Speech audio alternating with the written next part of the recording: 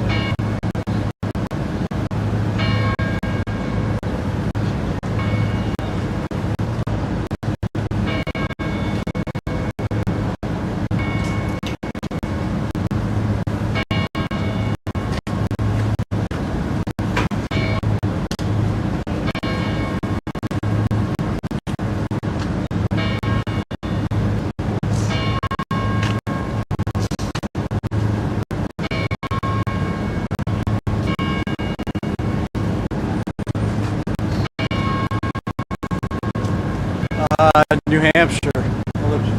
I work at a Boston now. Oh, you're also from Boston. Okay. That's cool.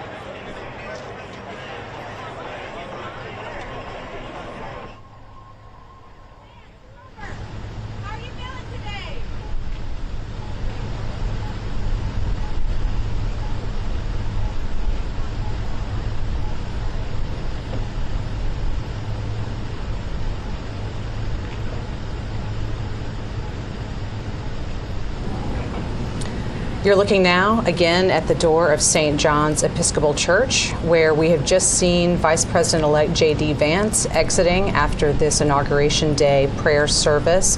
We expect to see President-elect Donald Trump on his way out shortly. They've been in church for about 45 minutes for this service that is part of every Inauguration Day since 1933. And we also understand that the Bidens, you see there, along with Vice President Kamala Harris and Second Gentleman Doug Emhoff, they have been there at the White House. The Bidens will be shortly greeting the Trumps after the Trumps exit the church service and go over to the White House for this private meeting, a coffee and tea between the incoming and outgoing presidents, another tradition that we always see on Inauguration Day, at least mostly see on Inauguration Day. We did not see that happen 4 years ago when Donald Trump was leaving the White House and Joe Biden was coming in. But we are now looking again at St. John's Episcopal Church. Again, that is where we expect any moment to see President-elect Donald Trump exiting the church, which is just across Lafayette Park from the White House here in Washington, and heading over to the White House to see Joe Biden and Jill Biden for one of their last official acts there in the White House as the President and First Lady. But notably, again, 4 years ago, this is not an exchange that we saw happen when Joe Biden was coming into the White House and Donald Trump was leaving it. We did not see the Trumps as part of that handoff of power between administrations. And so to have this moment and to have several weeks ago see that moment between Trump meeting with Joe Biden at the White House, as we typically do see after an election with an incoming and outgoing president to have their private meeting, which they did. That happened several weeks ago at the White House there in the Oval Office. But we are still watching the door of St. John's Episcopal Church, watching for Donald Trump and Melania Trump to exit this church after the service and head over to the White House to have that meeting with the President and First Lady. And then from there, all four of them will travel together over to the U.S. Capitol for the swearing in, for the inauguration ceremony of Donald Trump into his second term as president. And after that, we will see the Bidens leave Washington. We traditionally see a farewell, a formal goodbye of sorts occurring after that swearing in of the new president, where the outgoing president will bid them adieu, and then we will see the Bidens leaving Washington, heading out to Joint Base Andrews, and then onward from there to California.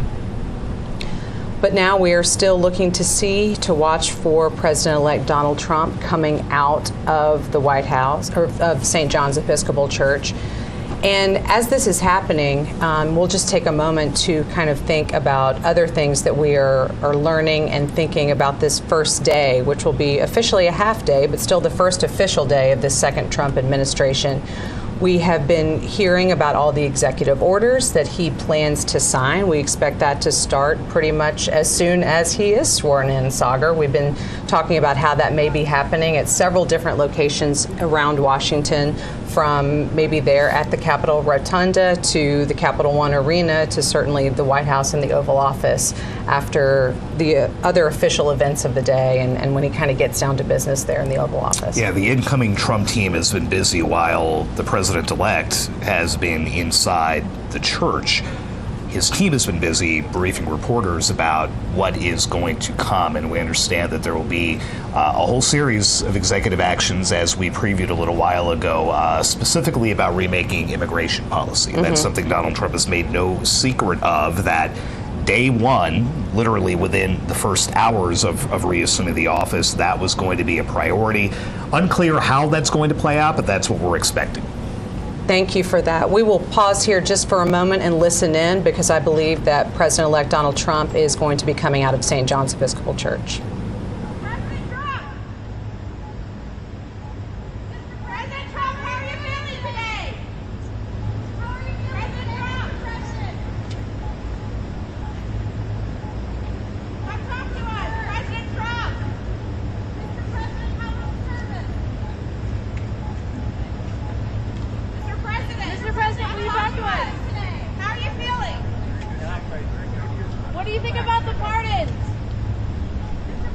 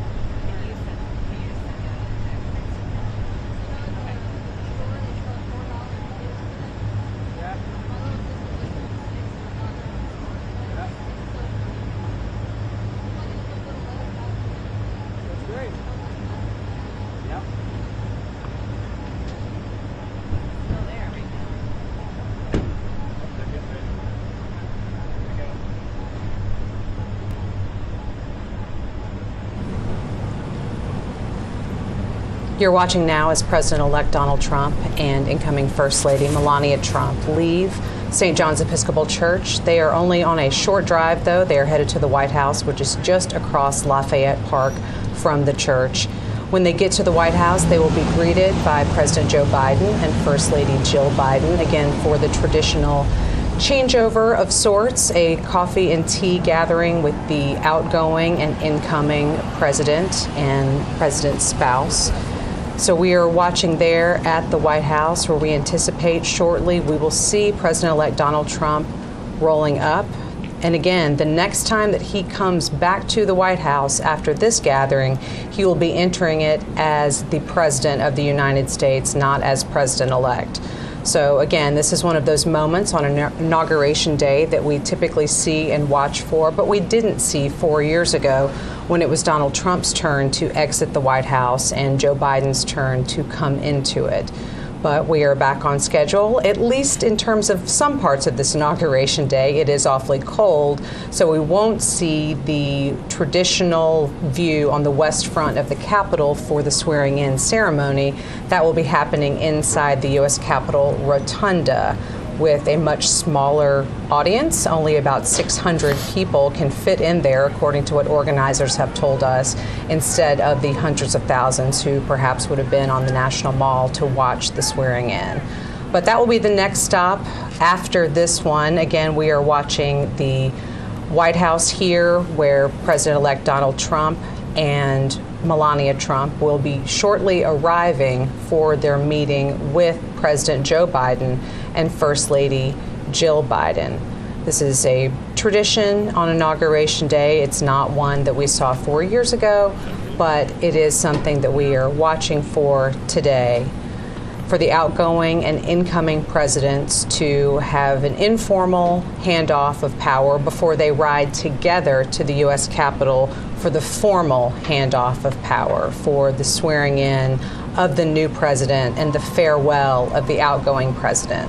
That's what we'll see for Joe Biden and Jill Biden after the official swearing-in ceremony, when they depart the Capitol grounds, headed for Joint Base Andrews, and then on from there to Santa Ynez, California, for some respite and time away after their time in the White House has ended. So, Sagar, we are still sitting here and watching the White House. So after this, where will we see these outgoing and incoming presidents head? Where do they go next? They will make the traditional ride together. The outgoing president, the incoming president, on that 3-mile drive to the Capitol. Instead of taking that traditional walk down on the West Front, they'll be walking into the Capitol Rotunda for the oath.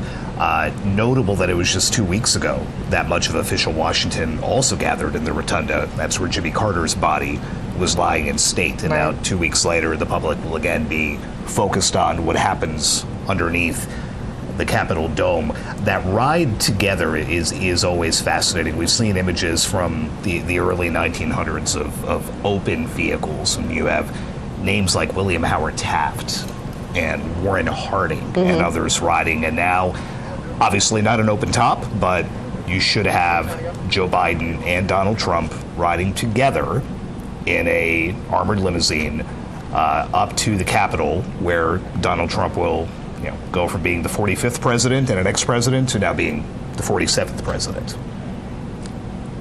Seeing there some of the Trump family members exiting the church, purportedly also getting ready to start making their way over to the Capitol for the swearing in, which will be happening in just over 2 hours from now.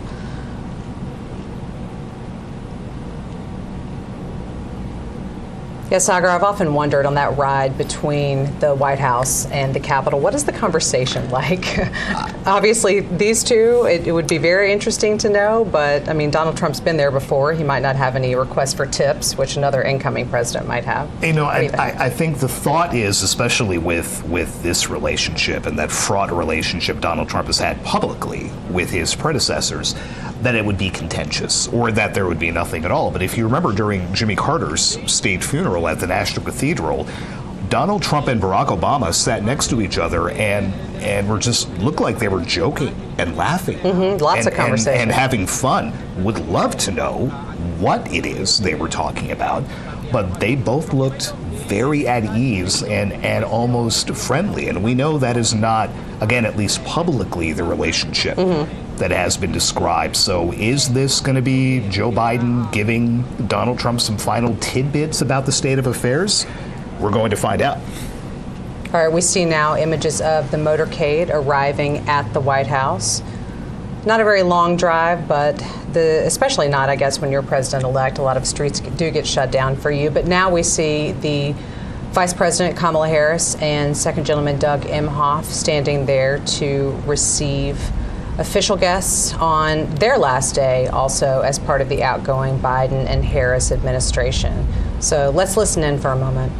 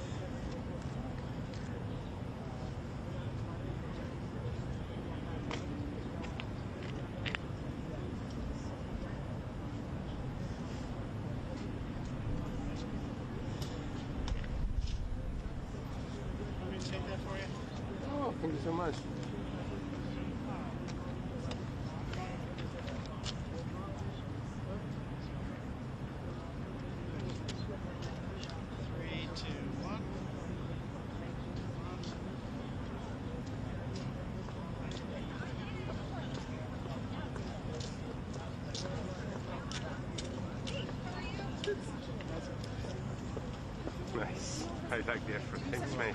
Appreciate it. Thank you very much.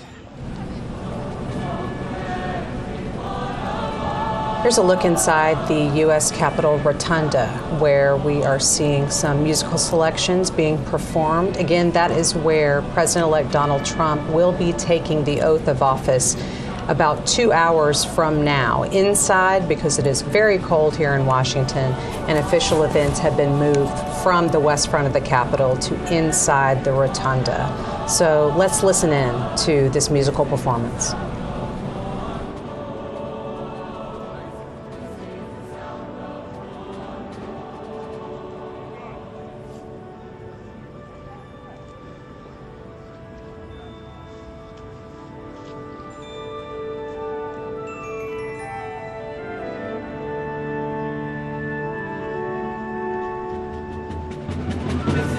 Sound of all of us, sing the choir.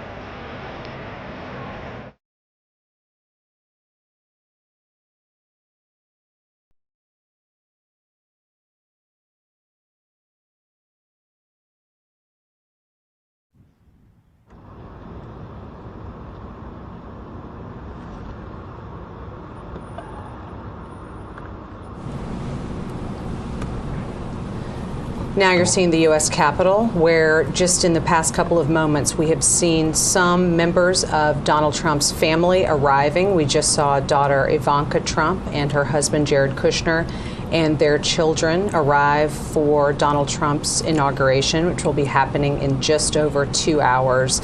On your screen, you also see a helicopter. That will be Marine One. At least it's Marine One when the president is on board. I'm a little bit unclear exactly what it is called when a former president is on board. And that will be the case when we see Joe Biden and Jill Biden departing the Capitol after the swearing in of Donald Trump. Then he will be the former president. They will be leaving the Capitol grounds, headed to Joint Base Andrews, and flying on to California from there. So there's the shot of the U.S. Capitol, and now there's the Capital One Arena. Again, that is also a location here in Washington playing a role in part of our inauguration of the next president. That is where Donald Trump will be going after he is sworn in for an event that is standing in for what would have been the inaugural parade throughout Washington, but instead will now be kind of a new sort of event with some of the same parties taking place. We expect to see a lot of music. We also expect that Trump, who will then be the president, may sign some of those executive orders that he has promised he will be enacting today as among his first official acts on becoming president for a second term. So there is also another shot of the U.S. Capitol down Pennsylvania Avenue. That is the traditional parade route where we would have anticipated seeing Donald Trump travel between the Capitol and the White House. He may be driving along that route, but it won't be lined with the tens of thousands of people who ordinarily would have been out there to see him make that very traditional inaugural trip. It is very cold, so officials have told people to stay inside to observe these official proceedings from elsewhere and not gather in large numbers outside. Here in Washington, it is currently about 24 degrees, and it is not anticipated to be much warmer than that at noon, which is when Donald Trump will officially be the next president of the United States. We are still waiting on the Trumps to arrive here at the White House for their tea and coffee private gathering with President Joe Biden and Jill Biden. But we will continue to watch for Donald Trump and Melania Trump to make that trip over to the White House, their last, before they officially become president and first lady.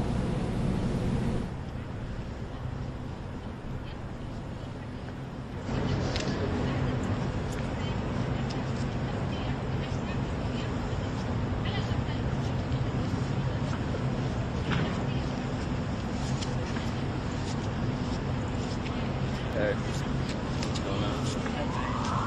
Families come in, or just the dances?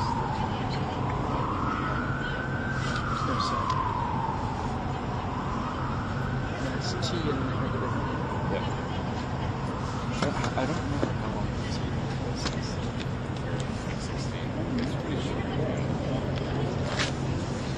Maybe it means less to like exactly right. They do. So yeah, 20 minutes worth of tea and snacks, and then on the go. Yeah, well, that's going to be on the car.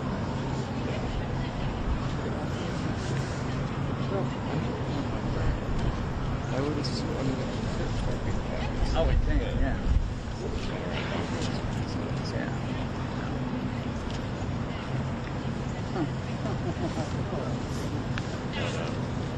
I'm not sure if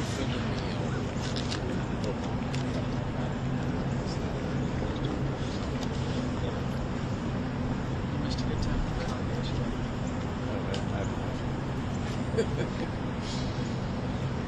A little kid rocker.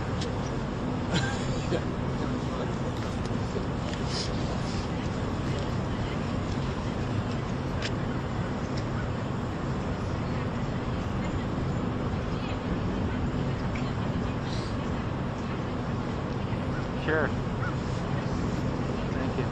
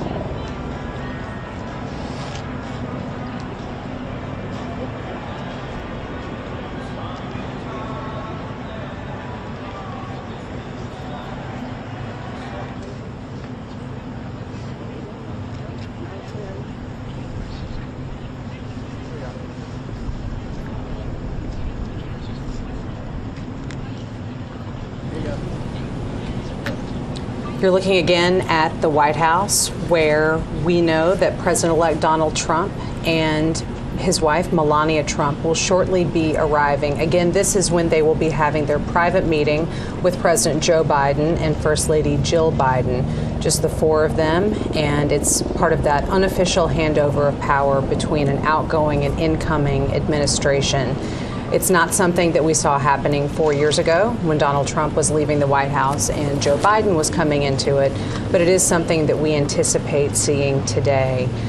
As we wait for them to roll up, one important note to point out is we did see Vice President Kamala Harris and her husband, Second Gentleman Doug Emhoff, welcome incoming Vice President J.D. Vance and his wife, Usha Vance, just moments ago when they entered the White House.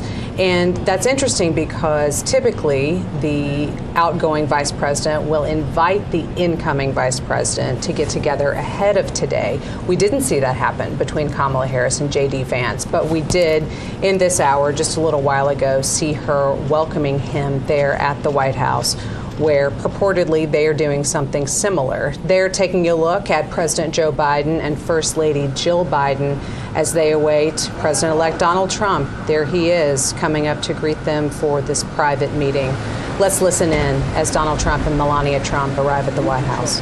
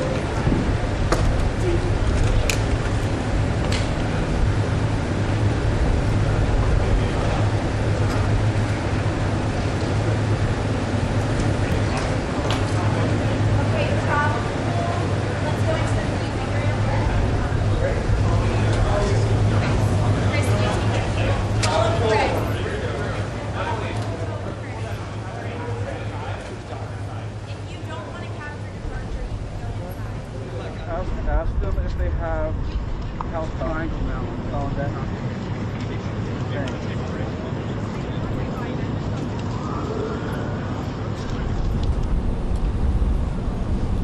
You're seeing there again a shot of the White House where President Joe Biden and First Lady Jill Biden have just welcomed the Trumps, Donald Trump and Melania Trump, in for their private gathering. On the left, though, you see the Capitol, as well as the helicopter that will take the Bidens away from Washington as the former president and former first lady in just a couple of hours from now. And this may be a good opportunity for us, Sagar, to kind of talk a little bit about Joe Biden's final actions as president. This is the last day that he will be the current president of the United States. But it has been a pretty active day in terms of official things that he can do in the final hours of his administration. So let's talk a little bit about what are some of those things that we have seen coming out of the Biden White House in these last moments. The thing that has gotten the most attention that happened, about two and a half hours ago now, a lot of pardons and commutations from the president in previous days. Some very big names being preemptively pardoned this morning. The president has issued pardons to Dr. Anthony Fauci, the former head of infectious disease research for the United States. General Mark Milley, the former chairman of the Joint Chiefs of Staff, and the members of the House panel that investigated the January 6th attacks. This is after Trump had basically throughout his campaign vowed retribution against those that he perceived tried to hurt him, tried to hurt the nation. He has long gone after General Milley, whom, again, he handpicked as his senior military advisor to be in charge of America's military. Long at odds with Anthony Fauci over the handling of the COVID-19 pandemic. And then, of course, the January 6th riot, where the president-elect has already said he wants to pardon the rioters. President Biden has now preemptively moved to shield those officials from anything that might happen. He says this is not an admission of guilt or wrongdoing or a thought that they may face prosecution, but I couldn't not do something about this. Both General Milley and Dr. Fauci have come out and said that they appreciate it, that they did not want to have to fight back against what someone, in this case Donald Trump, perceived as some type of slight. Tony Fauci flat says, I have not committed any crimes. I have spent my entire career trying to keep the American people healthy, but I appreciate the president's move. So this is something that had been discussed within the White House for months now. Is the president going to preemptively move to keep these folks out of harm's way, for lack of a better phrase? And that's exactly what he did this morning. It's an extraordinary use of presidential authority and could set the tone for Trump and others to then take actions like this immediately before they leave office. Right. It's a large action to take, but also literally in the closing hours of an administration. I guess, I mean, there's less time for it to be analyzed while that presidency is still ongoing, because the news cycle will move on necessarily to this next administration. I'm not attempting to analyze exactly why the timing was put like that, but it is something that those of us who cover this have been wondering for a long time. Is this going to happen? And now that it finally has happened in these very closing hours. It is customary for citizens who've been, in the president's case, convicted of drug crimes and things to receive clemency, but to do it in this kind of untested way with this type of name, Tony Fauci, Mark Milley, Benny Thompson, Liz Cheney, right down the row, incredibly unusual. And, as we talk about the peaceful transfer of power and, they smiled and shook hands at the White House, and what are they going to chat about in the limousine? This is directly from President Biden to his successor, hey, you said you're going to do this? I'm not going to let you do it. So here you go. Hours before you have the office, it's still my job. I can do whatever I want. Just pretty stark to see it come out this morning. Certainly. And then again, that limo ride between where they are right now, you see on your screen in the White House, to where you see on the left-hand side, the U.S. Capitol building. That is something I would love to be a fly on the wall just to hear what is discussed and what goes on in that conversation. You're seeing now other images of Washington. On the left-hand side, the U.S. Capitol down Pennsylvania Avenue, that traditional parade route where we expect Donald Trump to be traveling, but perhaps not officially in the parade that ordinarily would take place on an inauguration. That all has been called off and rescheduled to an event you see on the right-hand side in the Capital One Arena here in Washington, where there will be, it's still being called a parade, but we're not exactly sure that it will have the same sort of format, certainly not the marching down Pennsylvania Avenue, but that's where Donald Trump will be going after he is sworn in as president here in just a few hours. And we expect also to see him sign some of those executive orders that Sagar and I have been talking about, some actions that he can take as president and has promised to do, and said right there in Capital One Arena last night that he felt his supporters would be very pleased with the type of executive orders that he would be signing today.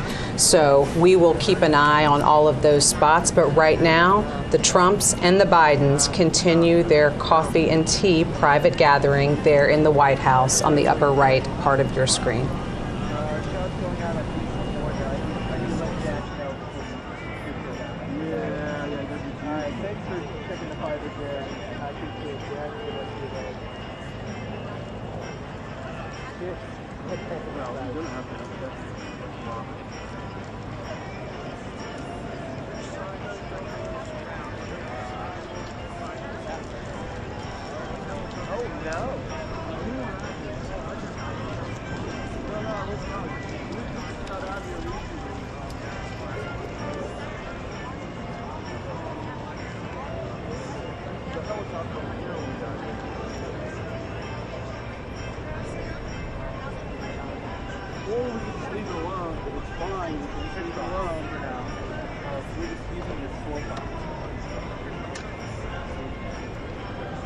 They're using all that.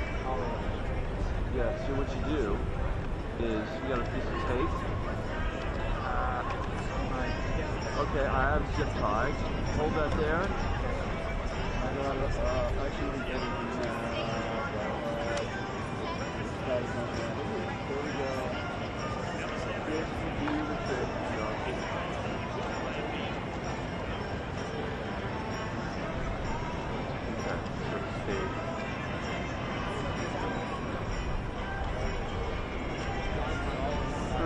Coming straight out, not like pinching off to the side or some shit like that.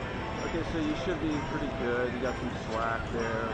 We're all good. Move this up close to the breathing. You can see this okay. I would have just a little bit. So I sure if I can bring it down a little bit. So not too far down. Yes. Good. This is good.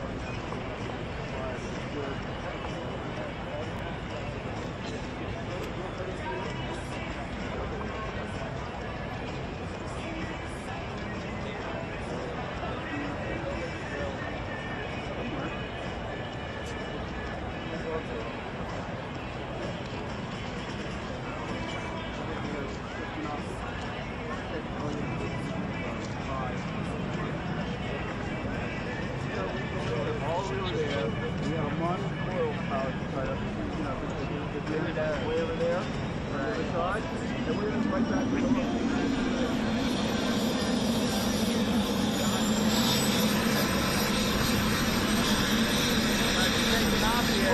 Hold that light check. Hold the light check.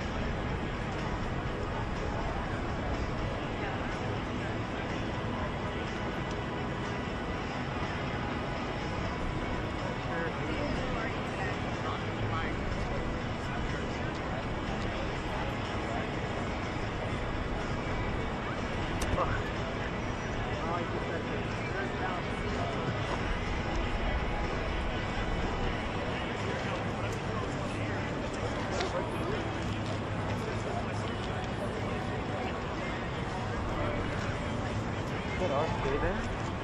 There.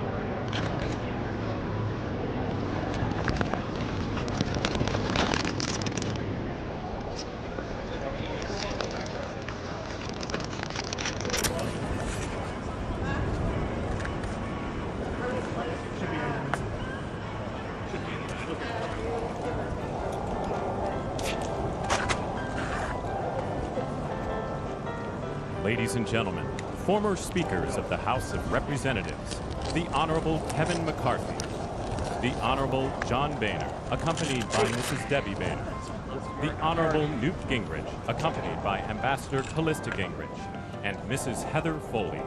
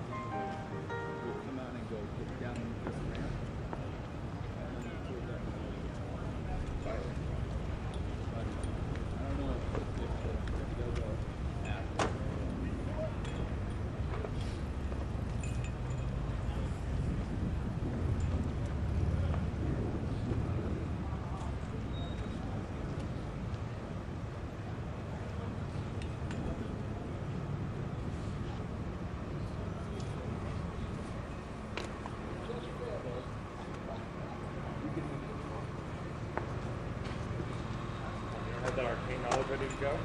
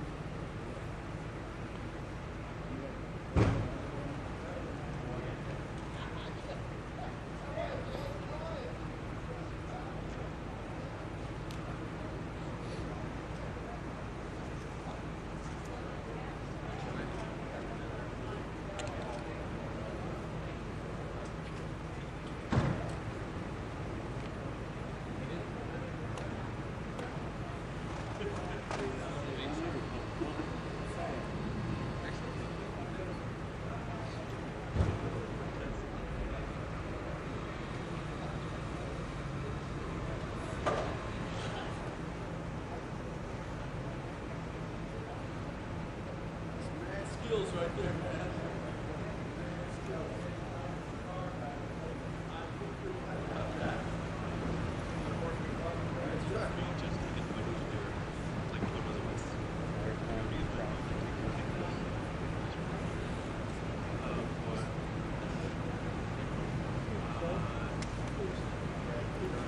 Party going to go separately, but they're going to go in the doors into the windows right here. Yes. Spouses will go first. The second spouses will go first. Okay, so everybody will go in right here.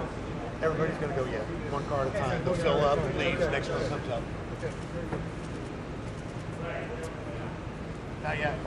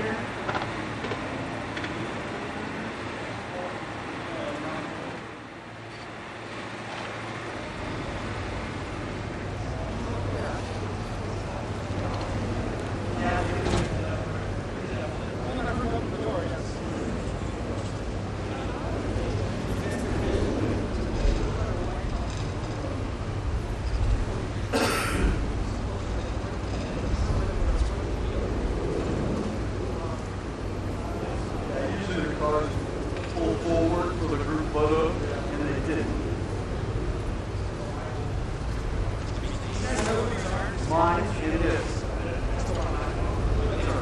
What you do, you just pick it up and just put them in the bushes and take care of it.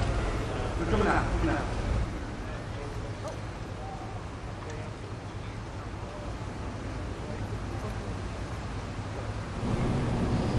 We're seeing now these first images of the people leaving the White House after these private meetings. That was just Second Gentleman Doug Emhoff and Usha Vance, J.D. Vance's wife. He's the incoming vice president, of course.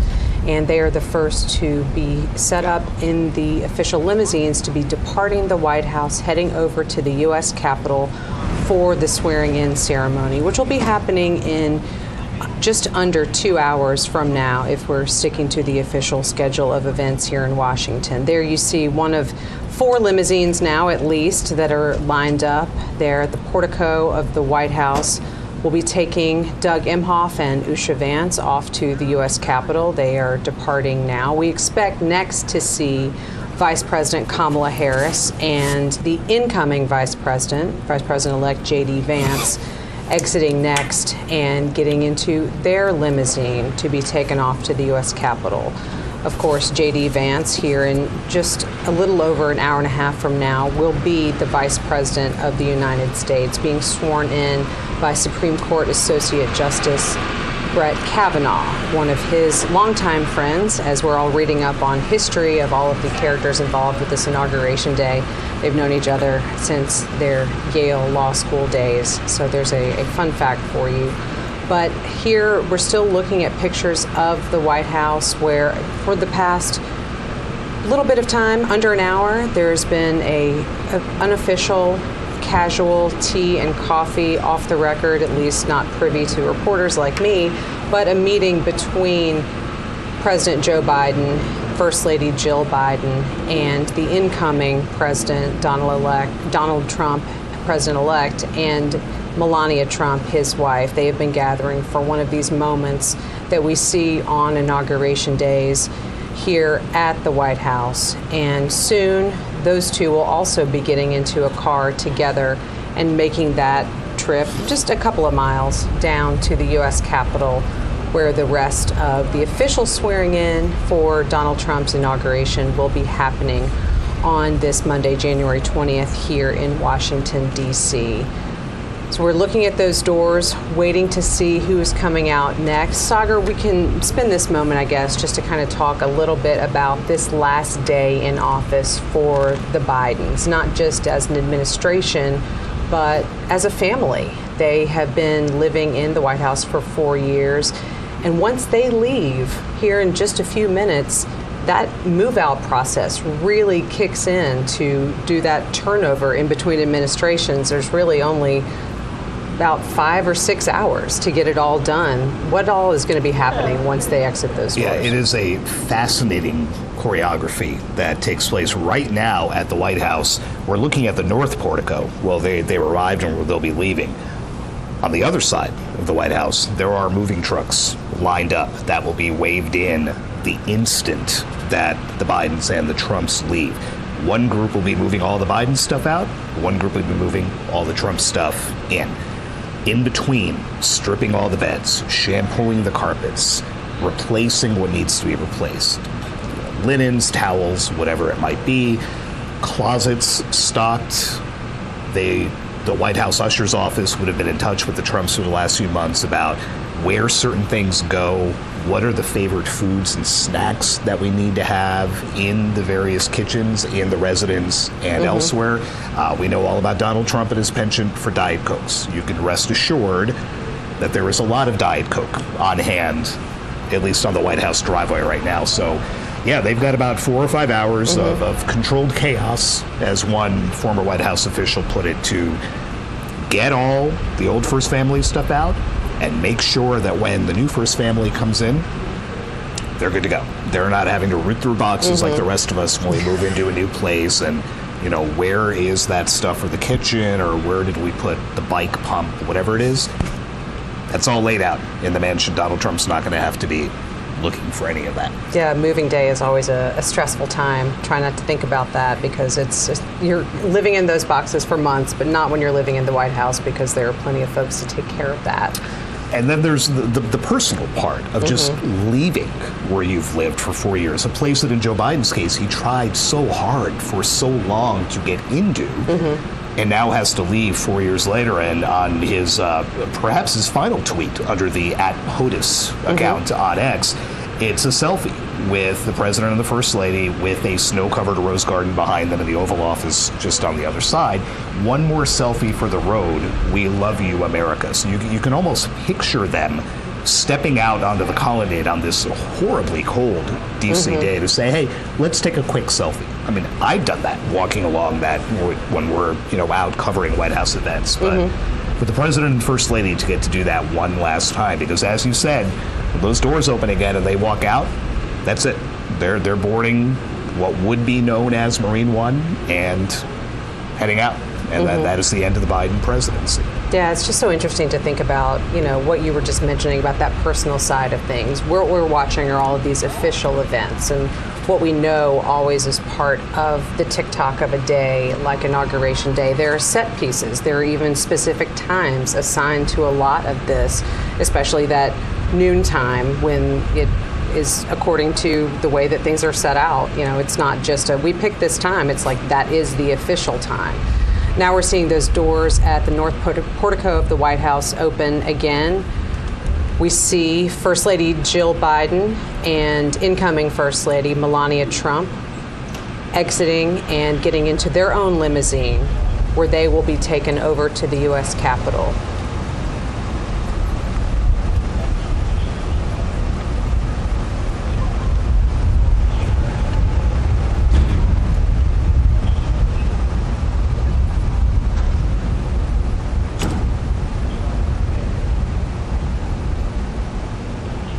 As we think about these situations, Sagar, we have talked a little bit about the outgoing president and the incoming president and kind of what they might share in casual conversation.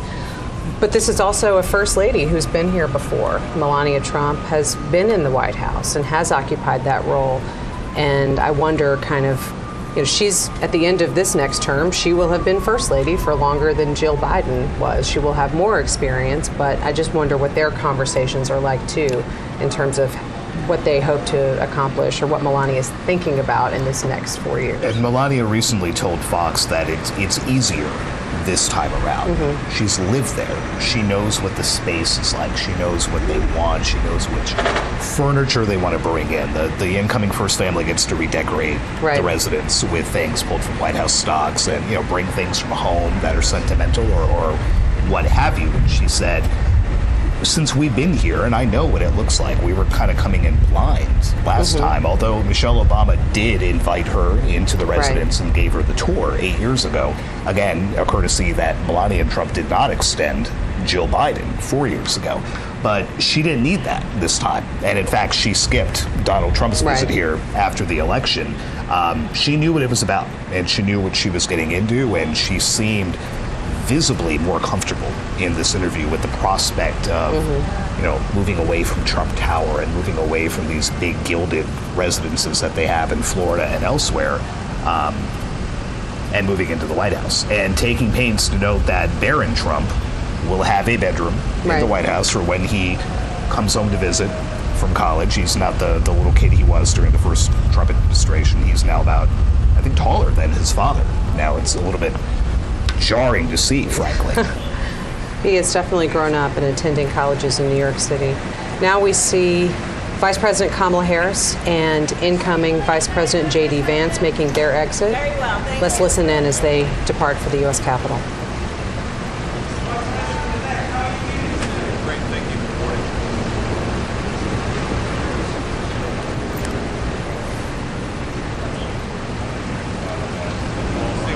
Thank you, sir.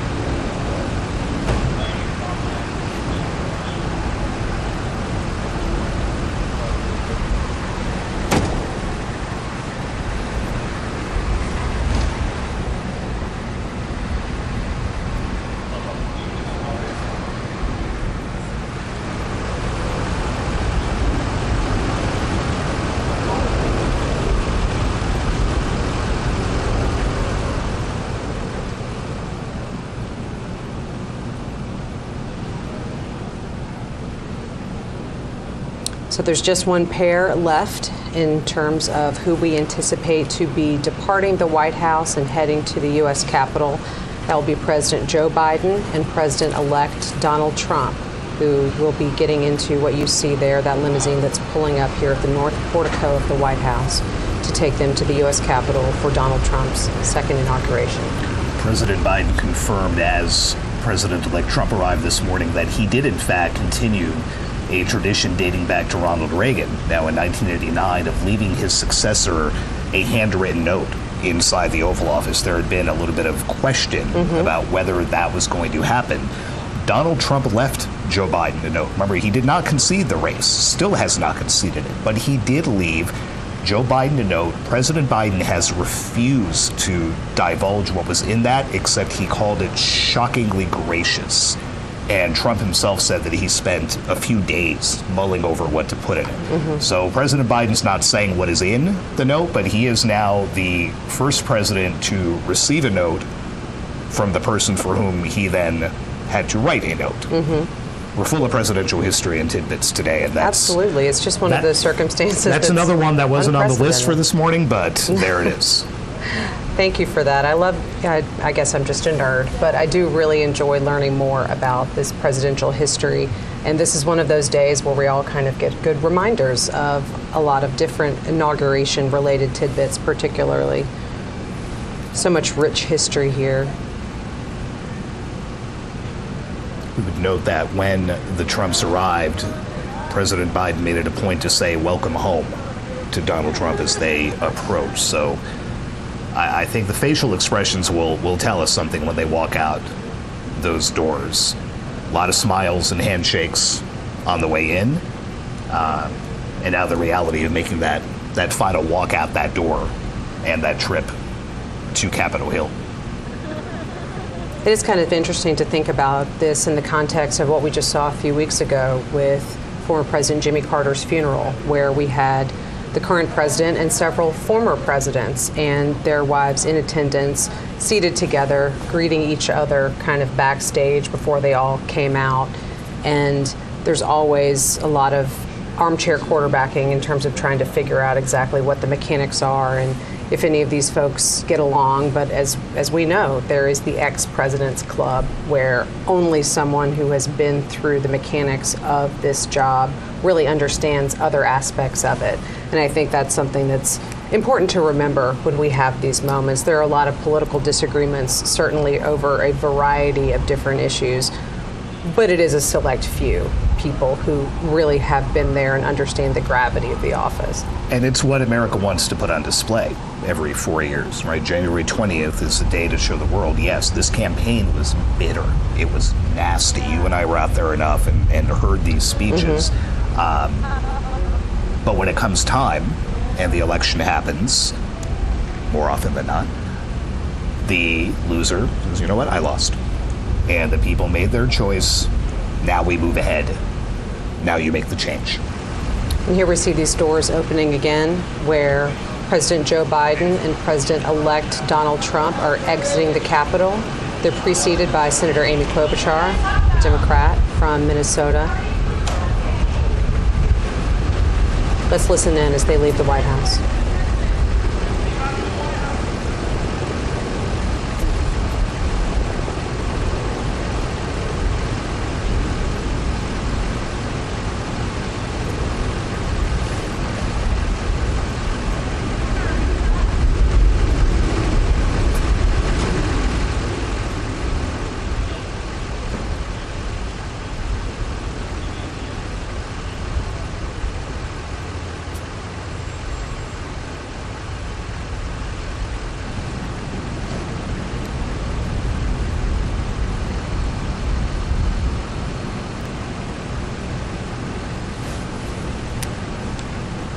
We're seeing Joe Biden and Donald Trump pulling away from the White House. Again, this is Joe Biden's last time exiting the White House as the President of the United States, and the last time that Donald Trump will make that same trip until he is president later on this afternoon. They're making their way over to the U.S. Capitol now. And as they make that relatively short trip, Sagar, I thought we could talk a little bit about some inauguration history. Clearly, America has been swearing presidents into office since 1789, but it hasn't always happened in Washington. Where was George Washington first sworn in? Yeah, where did that take place? It didn't happen until 1801 here in Washington, because in 1789, New York City was the U.S. Capitol. So George Washington had to go all the way from Mount Vernon in Virginia, get all the way up to New York City in bad weather. And so the swearing in didn't happen until, well, it then used to be March 4th was the date. It didn't happen until April 30th. And so George Washington took the oath of office there. "I walk on untrodden ground" was one of the lines that he uttered. 4 years later, he took it in Philadelphia, which, again, at the time, was the capital. It wasn't until Thomas Jefferson that the first oath was taken here. It has been taken here every time since, whether that was in the Capitol, whether the oath was in the White House, like Ronald Reagan was forced to take it 40 years ago. You had the exceptions due to tragedy. You had Lyndon Johnson take the oath aboard Air Force One on the tarmac at Love Field in Dallas after John F. Kennedy was assassinated. Calvin Coolidge, the vice president, was at his family farm in Vermont. No running water, no power. Warren Harding dies. A courier had to be sent to the Coolidge farm to tell the vice president that he was now the president. His father was a notary public. Oh, convenient. And standing in the family farmhouse with a kerosene lamp, gave his son the oath of office. Calvin Coolidge, of course, returned to Washington to then do that. But it's taken a few different forms over the years, but the oath stays the same. For now on, the date stays the same. And everything else is just kind of part of the fabric of Washington. That's fascinating. We're seeing the motorcade now make that turn onto Pennsylvania Avenue as they proceed from the White House down to the U.S. Capitol. At the Capitol, we've seen various dignitaries making their way into the rotunda. We've had former speakers of the U.S. House and others who are getting into what is a relatively small space, all things considered, for an entire swearing-in ceremony to be happening. Ordinarily would be out on the west front of the U.S. Capitol, but due to weather, everything is moved inside the Capitol Rotunda, where there are a number of seats arranged, but there's really only space for a small fraction of who would ordinarily be watching this all take place out of doors on the west front of the Capitol.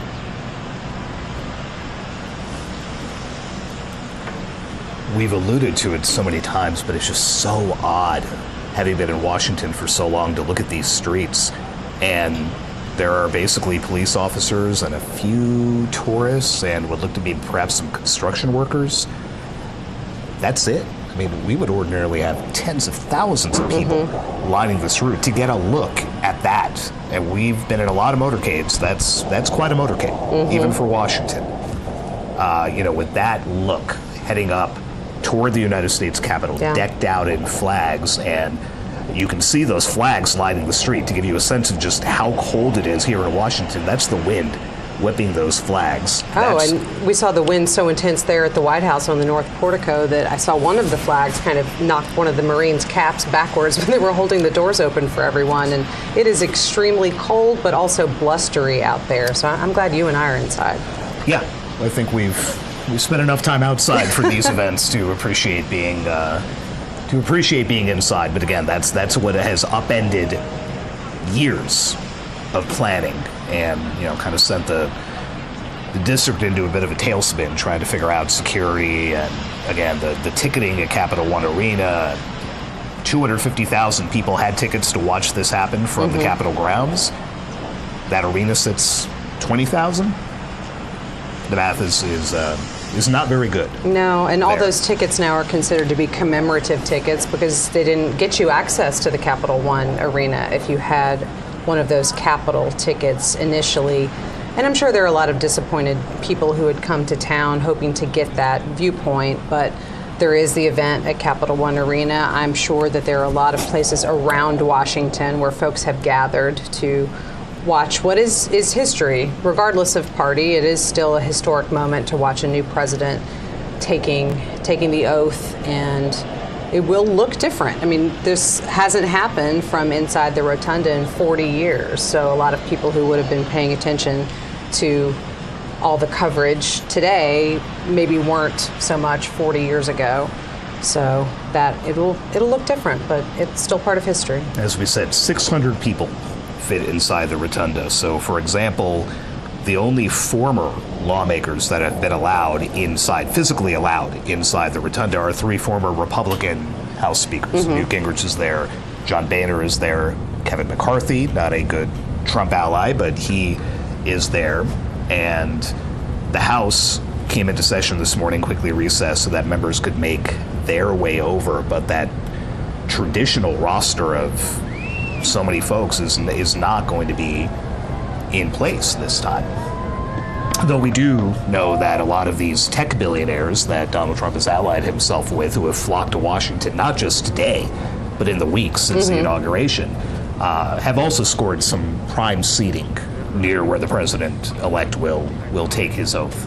It's always important in these sorts of circumstances to look and see who is in there and then try to telegraph as much as we can what that signifies. And I think we already know in the incoming Trump administration the sort of relationships that he has been working to build with some of those that we're going to be seeing in there. The motorcade is now going to be approaching the U.S. Capitol, where we will see all the people who just loaded up at the White House, then arriving at the Capitol for, in about an hour, we will be seeing that swearing in take place for Donald Trump. Again, there on your screen, you see the U.S. helicopter. It would be Marine One when a president is on board, but otherwise, that is what Joe Biden will be boarding after Donald Trump is inaugurated. That is what will take then the former president and former first lady off to Joint Base Andrews, where they will begin a trip out to California, purportedly a vacation, an opportunity to kind of reset after their time in the White House has concluded. But for the next hour and change, Joe Biden will still be president, and he will be arriving here at the U.S. Capitol with the incoming president, President-elect Donald Trump, who has been part of this motorcade for the last couple of minutes, coming from the White House. Down there is that shot you see of Pennsylvania Avenue leading up to the U.S. Capitol. Not outside, but inside. He will soon be inaugurated for his second term in office. Here we see some of those shots of the motorcade as they make their way up to the area where all of the parties will be getting out of their limousines and walking into the Capitol. Awaiting them in the rotunda already, you have Congress's top officials. You have House Speaker Mike Johnson, a Republican, who has very closely allied himself with the incoming president, saying to him, it's bright, sunny outside and bright in our heart. Then you have the Senate's top Democrat, Chuck Schumer, who walked in carrying a royal blue cap, and when asked how he feels today, said, feel great about the Bills. Now, that comes after the Buffalo Bills. Schumer, of course, from New York, beat the Baltimore Ravens last night to advance to the AFC Championship. So it was a way for Chuck Schumer to get in a plug for a home state team on the day after a big NFL playoff weekend.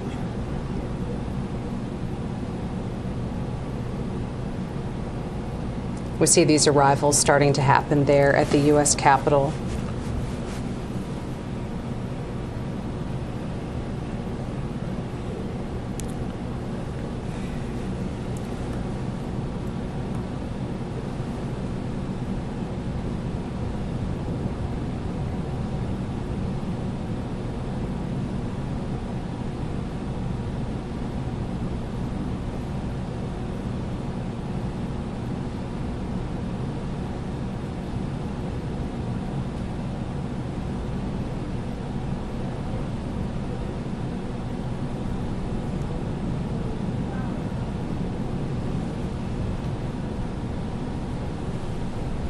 We understand there were some other officials there in the motorcade with the president and president-elect as they were making their way into the U.S. Capitol.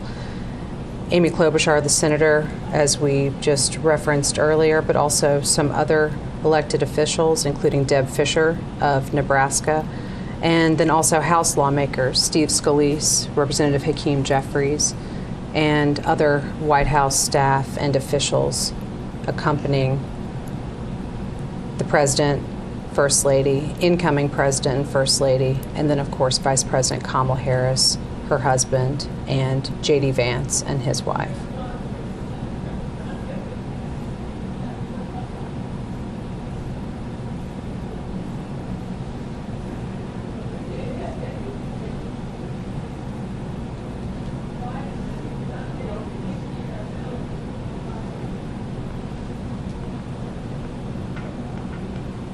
Just got.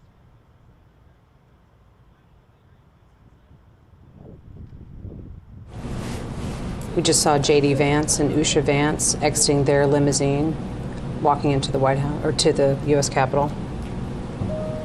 You see even police officers who are used to this kind of thing in Washington want to get their picture taken in front of the helicopter. That's quite a shot for that officer to have. Marine One sitting in front of the Capitol dome. Not something you see all the time. No.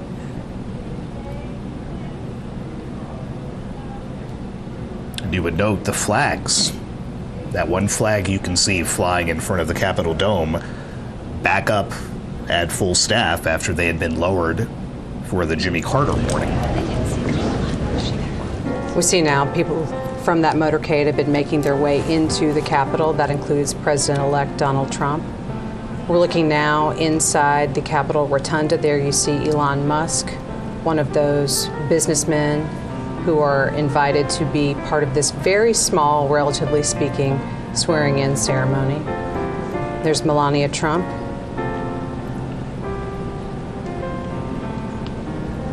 Second gentleman, Doug Emhoff.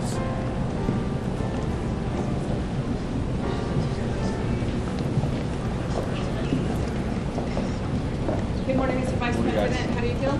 There's J.D. Vance and his wife, Usha.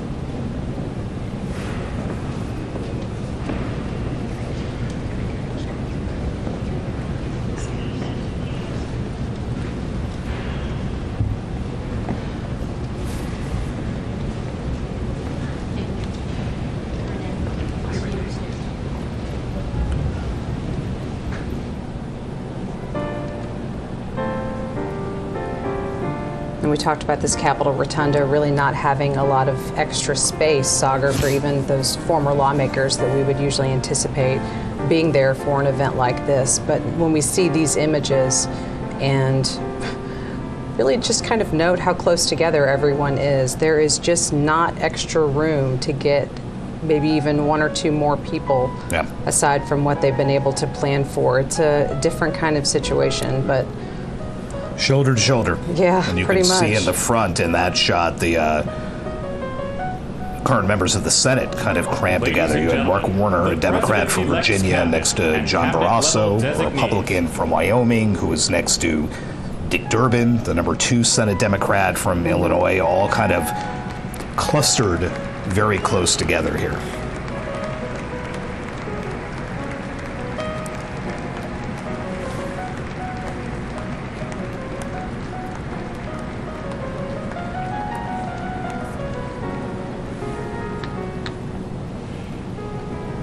Talked earlier about Brett Kavanaugh being the one who will administer the oath to J.D. Vance.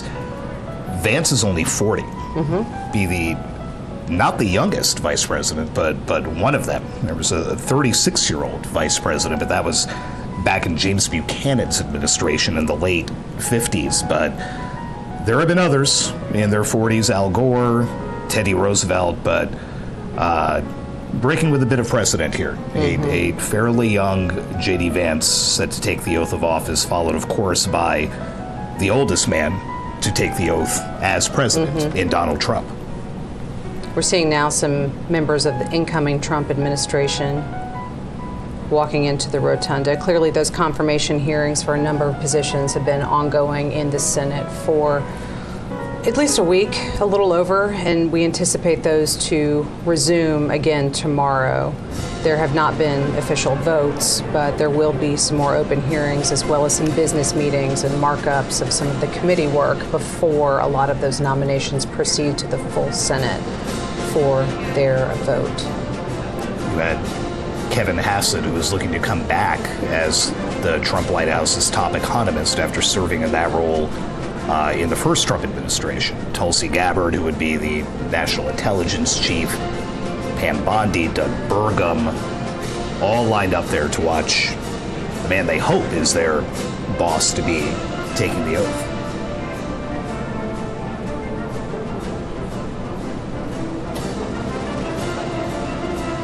Susie Wiles, White House Chief of Staff.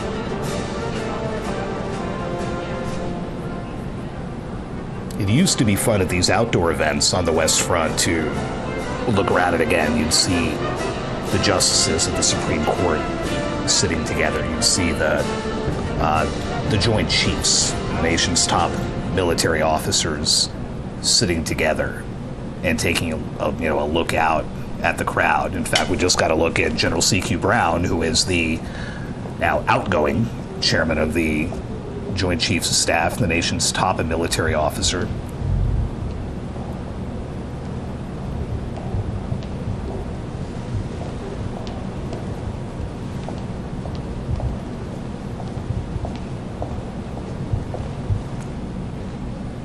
Former Vice President Dan Quayle and Marilyn Quayle making their way inside the rotunda. We don't get a lot of Dan Quayle sightings in Washington lately, but that's now 2 in 2 weeks after he was here for Jimmy Carter's funeral. Indeed. We talk about young vice presidents like J.D. Vance. Dan Quayle, basically an unknown congressman when George H.W. Bush tapped him to be vice president in 1989.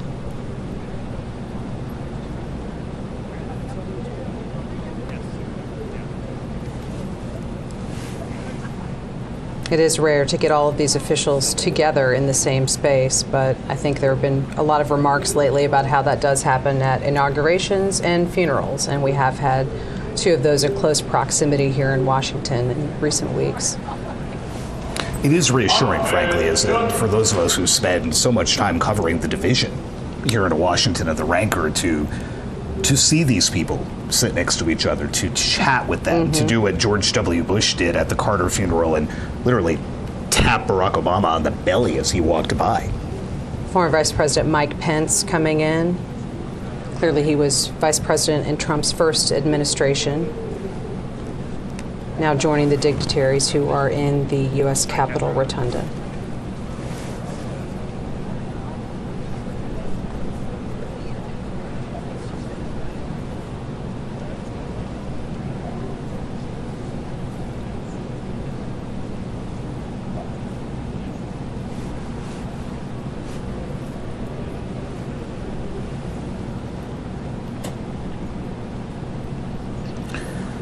See a lot of Elon Musk today. He will be speaking at the parade of sorts inside Capital One Arena later today. Has been almost a constant by the president-elect's side since the last time you and I were in this room in November for the election.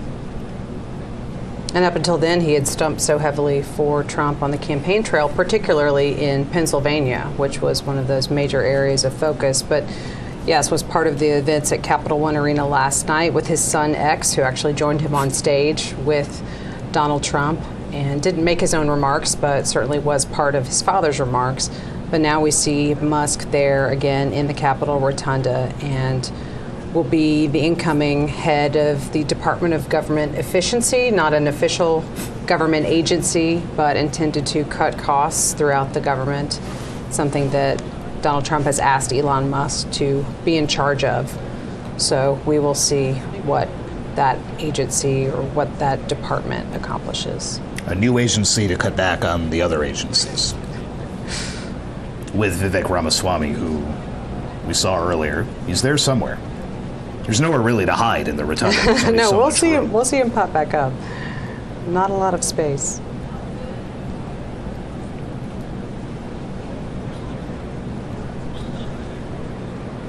It looks a lot bigger when you're in there and there aren't 600 people.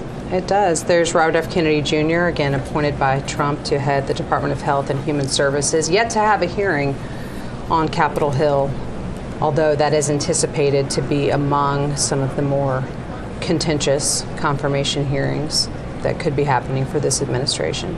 Now, the other side of that shot, Marco Rubio, the Secretary of State designate, who did testify last week, and another tech titan, Jeff Bezos.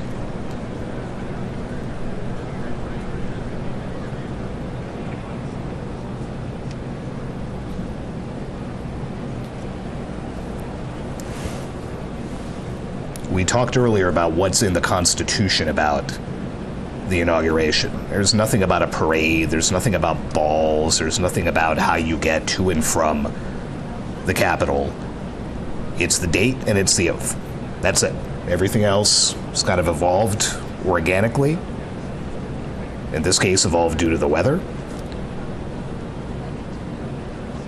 But all it prescribes is that by noon, that oath has to be taken. We are just over an hour away from that and should be approximately 55 minutes, let's say, from Donald Trump reciting those 35 words for a second time.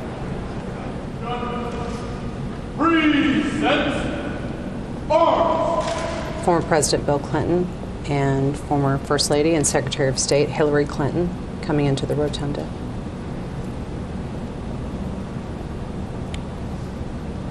Hillary Clinton said watching Donald Trump take the oath 8 years ago after he beat her in that election was one of the hardest days of her life, but she felt a duty to be there and again to be here today with her husband, the former president.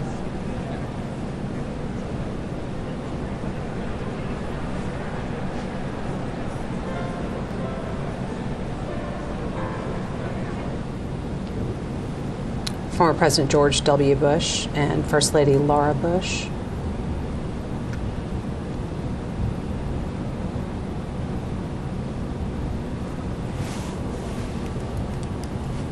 We lamented that the indoors are going to rob us of one of the great visuals from inaugurations past. George W. Bush sitting there in his clear poncho. Yeah, almost looked to be a homemade rain cover of sorts. Yeah, with this being inside, we really don't get to see that winter weather gear, unfortunately. There's former President Barack Obama also coming in. Without former First Lady Michelle Obama, who notably said that she would not be attending this inauguration. Also did not attend Jimmy Carter's funeral here in Washington a few weeks ago.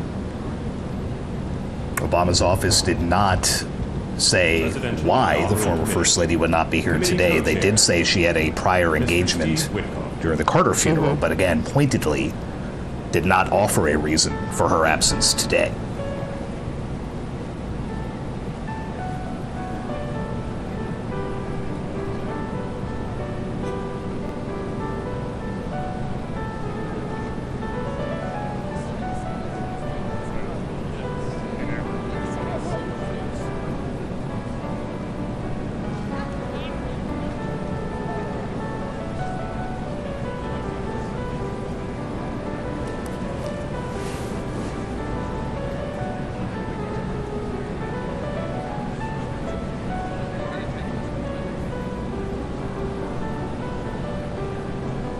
We're still taking a look inside the Capitol Rotunda there on the left-hand side, but on the right, that is again the Capital One Arena where Donald Trump, after he is inaugurated, will be making his way in what would be the inaugural parade, is now subbed in for an indoor event there at Capital One Arena here in Washington. People have been gathering there for hours, and they will be still waiting for some hours before the new president arrives, but these are a lot of his strong supporters, and assuredly they will still be there by the time he shows up. And as they watched the images from the rotunda on the big screen inside the arena, some boos as Mike Pence walked in, and then a lot more boos as Bill and Hillary Clinton were shown on there. Ladies and gentlemen, at this time, please take your seats.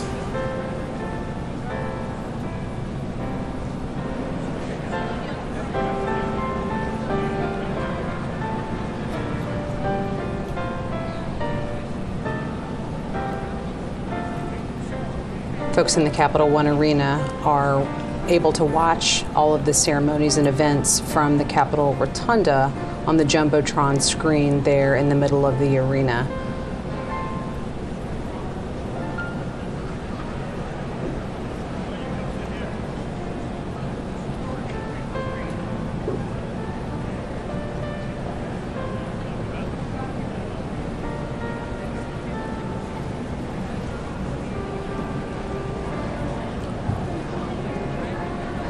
Ladies and gentlemen, at this time, please be seated.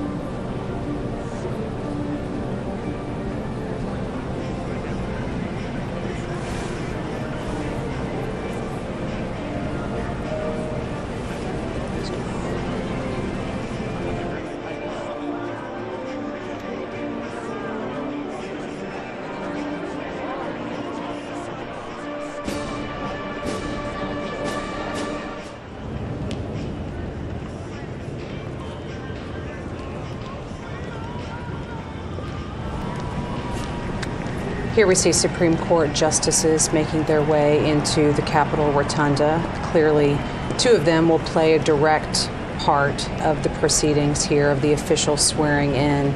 Chief Justice John Roberts will be the one to administer the oath to the president, as is tradition. And then Associate Justice Brett Kavanaugh will administer the oath to incoming Vice President-elect J.D. Vance. Interesting to note his wife's ties to both. You had Lucia Vance served as a clerk for Chief Justice Roberts. That is a coveted post in the legal community. And J.D. Vance was once a student in a law seminar taught at Yale by Justice Kavanaugh. And that explains the ties there and the reason that you just saw Brett Kavanaugh walking in ahead of Clarence Thomas, who is the senior member of the court who always asks the first questions during oral arguments before the Chief Justice does. It is always Justice Thomas. And that was a little bit striking to see Justice Kavanaugh, who came to the bench years after Justice Thomas, walking in front of him.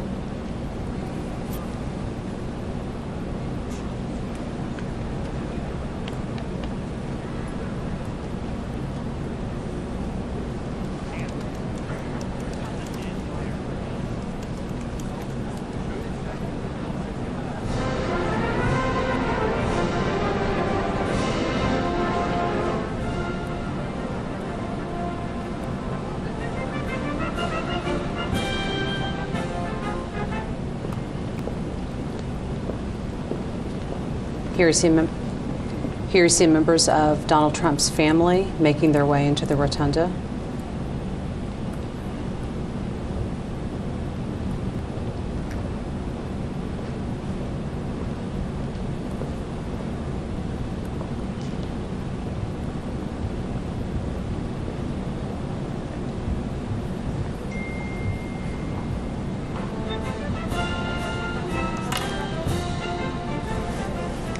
Joked about Barron Trump earlier, but that shot of him with the slicked back hair a little bit there is very much looks like a late 70s, early 80s Donald Trump.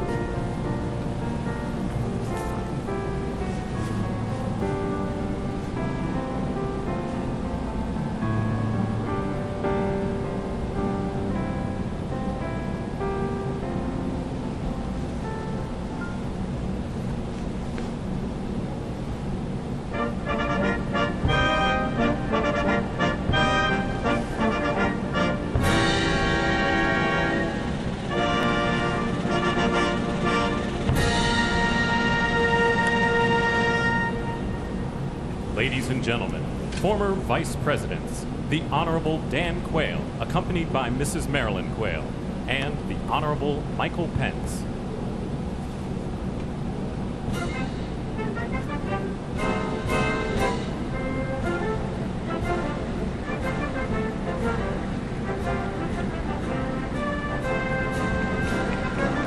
Standing ovation for those former Republican vice presidents who have just entered, Dan Quayle and now Mike Pence, who was Donald Trump's first vice president in his first term in office.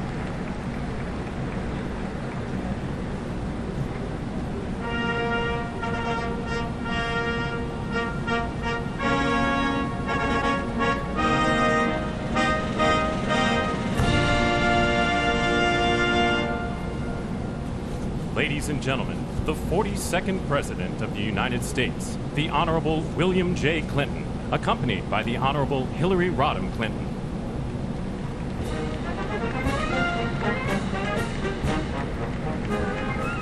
Now the former presidents start to make their entrances into the rotunda. First, former President Bill Clinton and former First Lady and Secretary of State Hillary Clinton.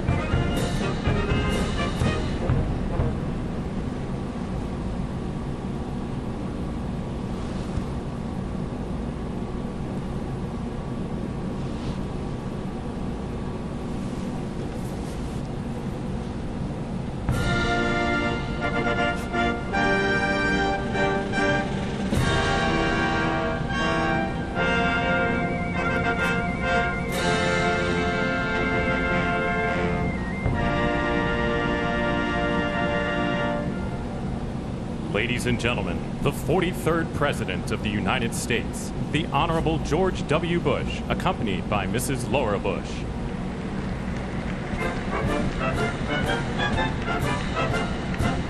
Former President George W. Bush and former First Lady Laura Bush.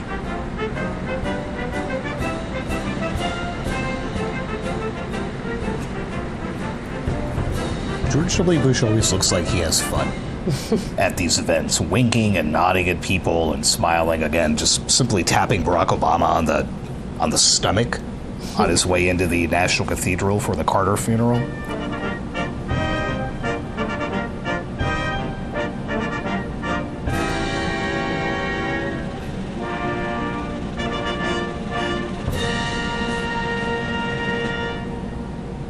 Ladies and gentlemen, the 44th President of the United States, the Honorable Barack H. Obama.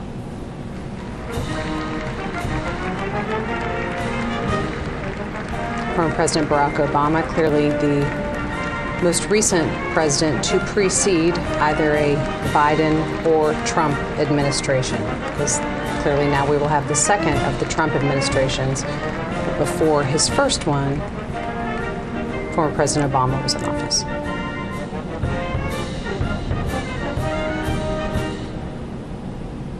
I can't believe we haven't mentioned Grover Cleveland yet. How is that?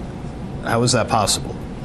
Let me just get that part out of the way. Donald Trump will be the first president to serve non-consecutive terms since Grover Cleveland, late in the 19th century. There you go. Sorry, that was I couldn't let that go. That had to be mentioned States, here at some the point. Honorable John G. Roberts Jr. and the Associate Justices of the Supreme Court of the United States.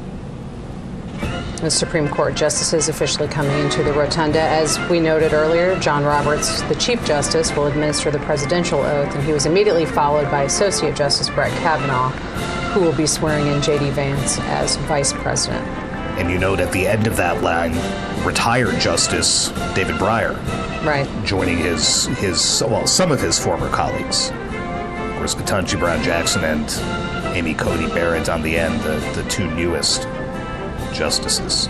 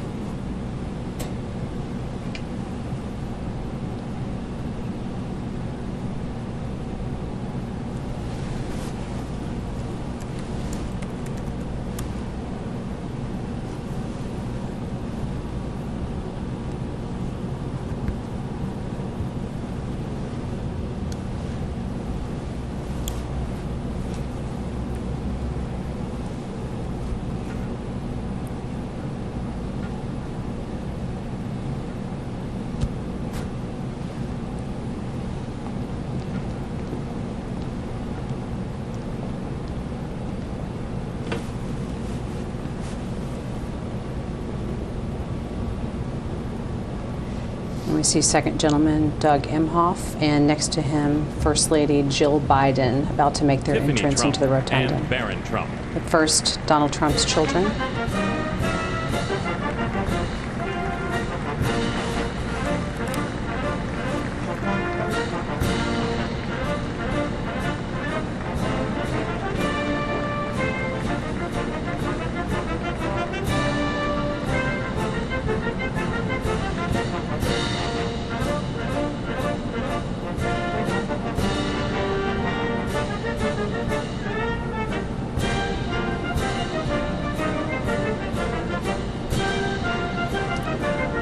Talk about those good seats that the tech titans have. I mean, they are all lined up immediately behind the president-elect's children. So, you know, something went into that seating chart. And we saw Jared Kushner earlier shaking hands with Tim Cook from Apple and Sundar Pichai of Google, right on down the row, Mark Zuckerberg.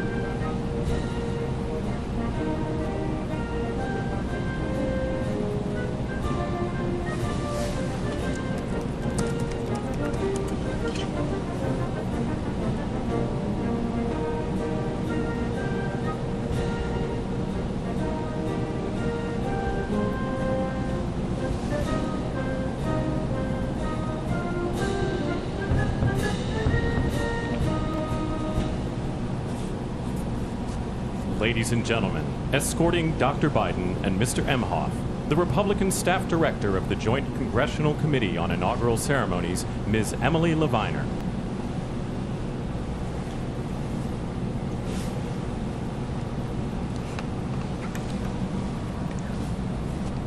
Ladies and gentlemen, Dr. Jill Biden and Mr. Douglas Emhoff.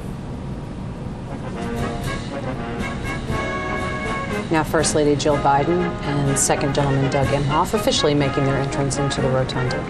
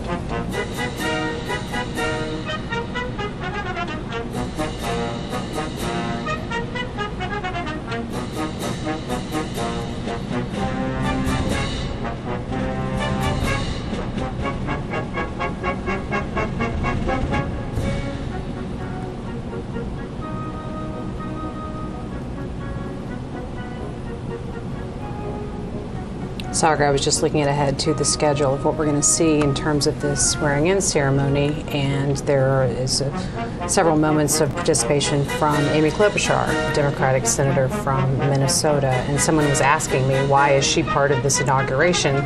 She was not a supporter of Donald Trump, but she is part of the committee that organized this entire inauguration. So it's an official role for her today, in addition to being a member of the U.S. Senate. Someone whose world was upended on Friday after all that work on getting this event together outdoors ended, and here we are inside the rotunda. But a spot where at least Amy Klobuchar is well familiar from from her time in the Senate.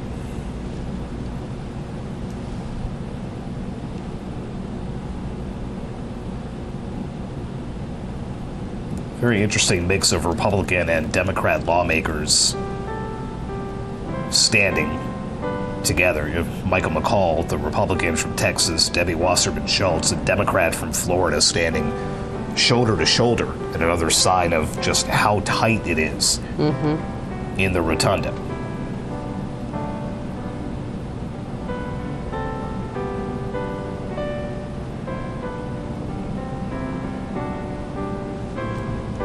See Melania Trump's father standing in front of Elon Musk and next to Barron Trump.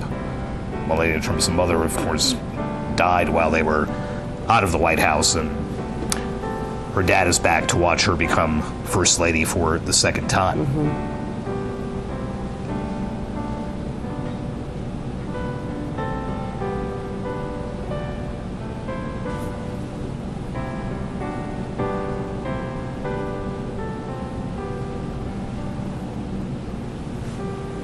According to the schedule that they had put out, and things in Washington rarely, if ever, happen on schedule, except things like the inauguration, should be seeing J.D. Vance take his oath as vice president in about 10 minutes from now. As Brett Kavanaugh awaits actually administering that oath.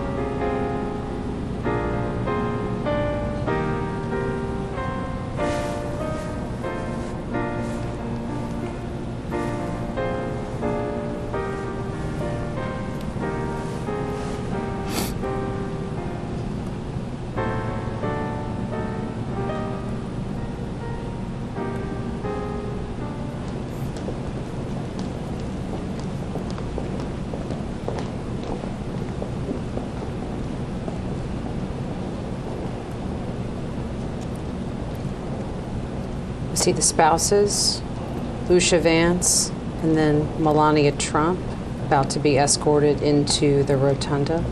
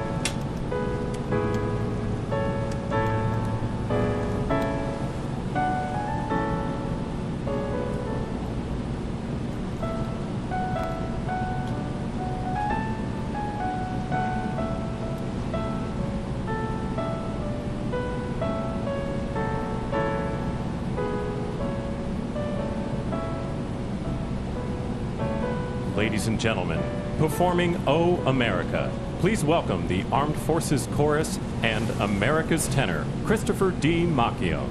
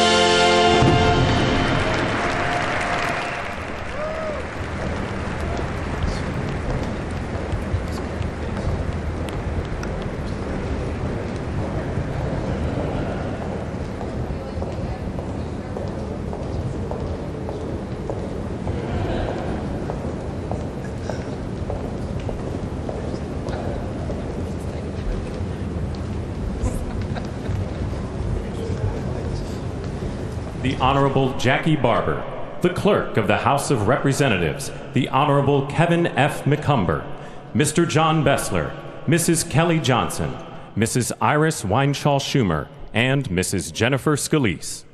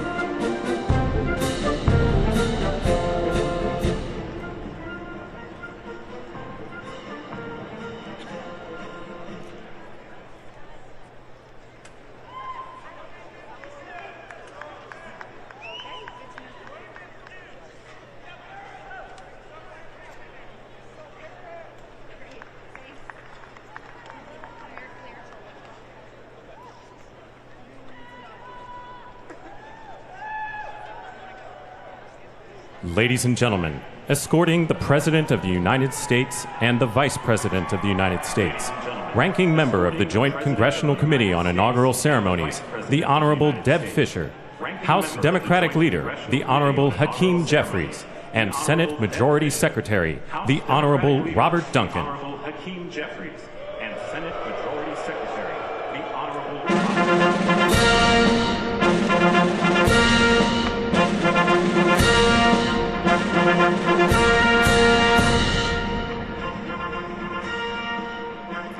Ladies and gentlemen, the President of the United States, the Honorable Joseph R. Biden Jr., and Vice President of the United States, the Honorable Kamala Davy Harris.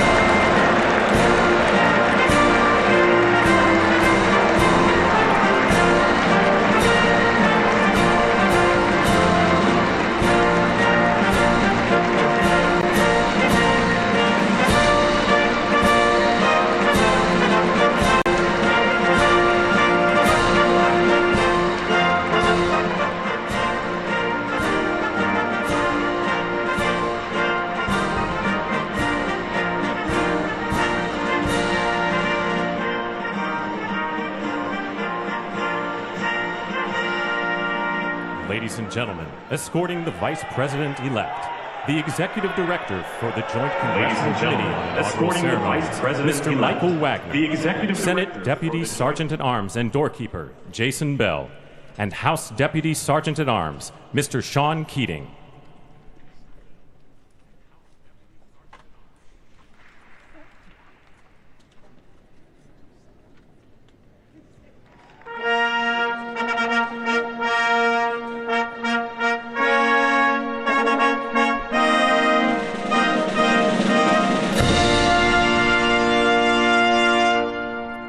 Ladies and gentlemen, the Vice President-elect of the United States, the Honorable J.D. Vance.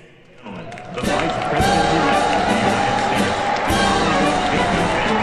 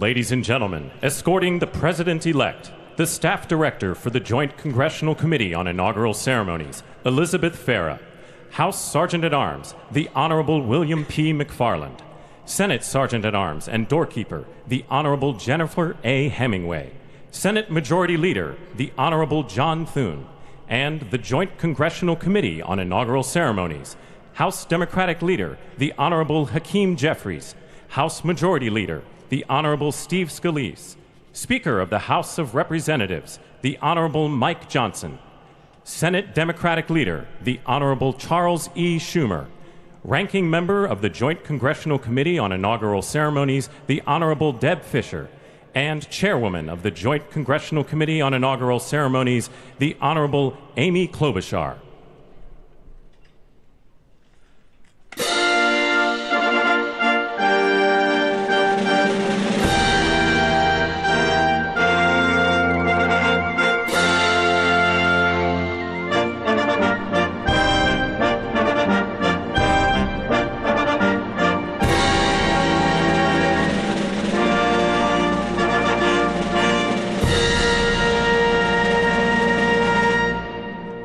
Ladies and gentlemen, the President-elect of the United States, the Honorable Donald John Trump. The President-elect of the United States, the Honorable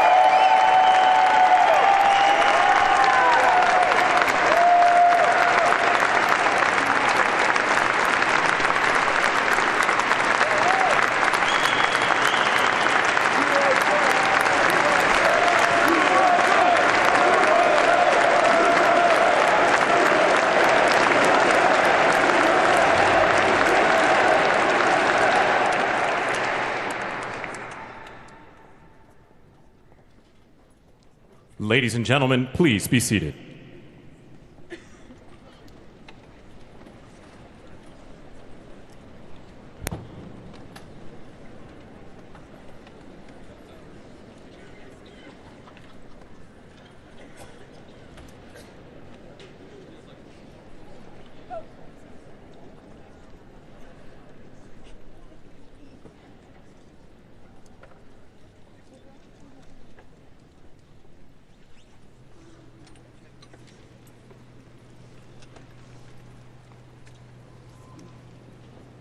Please welcome the Chairwoman of the Joint Congressional Committee on Inaugural Ceremonies, the Honorable Amy Klobuchar.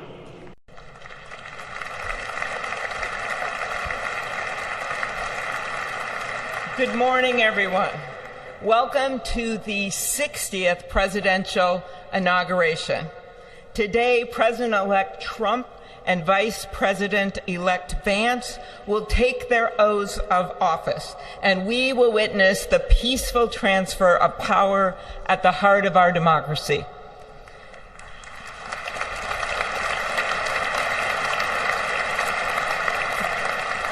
For the past year, I've chaired the inaugural ceremony committee, which includes the leadership of Congress from both parties. We thank the committee and Capitol staff and law enforcement who worked so hard over the last year, and especially the last 3 days. You've done a beautiful job, and you have shown grace under pressure.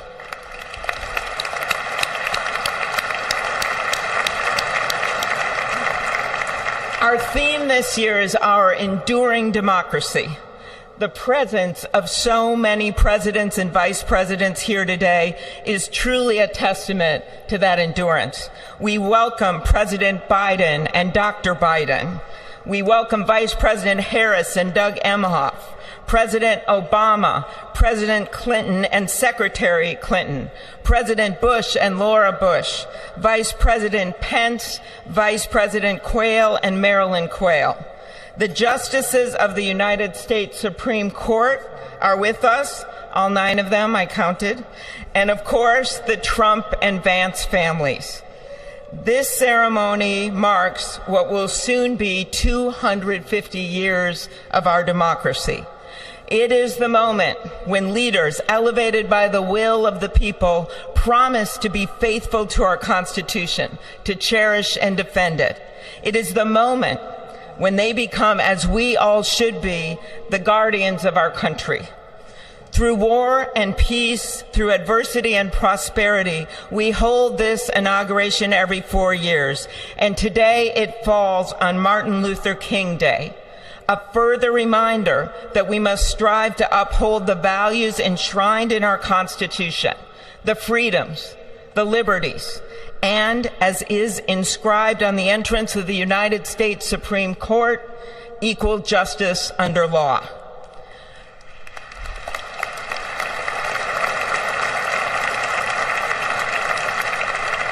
But what makes this moment more than a passing ceremony is all who are watching it across the country, the people of this nation, the ordinary people doing extraordinary things. President Kennedy, who at one point worked as a senator in this building and would often walk through this very rotunda, once said, "In a democracy, every citizen, regardless of interest in politics, holds office. Every one of us is in a position of responsibility." With that responsibility of citizenship comes an obligation not to seek out malice, as President Lincoln once reminded us, but to view others with a generosity of spirit despite our differences.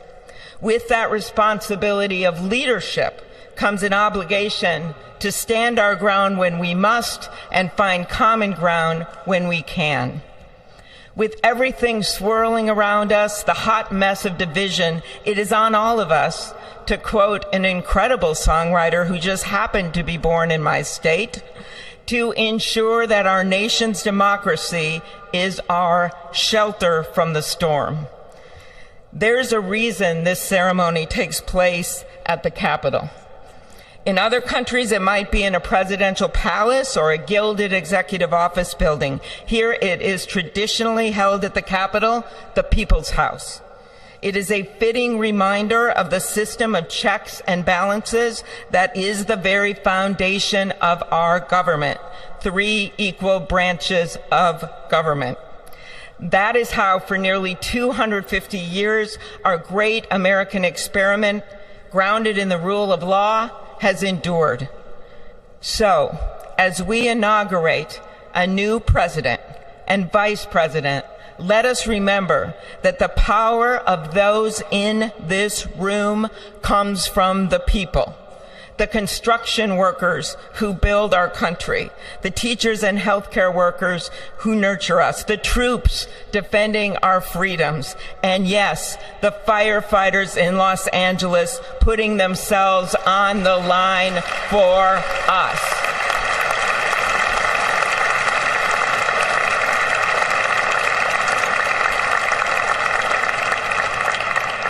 Our democracy's strength and grit must match theirs.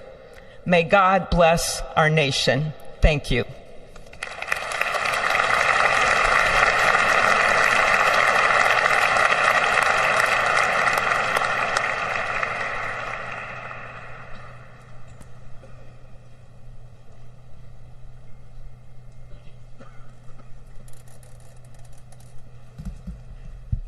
Good afternoon. Endurance through the years is the ultimate test. To persevere through time is the truest measure of an idea, an institution, and a nation. Our founders wrote the Constitution so that America could withstand all the twists and turns of time. They wrote it to guide us and to preserve forever our right of life, liberty, and the pursuit of happiness.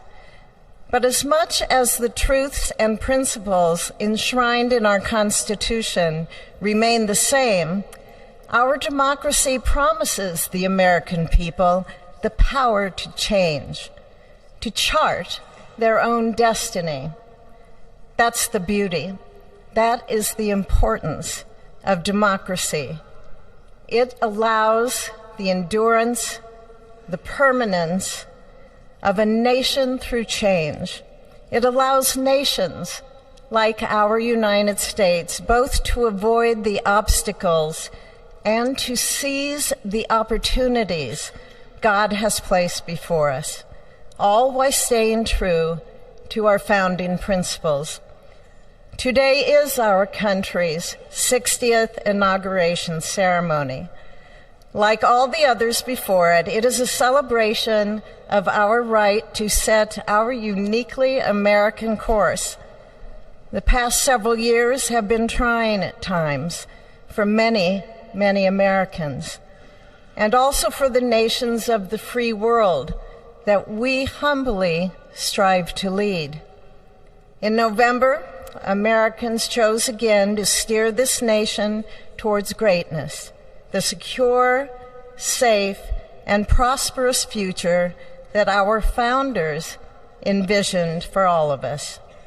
And today, we celebrate not only their decision to do so, but also the simple right and wisdom of a free people to make their own choice so that their nation might endure. And now, allow me to welcome Archbishop Timothy Dolan and Reverend Franklin Graham, who will deliver our invocation. Please rise.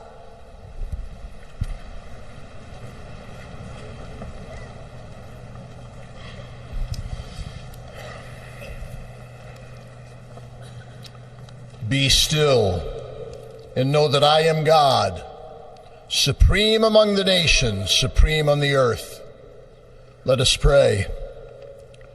Remembering General George Washington on his knees at Valley Forge, recalling Abraham Lincoln at his second inaugural, with malice toward none, with charity for all, with firmness in the right as God gives us to see the right. Remembering General George Patton's instructions to his soldiers as they began the Battle of the Bulge 8 decades ago. Pray. Pray when fighting. Pray alone. Pray with others. Pray by night. Pray by day. Observing the birthday of the Reverend Martin Luther King, who warned, without God, our efforts turn to ashes. We, blessed citizens of this one nation under God, humbled by our claim that in God we trust, gather indeed this inauguration day to pray for our President Donald J. Trump, his family, his advisors, his cabinet, his aspirations, his vice president, for the Lord's blessings upon Joseph Biden, for our men and women in uniform, for each other whose hopes are stoked this new year, this inauguration day. We cannot err in relying upon that prayer from the Bible, upon which our president will soon place his hand in oath, as we make our own the supplications of King Solomon for wisdom as he began his governance. God of our fathers, in your wisdom you set man to govern your creatures, to govern in holiness and justice, to render justice with integrity. Give our leader wisdom, for he is your servant, aware of his own weakness and brevity of life. If wisdom which comes not from you be not with him, he shall be held in no esteem. Send wisdom from heavens that she may be with him, that he may know your designs. Please, God, bless America. Please, mend her every flaw. You are the God in whom we trust, who lives and reigns forever and ever. Amen.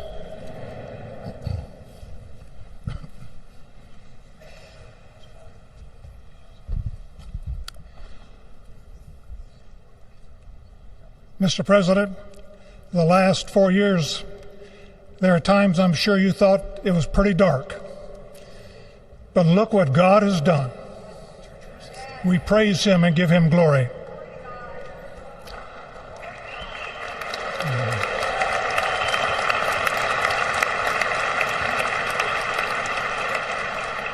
Let us pray.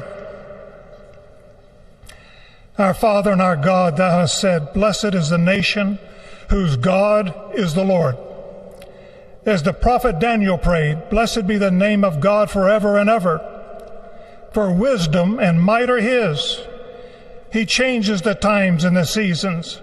He removes kings. He raises up kings. He gives wisdom to the wise and knowledge to those who have understanding. Our Father, today, as President Donald J. Trump takes the oath of office once again, we come to say thank you, O Lord our God.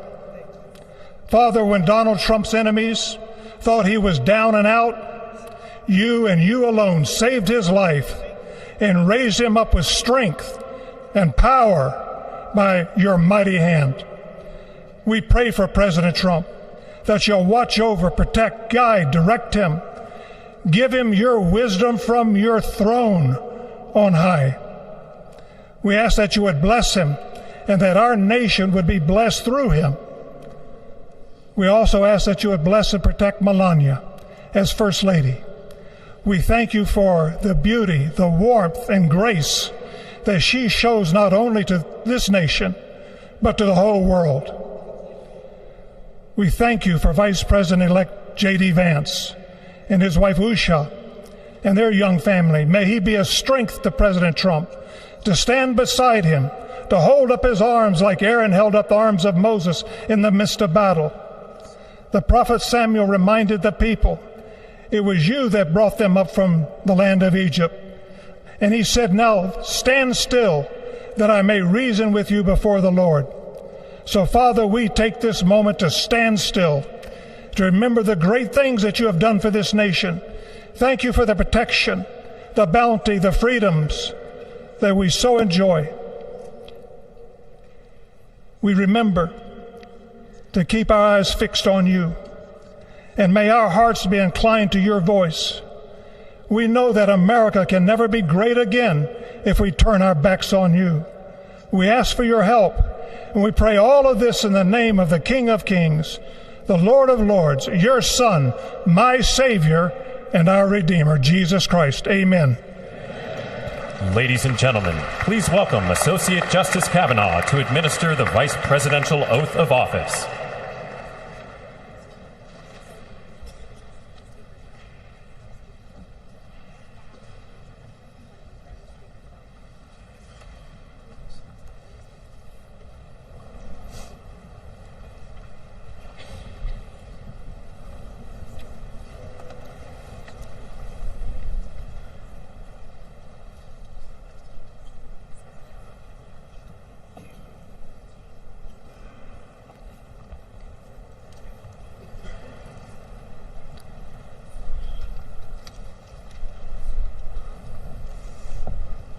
Please raise your right hand and repeat after me.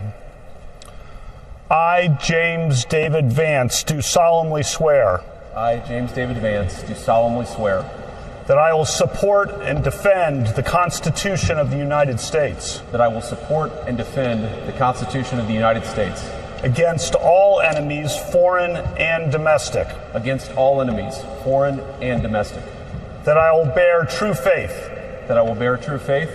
And allegiance to the same. And allegiance to the same. That I take this obligation freely.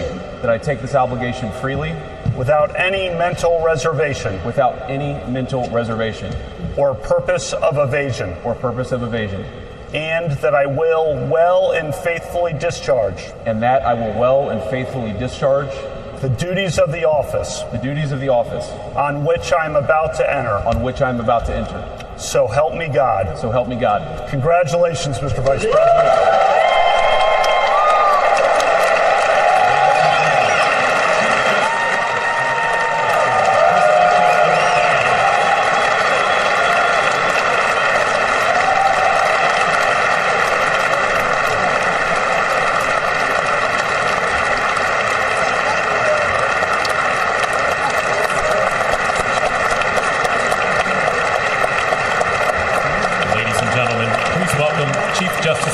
to administer the presidential oath of office.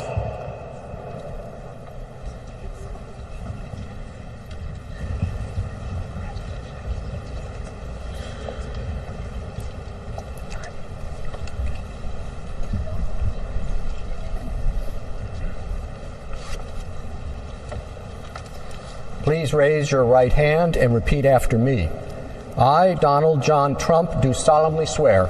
I, Donald John Trump, do solemnly swear. That I will faithfully execute. That I will faithfully execute. The office of President of the United States. The office of President of the United States. And will, to the best of my ability. And will, to the best of my ability. Preserve, protect, and defend.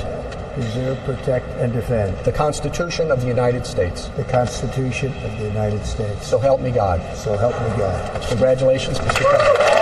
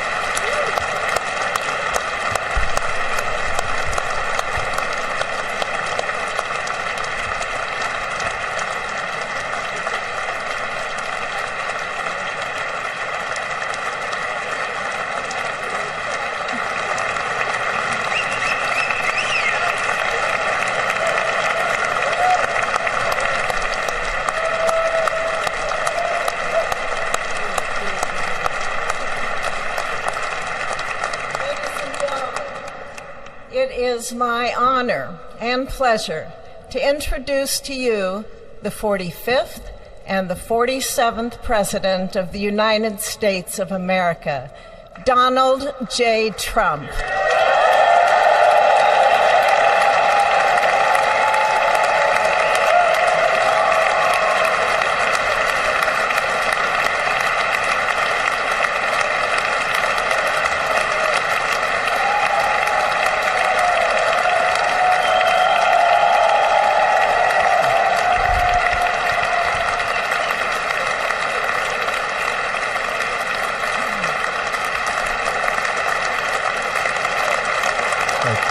Thank you very much, everybody. Well, thank you very, very much.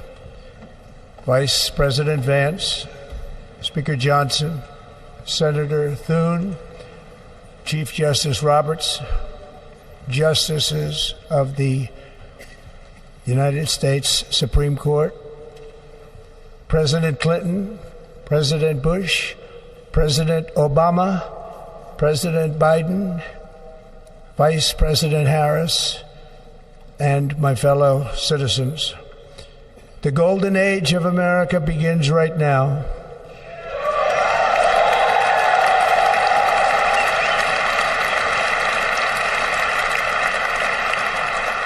From this day forward, our country will flourish and be respected again all over the world. We will be the envy of every nation, and we will not allow ourselves to be taken advantage of any longer. During every single day of the Trump administration, I will very simply put America first.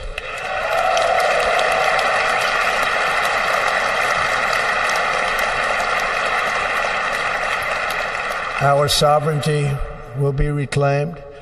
Our safety will be restored. The scales of justice will be rebalanced. The vicious, violent, and unfair weaponization of the Justice Department and our government will end.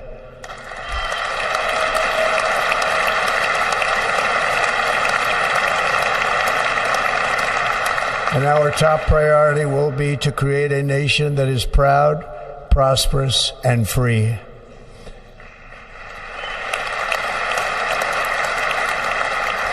America will soon be greater, stronger, and far more exceptional than ever before. I return to the presidency confident and optimistic that we are at the start of a thrilling new era of national success. A tide of change is sweeping the country. Sunlight is pouring over the entire world. And America has the chance to seize this opportunity like never before. But first, we must be honest about the challenges we face. While they are plentiful, they will be annihilated by this great momentum that the world is now witnessing in the United States of America. As we gather today, our government confronts a crisis of trust. For many years, a radical and corrupt establishment has extracted power and wealth from our citizens while the pillars of our society lay broken and seemingly in complete disrepair. We now have a government that cannot manage even a simple crisis at home, while at the same time stumbling into a continuing catalog of catastrophic events abroad.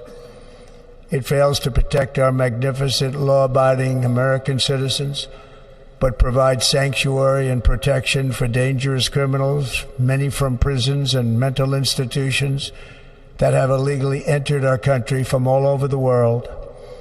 We have a government that has given unlimited funding to the defense of foreign borders, but refuses to defend American borders or, more importantly, its own people.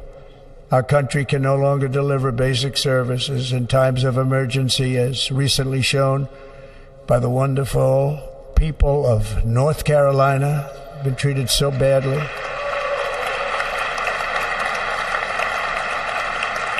And other states who are still suffering from a hurricane that took place many months ago.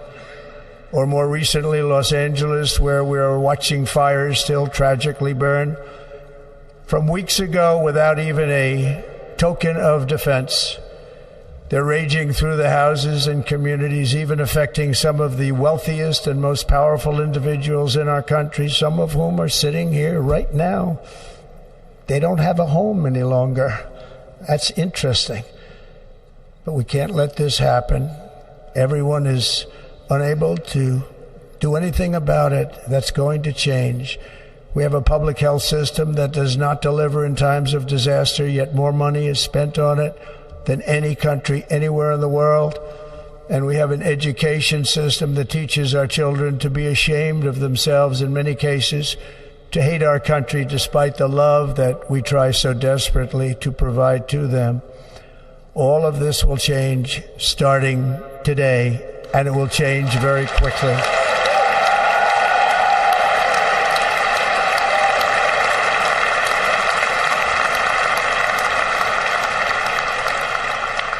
My recent election is a mandate to completely and totally reverse a horrible betrayal and all of these many betrayals that have taken place, and to give the people back their faith, their wealth, their democracy, and indeed their freedom. From this moment on, America's decline is over.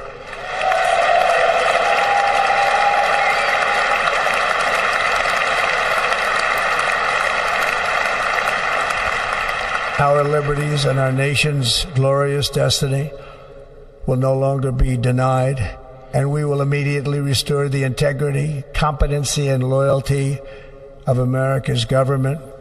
Over the past 8 years, I have been tested and challenged more than any president in our 250-year history, and I've learned a lot along the way. The journey to reclaim our republic has not been an easy one, that I can tell you.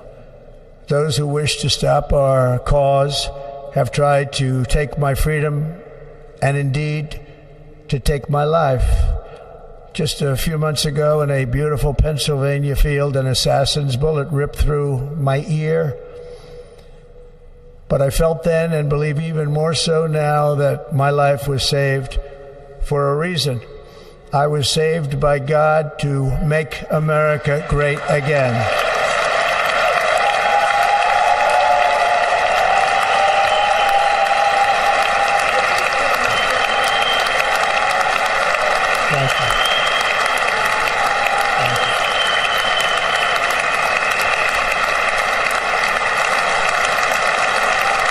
Thank you very much.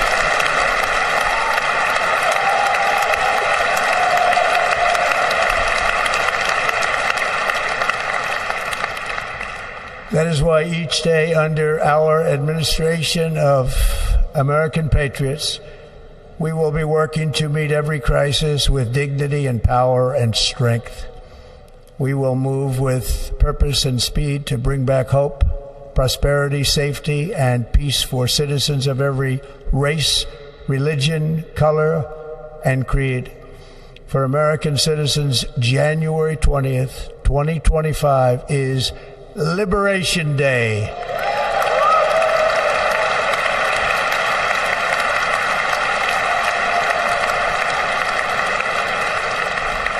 It is my hope that our recent presidential election will be remembered as the greatest and most consequential election in the history of our country.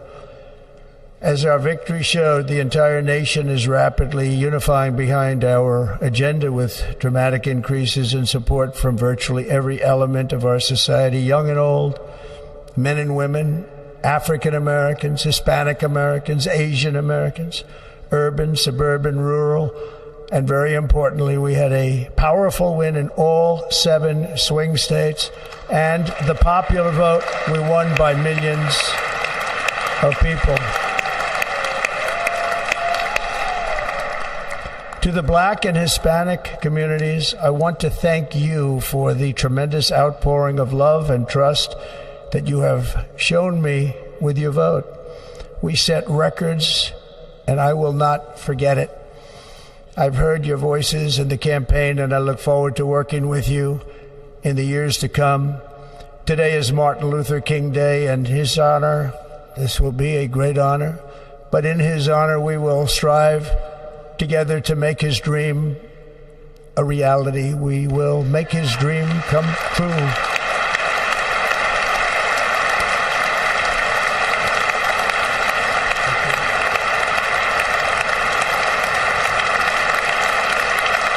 Thank you.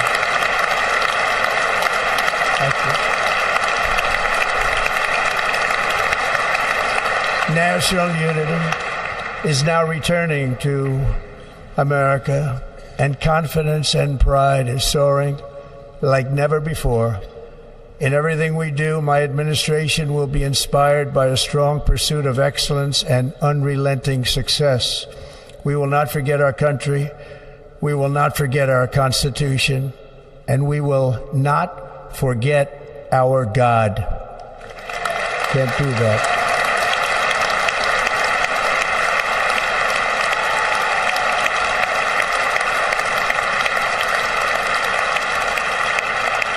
Today I will sign a series of historic executive orders.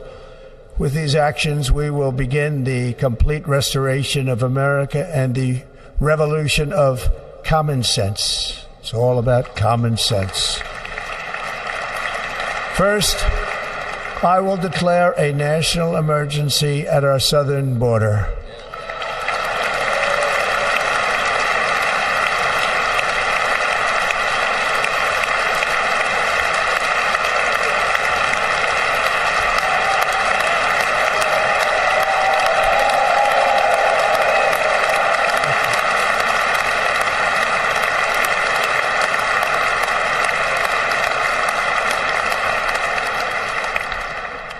Illegal entry will immediately be halted, and we will begin the process of returning millions and millions of criminal aliens back to the places from which they came. We will reinstate my Remain in Mexico policy.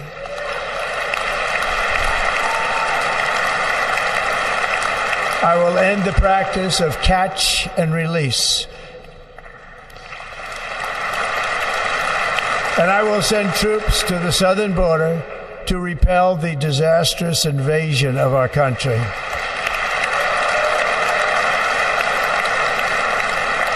Under the orders I signed today, we will also be designating the cartels as foreign terrorist organizations.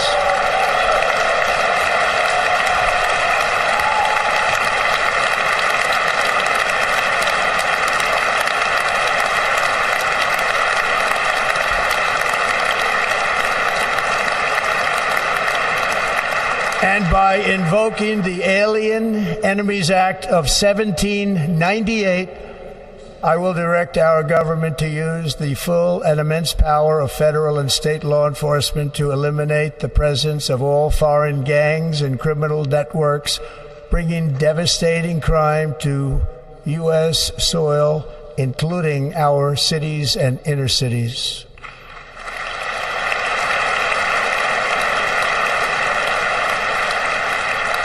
As Commander-in-Chief, I have no higher responsibility than to defend our country from threats and invasions, and that is exactly what I am going to do. We will do it at a level that nobody's ever seen before.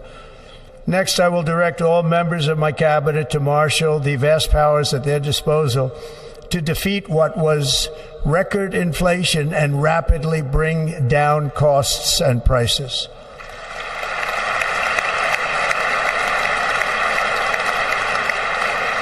The inflation crisis was caused by massive overspending and escalating energy prices, and that is why today I will also declare a national energy emergency. We will drill, baby, drill.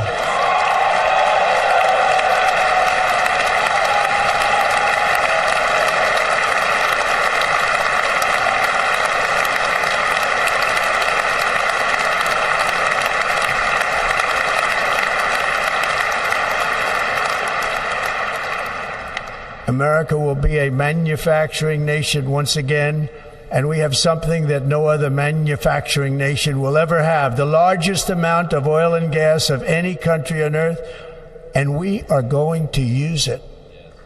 Let me use it. We will bring prices down, fill our strategic reserves up again right to the top, and export American energy all over the world. We will be a rich nation again, and it is that liquid gold under our feet that will help to do it. With my actions today, we will end the Green New Deal and we will revoke the electric vehicle mandate, saving our auto industry and keeping my sacred pledge to our great American auto workers.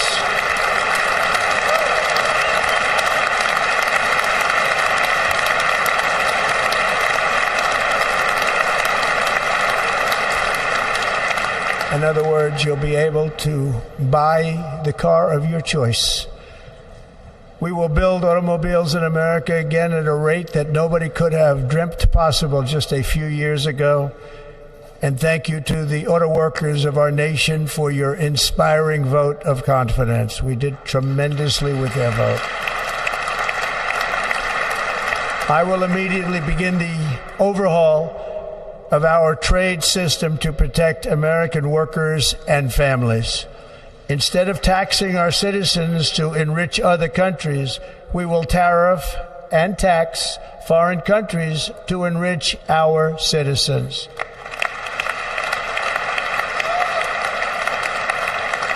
For this purpose, we are establishing the External Revenue Service to collect all tariffs, duties, and revenues. It will be massive amounts of money pouring into our treasury, coming from foreign sources. The American dream will soon be back and thriving like never before. To restore competence and effectiveness to our federal government, my administration will establish the brand new Department of Government Efficiency.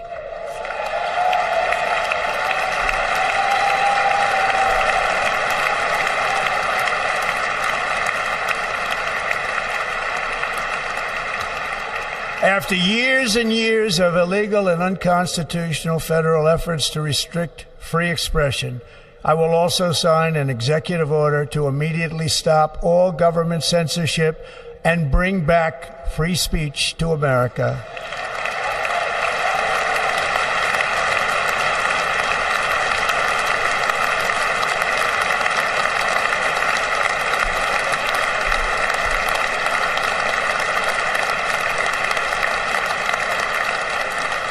Never again will the immense power of the state be weaponized to persecute political opponents. Something I know something about. We will not allow that to happen. It will not happen again. Under my leadership, we will restore fair, equal, and impartial justice under the constitutional rule of law.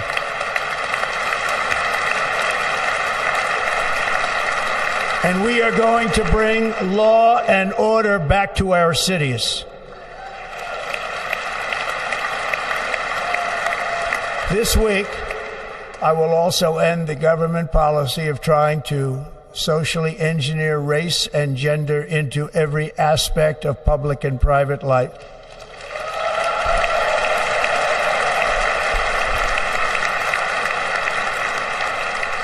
We will forge a society that is colorblind and merit-based.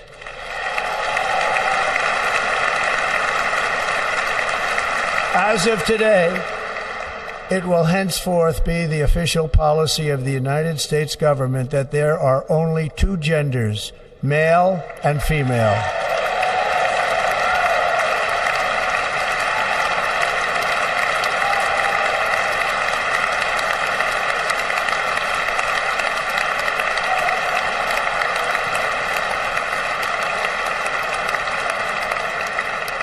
This week, I will reinstate any service members who were unjustly expelled from our military for objecting to the COVID vaccine mandate with full back pay.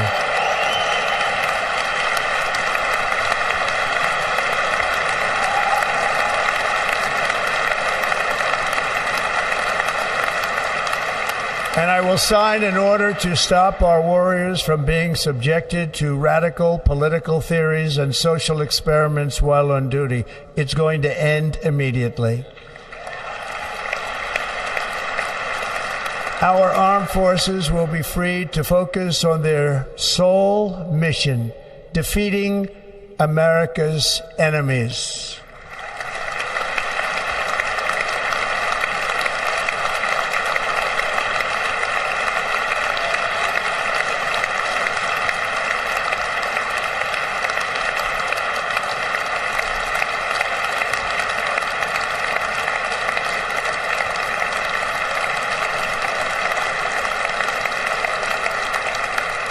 Like in 2017, we will again build the strongest military the world has ever seen. We will measure our success not only by the battles we win, but also by the wars that we end, and perhaps most importantly, the wars we never get into.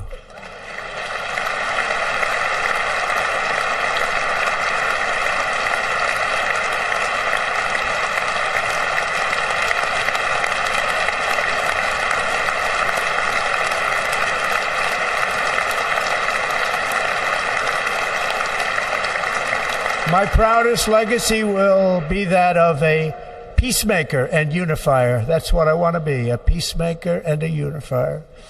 I'm pleased to say that as of yesterday, one day before I assumed office, the hostages in the Middle East are coming back home to their families.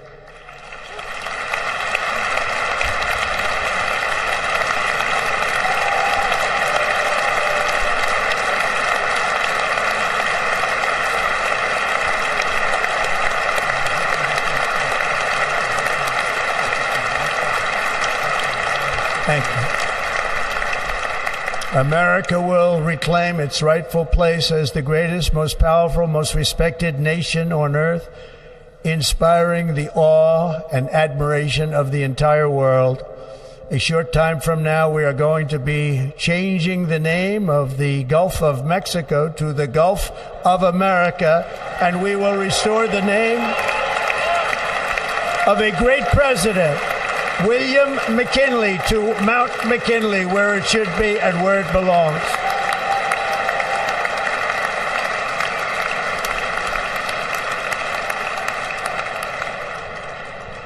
President McKinley made our country very rich through tariffs and through talent. He was a natural businessman and gave Teddy Roosevelt the money for many of the great things he did, including the Panama Canal, which has foolishly been given to the country of Panama after the United States. The United States, I mean, think of this, spent more money than ever spent on a project before and lost 38,000 lives in the building of the Panama Canal. We have been treated very badly from this foolish gift that should have never been made, and Panama's promise to us has been broken. The purpose of our deal and the spirit of our treaty has been totally violated. American ships are being severely overcharged and not treated fairly in any way, shape, or form, and that includes the United States Navy.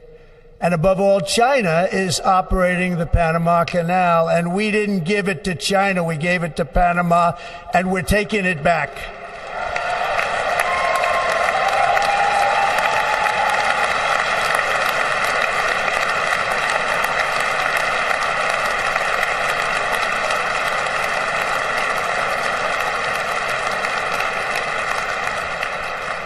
Above all, my message to Americans today is that it is time for us to once again act with courage, vigor, and the vitality of history's greatest civilization. So as we liberate our nation, we will lead it to new heights of victory and success. We will not be deterred. Together we will end the chronic disease epidemic and keep our children safe, healthy, and disease-free. The United States will once again consider itself a growing nation, one that increases our wealth, expands our territory, builds our cities, raises our expectations, and carries our flag into new and beautiful horizons. and we will pursue our manifest destiny into the stars, launching American astronauts to plant the stars and stripes on the planet Mars.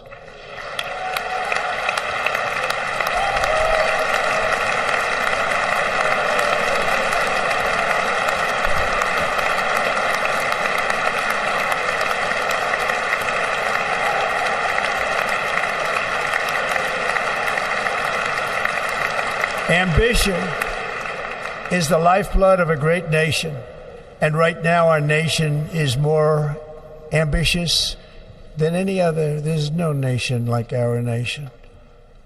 Americans are explorers, builders, innovators, entrepreneurs, and pioneers. The spirit of the frontier is written into our hearts. The call of the next great adventure resounds from within our souls.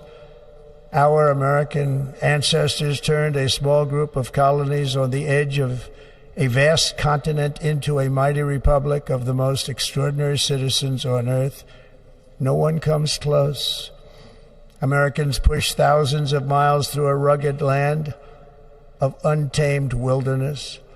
They crossed deserts, scaled mountains, braved untold dangers, won the Wild West, ended slavery, rescued millions from tyranny, lifted billions from poverty, harnessed electricity, split the atom, launched mankind into the heavens, and put the universe of human knowledge into the palm of the human hand.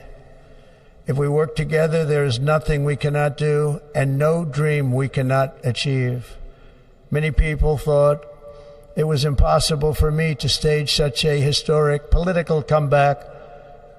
But as you see today, here I am. The American people have spoken.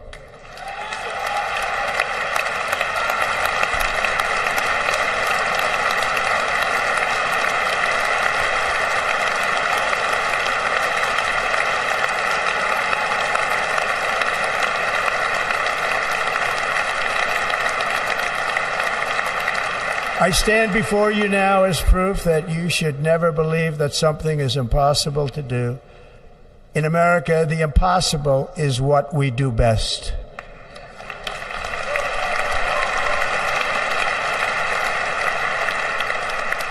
From New York to Los Angeles, from Philadelphia to Phoenix, from Chicago to Miami, from Houston to right here in Washington, D.C., our country was forged and built by the generations of patriots who gave everything they had for our rights and for our freedom. They were farmers and soldiers, cowboys and factory workers, steel workers and coal miners, police officers and pioneers who pushed onward, marched forward, and let no obstacle defeat their spirit or their pride. Together they laid down the railroads, raised up the skyscrapers, built great highways, won 2 world wars, defeated fascism and communism, and triumphed over every single challenge that they faced.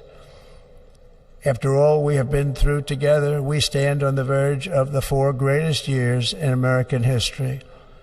With your help, we will restore America, promise, and we will rebuild the nation that we love, and we love it so much.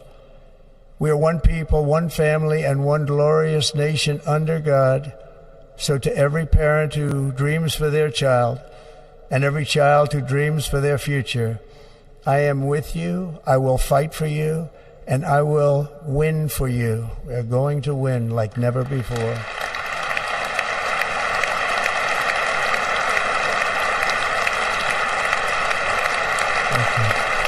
Thank you.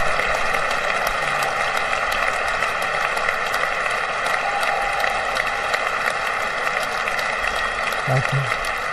Thank you. In recent years, our nation has suffered greatly, but we are going to bring it back and make it great again, greater than ever before.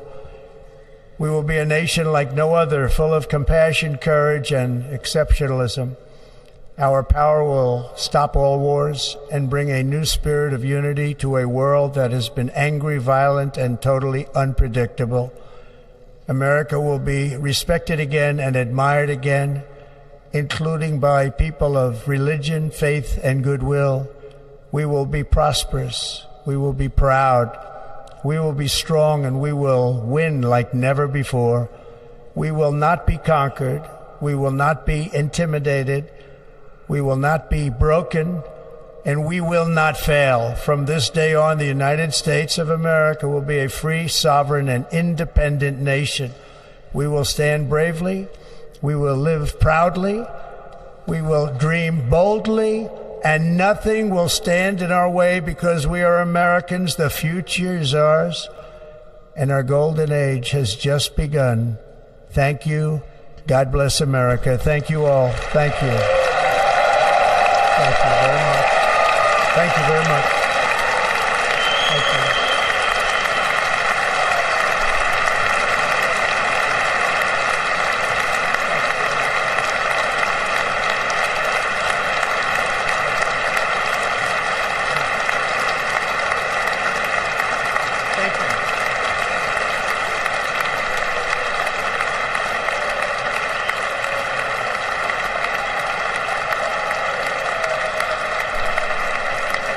Ladies and gentlemen, performing America the Beautiful, please welcome the Armed Forces Chorus and Carrie Underwood.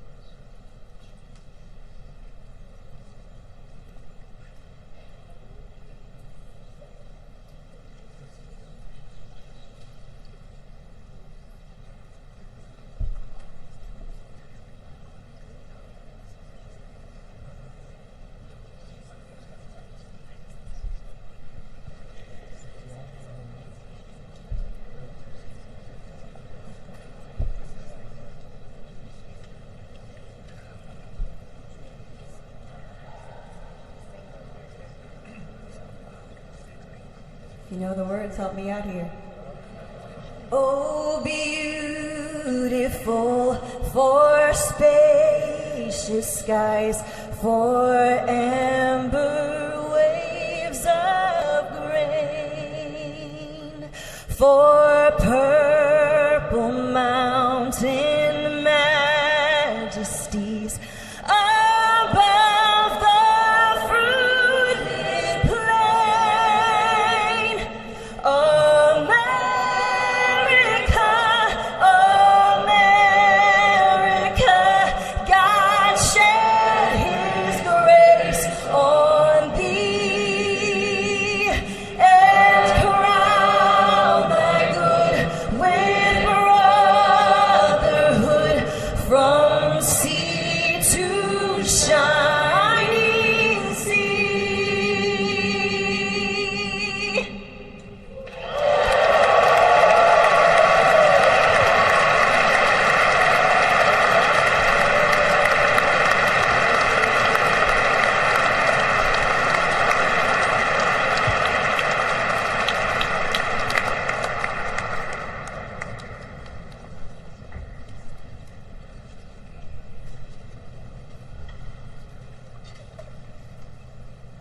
Ladies and gentlemen, Senator Fisher will now introduce the benediction clergy.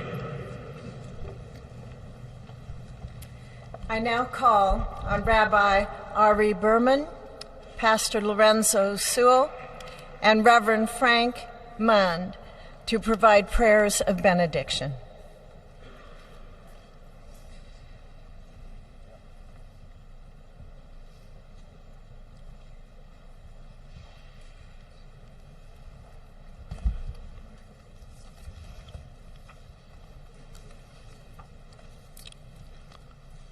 Let us pray. Almighty God, your prophet Jeremiah walked the streets of Jerusalem and blessed its inhabitants with the Hebrew words, Baruch HaGever Asher Yiftach BaHashem. Blessed is the one who trusts in God. Thousands of years later, this great nation, which adopted these words as its motto, "In God we trust," stands at a moment of historic opportunity. Americans are searching for meaning. Our merciful Father, help us rise to meet this moment. Bless President Donald J. Trump and Vice President J.D. Vance with the strength and courage to choose the right and the good. Unite us around our foundational biblical values of life and liberty, of service and sacrifice, and especially of faith and morality, which George Washington called the indispensable supports of American prosperity. Guide our schools and college campuses, which have been experiencing such unrest, to inspire the next generation to pair progress with purpose, knowledge with wisdom, and truth with virtue. Hear the cry of the hostages, both American and Israeli, whose pain our president so acutely feels. We are so thankful for the 3 young women who yesterday returned home, and pray that the next 4 years brings peace to Israel and throughout the Middle East. Almighty God, grant all Americans the opportunity to realize our shared dream of a life filled with peace and plenty, health and happiness, compassion and contribution. Stir within us the confidence to rise to this moment. For while we trust in God, God's trust is in us, the American people. America is called to greatness, to be a beacon of light and a mover of history.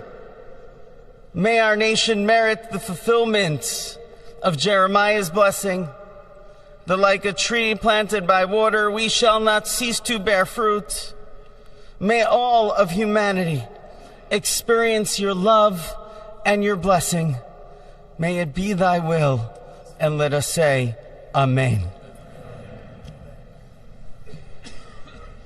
Let us pray for our 47th president. Heavenly Father, we're so grateful that you gave our 45th and now our 47th president a millimeter miracle. We are grateful that you are the one that have called him for such a time as this, that America would begin to dream again. We pray that we would fulfill the true meaning of our creed, that we hold these truths to be self-evident, that all men are created equal. We pray that you use our president, that we will live in a nation where we will not be judged by the color of our skin, but by the content of our character.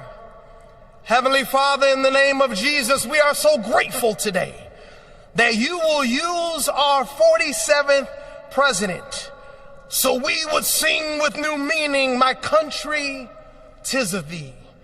Sweet land of liberty, of thee I sing. Land where my fathers died, land of the pilgrim's pride, from every mountainside. Let freedom ring, and because America is called to be a great nation, We believe that you will make this come true. So let freedom ring from the prodigious hilltops of New Hampshire. Let freedom ring from the mighty mountains of New York. Let freedom ring from the heightening Alleghenies of Pennsylvania. Let freedom ring from the snow-capped Rockies of Colorado. Let freedom ring from the curvaceous hilltops of California. But God, we're asking you not only that. Let freedom ring from Stone Mountain, Georgia. Let freedom ring from Lookout Mountain of Tennessee. Let freedom ring from every hill and every molehill in Mississippi, from every state, every city, every village, and every hamlet. And when we let freedom ring, we will be able to speed up that day where all of your children, black men and white men, Protestant and Catholic, Jew and Gentile, will be able to sing in the meaning of that old Negro spiritual, free at last, free at last. Thank you, God Almighty. We are free at last. If you believe what the Spirit of the Lord is, there is liberty. Come on, put your hands together and give your great God great glory.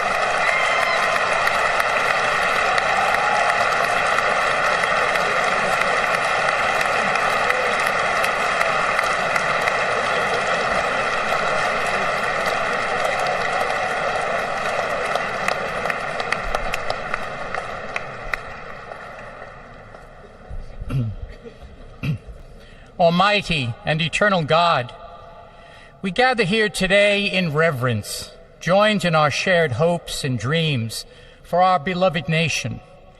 In this sacred moment of the inauguration of President Donald J. Trump and Vice President J.D. Vance, we turn our hearts to you, seeking your divine assistance and abundant blessings upon this pivotal moment in history.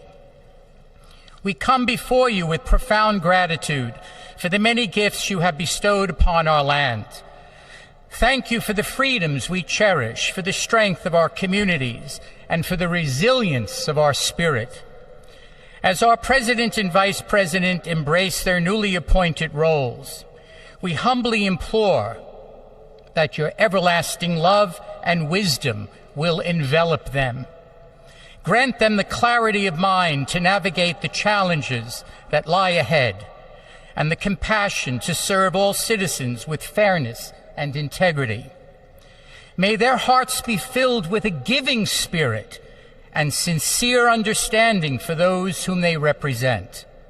May they be beacons of hope in times of uncertainty and prophetic voices in defending the dignity of all created life. We pray for a spirit of collaboration to flourish in our government and across our nation, fostering an environment where dialogue and heartfelt listening will prevail over division or discord. May each decision made by our President and Vice President reflect the values of justice and peace. As we embark on this new chapter, we also seek your comfort, O God, for those who feel lost or disheartened. In this time of transition, may your light shine upon them, reaffirming their belief in a brighter tomorrow. May we all strive to lift one another, supporting our fellow citizens with kindness and empathy, recognizing that together we can overcome any adversity. Grant us the strength to endure, the courage to face our fears, and the clarity to see the light that remains, even when clouds of uncertainty may gather. Inspire our new leaders to be champions for the vulnerable and advocates for those whose voices are often silenced. May they pursue policies that promote the well-being of all, seeking to build bridges that will foster unity and belonging. As we stand witness to this inauguration, we hold fast to our faith in the goodness of each of us and the possibility of change. We trust that with your guidance, O God, our nation can move forward to a future filled with promise, prosperity, and understanding. And finally, we lift our hearts in gratitude for the beloved parents of President Trump.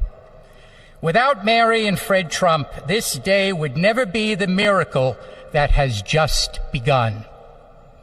From their place in heaven, may they shield their son from all harm by their loving protection, and give him the strength to guide our nation along the path that will make America great again.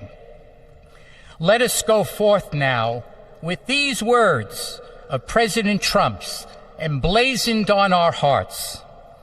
As long as we have pride in our beliefs, courage in our convictions, and faith in our God, then we will not fail. We stand tall, we stand proud, because we are Americans, and Americans kneel to God, and to God alone. Amen. Ladies and gentlemen, please remain standing for our national anthem.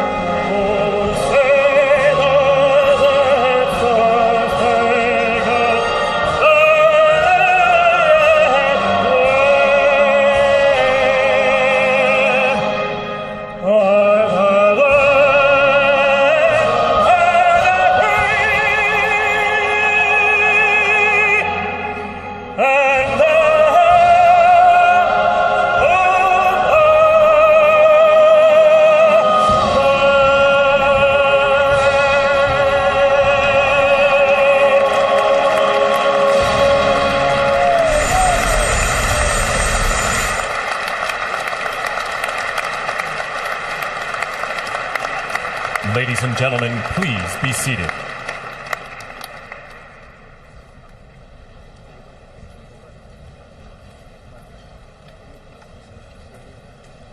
Ladies and gentlemen, please remain at your seats while the President and official party depart the platform.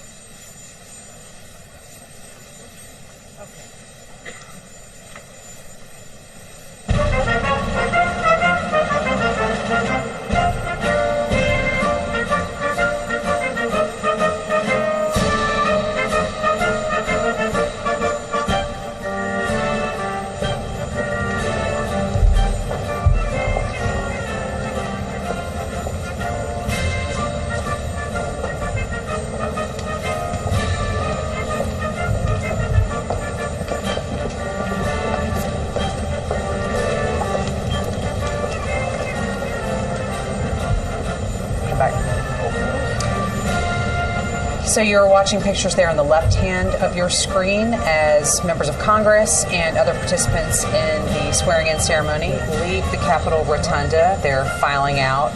As those proceedings are now over, on the right side of your screen, we are watching a door elsewhere in the Capitol where we expect that we will see President Donald Trump and First Lady Melania Trump and former President Joe Biden and former First Lady Jill Biden walking out. This is another one of those set pieces that occur on inauguration days where an outgoing president is bade farewell from the current president.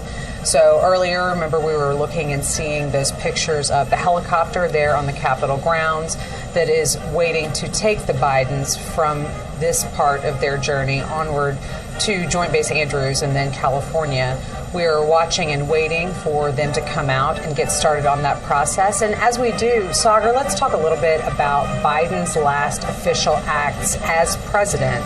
In the minutes, basically, before Donald Trump was sworn in and took the oath, what did we see coming out of the Biden administration? Yeah, we had mentioned earlier this morning that he had issued some high-profile, preemptive pardons to Dr. Anthony Fauci, to General Mark Milley, to members of the January 6th committee. Literally in the waning moments before Donald Trump took the oath, he extended preemptive pardons to his two spouses, to Valerie Biden and to Robert Biden, and their spouses, to basically protect them from threats from Trump. The president, in a written statement, said that his family had been subjected to unrelenting attacks and threats, and that he had no reason to believe the attacks would end. So he has extended pardons to family members, also to Native American activist Leonard Peltier, who has been serving a prison sentence for killing two FBI agents back in the 70s. So a flurry of last-minute executive action like that from President Biden in the very minutes before he became former President Biden. And it's interesting to think, just a bit of context, back when Joe Biden issued the pardon for his son, for Hunter, and there was a lot of commentary about how this is coming so late in a presidency. Clearly, he was trying to kind of wait as long as possible so there wouldn't be any blowback or opportunity for people to be critical of the administration.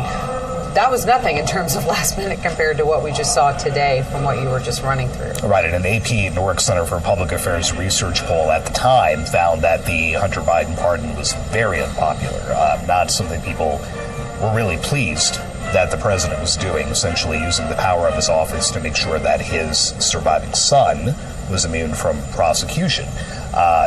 Like you said, that now almost seems like it was months and months and months ago, like a lot of things here in Washington do, but to take care of, essentially, of his brother and sister and their spouses minutes before leaving the presidency is something else altogether. Definitely. We are still watching now, waiting for Joe Biden and Jill Biden to exit the Capitol as they get into a waiting helicopter that will take them on to Joint Base Andrews and then California. We anticipate they will be going to Santa Ynez, which is an area that the Bidens most recently traveled to in August after his remarks at the Democratic National Convention in Chicago. The president and First Lady spent some time of reflection and relaxation and just kind of away from politics at that area of California. Now we do see the people that we were just talking about exiting the Capitol. We have the president and First Lady, followed by the former president and former First Lady, Vice President Vance and his wife, as well as former Vice President Harris and her husband. So a moment of bipartisanship as the Trumps and Bidens take part in this next set piece of official Inauguration Day events here in Washington, the farewell to the outgoing president and First Lady. And again, something we did not see 4 years ago. Right. Because the Trumps had already left for Florida before Joe Biden and Jill Biden even got to the Capitol. Right. This gets back to a much more familiar scene.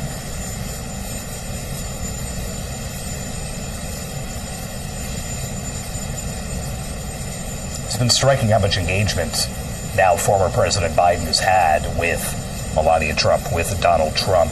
He made it a point to speak to one of J.D. Vance's young children right after his father took the oath, had a big smile on his face and leaned down and spoke with the boy, shook hands with Carrie Underwood after she performed, very quickly shook hands with Donald Trump after he took the oath. He's had a pretty big smile on his face for a lot of what we've seen today.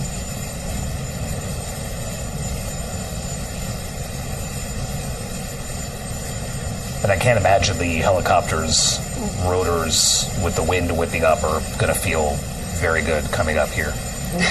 Having sat on the White House South Lawn way too many times when both of those men boarded Marine One, it's cold on a hot day. On a really cold day like this, not fun. It is still only here in the mid-20s here in Washington. Let's just listen in as these farewells happen at the Capitol.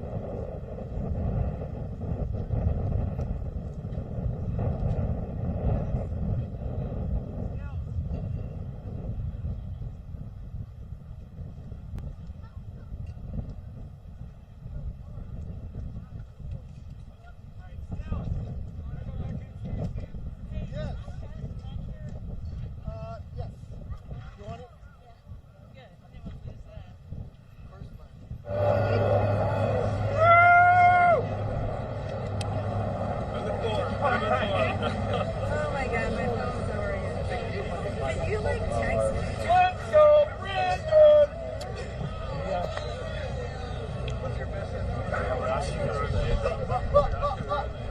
Not even going to say goodbye. Just get the hell on down the road. All right, here we go.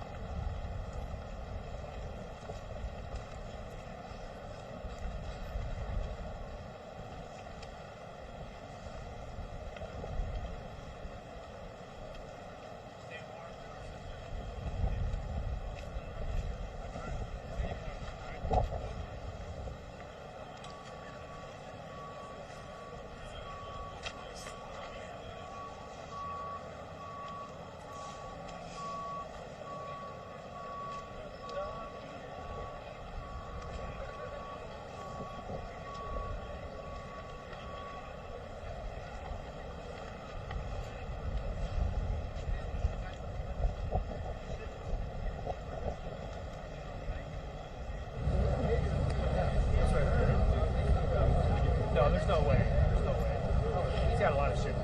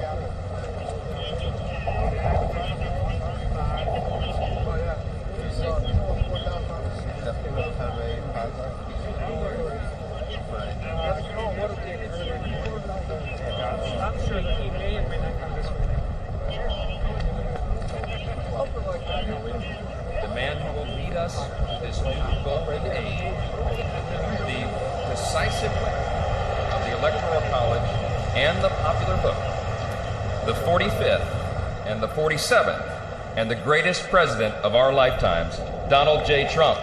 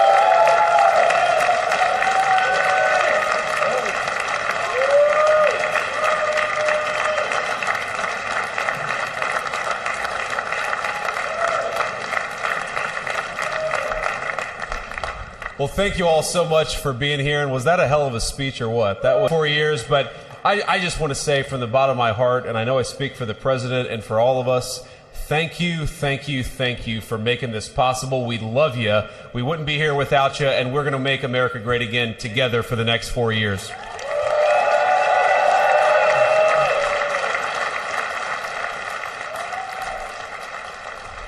And the last thing I'll say is, you know, having stood outside for about 5 minutes to wave goodbye to the Bidens, thank God we moved that thing indoors because it was a beautiful ceremony and it was cold as hell outside.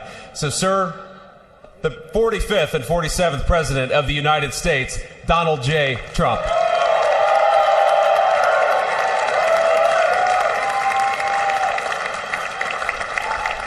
No, he's right. I looked, I said, oh, look at this beautiful sunny day. We blew it, and then I went outside and we were freezing. You would have been very unhappy. The sun was very deceptive, I will tell you. It is cold out. And I'm sort of saying, you know, that was so beautiful today. Maybe they should do it there every 4 years. Does that make sense? I don't know. Because, you know, the outdoor thing is really good, but it gets a little cold around this time of the year, as some people have noticed. And a lot of times they suffer through it. There was no suffering in that room. It was 72 degrees. It was perfect with the best acoustics I think I've ever heard in a room. This is not so bad either. But I just want to say, you're a younger, far more beautiful audience that I just spoke to. And I want to keep it off the record. I want to keep that off the record. Because I don't want to have all those big shots up there. I don't want to think you're more powerful than them, you look better than them, and I love you. Now, we just had a great time. We just had a great day. This was amazing. You know, when you think we took a journey, I mentioned in the speech, a lot of people said that was not a journey that was possible, and it was indeed possible. I didn't really know too much about what they were saying when they said that, but a lot of people felt it, and we hooked up with J.D. very early. I watched J.D. over a period of time. I endorsed him in Ohio. He was a great senator, and very, very smart. The only one smarter than him was his wife. That was I would have chosen her, but somehow the line of succession didn't work that way, right? But now she's great, and he's great. This is a great, beautiful couple, and unbelievable career. I just said to him, you are very upwardly mobile, because he hasn't been doing it that long, but he picked it up so quickly. Remember, the first week was a little bit like the fake news was hitting him really hard, and I said, oh, this may be tough, but after that, it was smooth sailing for him. He took on everybody. He took on the meanest. I don't want to use the word corrupt because we're into a new system, so let's wait till the corruption begins, because it will. But he took on some pretty mean people, and he handled it well. I want to also congratulate Mike Johnson for the job that he's doing.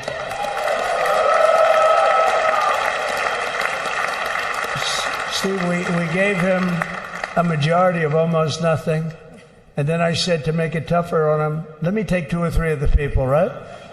I said he'll only have to suffer with that for about 3 months. How are they doing, by the way? Are they? Is that moving along? Totally unified. I said, do you mind if I take this one, that one, and a couple of others? He didn't mind. He can handle it. No, he's a man that's liked by everybody. I've never met a man like this. You've got how many is it, 219 or 220 or something? 220. And of the 220, 219 really like him. I noticed he got 1 negative vote once about 2 weeks ago.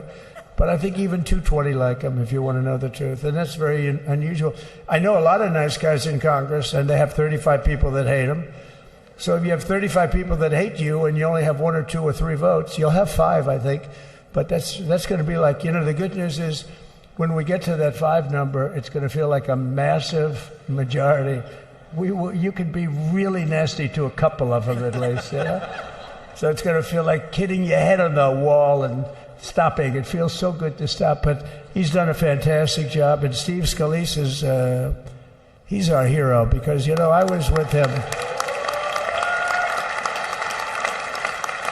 You talk about being shot.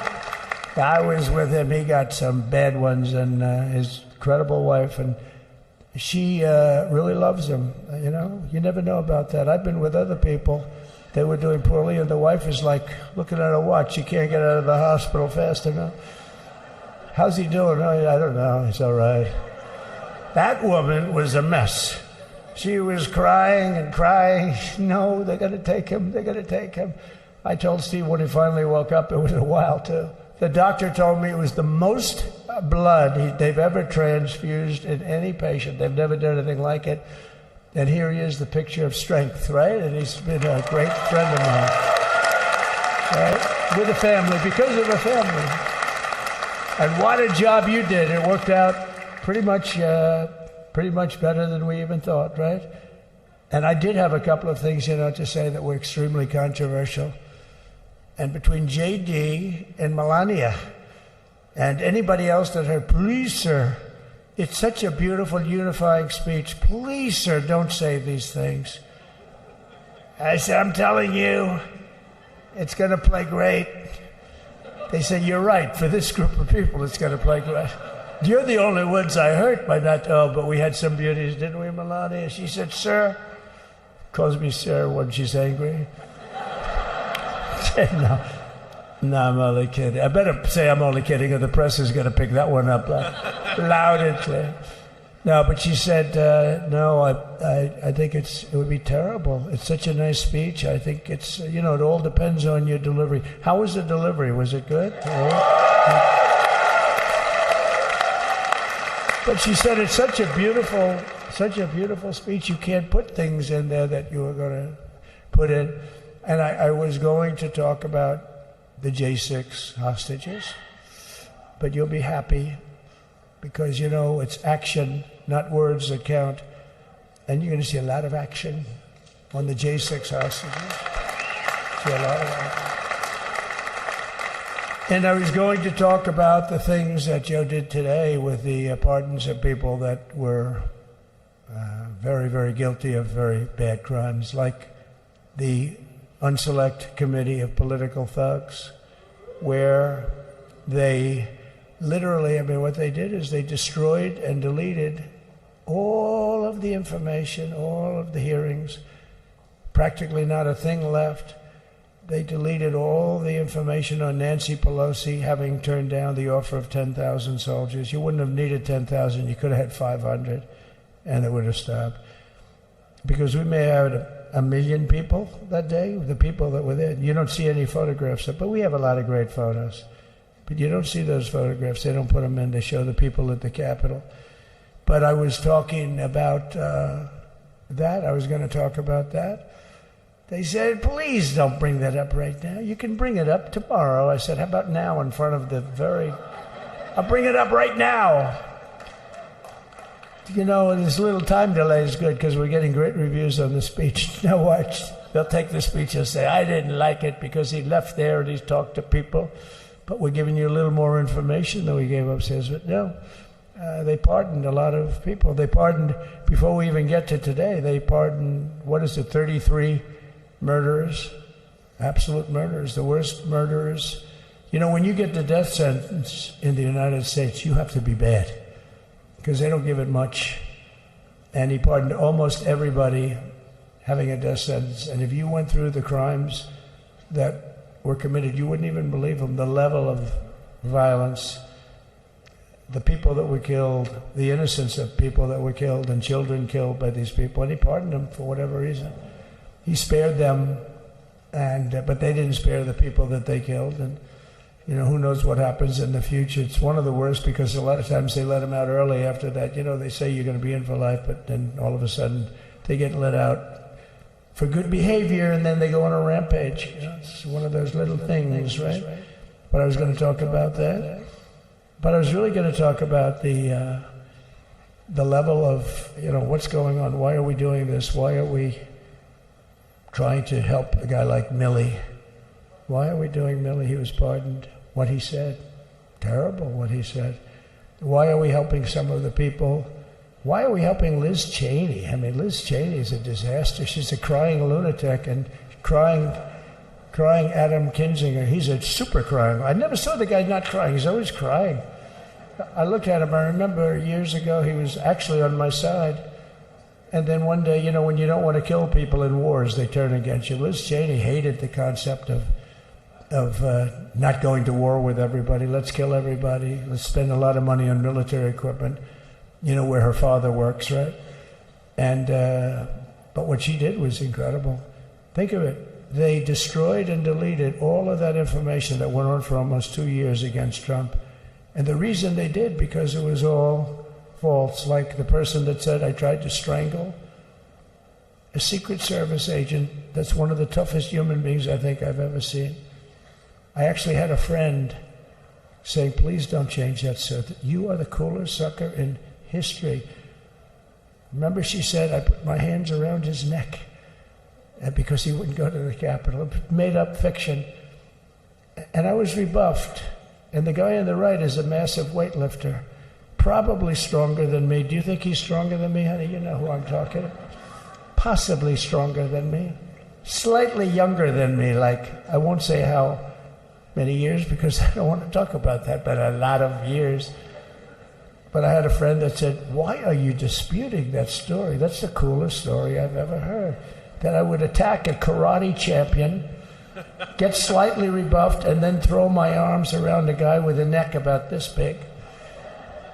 Even though there are bars, there are bars, you can't really do that anyway. So I wanted to talk about that. But all of that stuff got deleted. And the reason it got deleted is they were all caught in lies. Secret Service testified, and they said it didn't happen. Actually, the two guys were very embarrassed. They're suffering because their friends are saying, did Trump really do that to you? But they gained a whole new respect for me. But it was just make-believe stuff, and there were a lot of make-believe stories made up. So rather than suffer the wrath, like the story with Nancy Pelosi, I offered her 10,000 soldiers.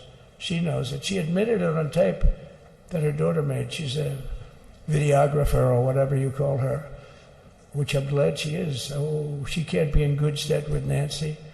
But Nancy said it was my responsibility as she's leaving the Capitol. She said it was, and it was. She's in charge of security at the Capitol. But I offered them up to 10,000 soldiers, even more. One time I said more, as many as you need. But you needed 400 or 500. If 4 or 5, you 10,000, that would be more than the number of people there by lot. But we offered her 10,000. Think of it, 10,000 soldiers. In other words, J6 wouldn't be J6. There would have been no J6. But she rebuffed them. She didn't like it. No, she didn't like it. Maybe she wanted that to happen. But she's guilty as hell. And now we would have to go through the process because they destroyed all evidence. They deleted everything. There's virtually nothing left. The other fake story and so many other fake stories. And many people came out on our side. And those people now would got to find them. There's nothing left. So that's a criminal offense. If that were a civil case, it would be a criminal offense. If that happened civilly where you did that, it would be a criminal offense. So I decided I'm not going to make this speech complicated. I'm going to make it beautiful. I'm going to make it a unifying speech. And then when they said we have a group of people that are serious Trump fans, I said, this is the time to tell those stories.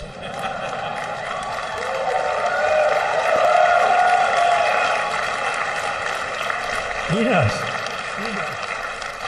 So anyway, but seriously, I'd like to, I think it was a tremendous success. I think we're very lucky we put it inside because it is really cold. We just went to the helicopter out of respect to something that's taken place for a long time. I guess it's as old as helicopters. You used to get into a stagecoach, now you get into a helicopter. Times change. But it's pretty old custom. And it's a beautiful custom, actually. It's a beautiful custom. I wish we could have had a better relationship. I wish we could have had a better relationship between Republicans and Democrats. I was with Senator Schumer. I said, Chuck, I think it's time we all start getting along a little bit because it doesn't make sense. I mean, we literally never get a Democrat vote. They never get a Republican vote, almost.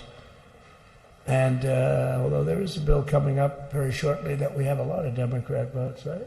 That's going to be a very beautiful bill. We're going to have a deciding, I would say, within a week or so, I think. And it's going to be a very good bill. You all know what I'm talking about. So I just want to thank you all for being here. You have been our fans from day one. All these people all over. You've been our fans. This has been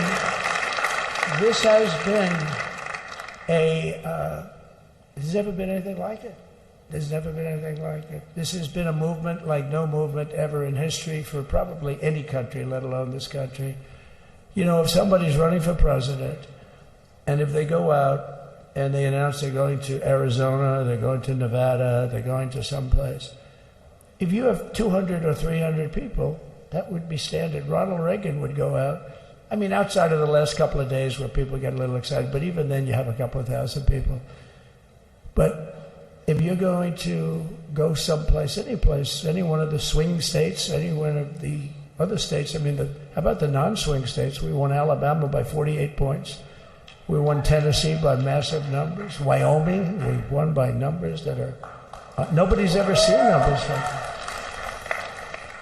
And, you know, places like California, we did great, but when they send out like 38 million ballots, nobody knows where the hell they're sending them, and then they come pouring back, the whole thing. You know, they passed a law in California that if you work in an election bureau, and if you so much as ask for a voter ID, if you say, sir, ma'am, could I please look at your voter ID? They have the right to put you in jail. You're a criminal. Can you believe that? There's only one reason that happens. They want to cheat. So they had it where voter ID wasn't accepted.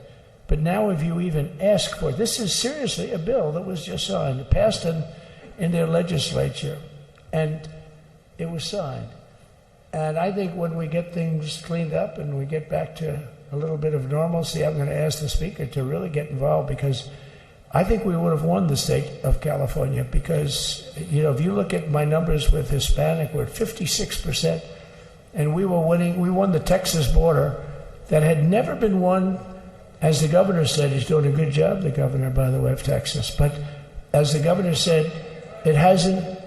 Oh, did I get lucky?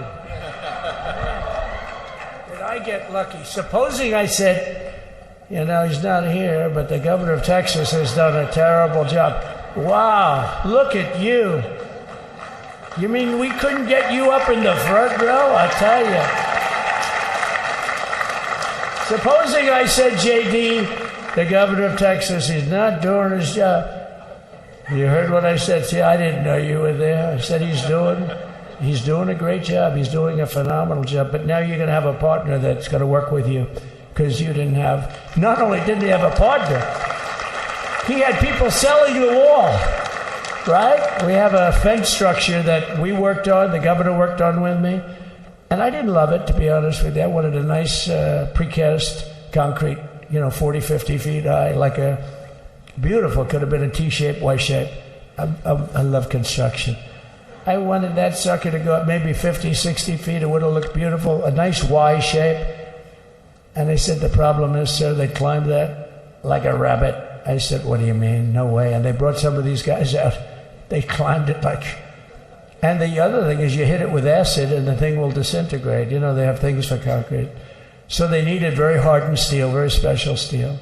And then they needed 7,000-pound concrete inside that steel, inside that steel. And then they have a rebar that's the toughest steel made. Very hard to cut. So this is why very little is cut. I mean, it's right. And then they put a anti-climb panel on top. I hated it.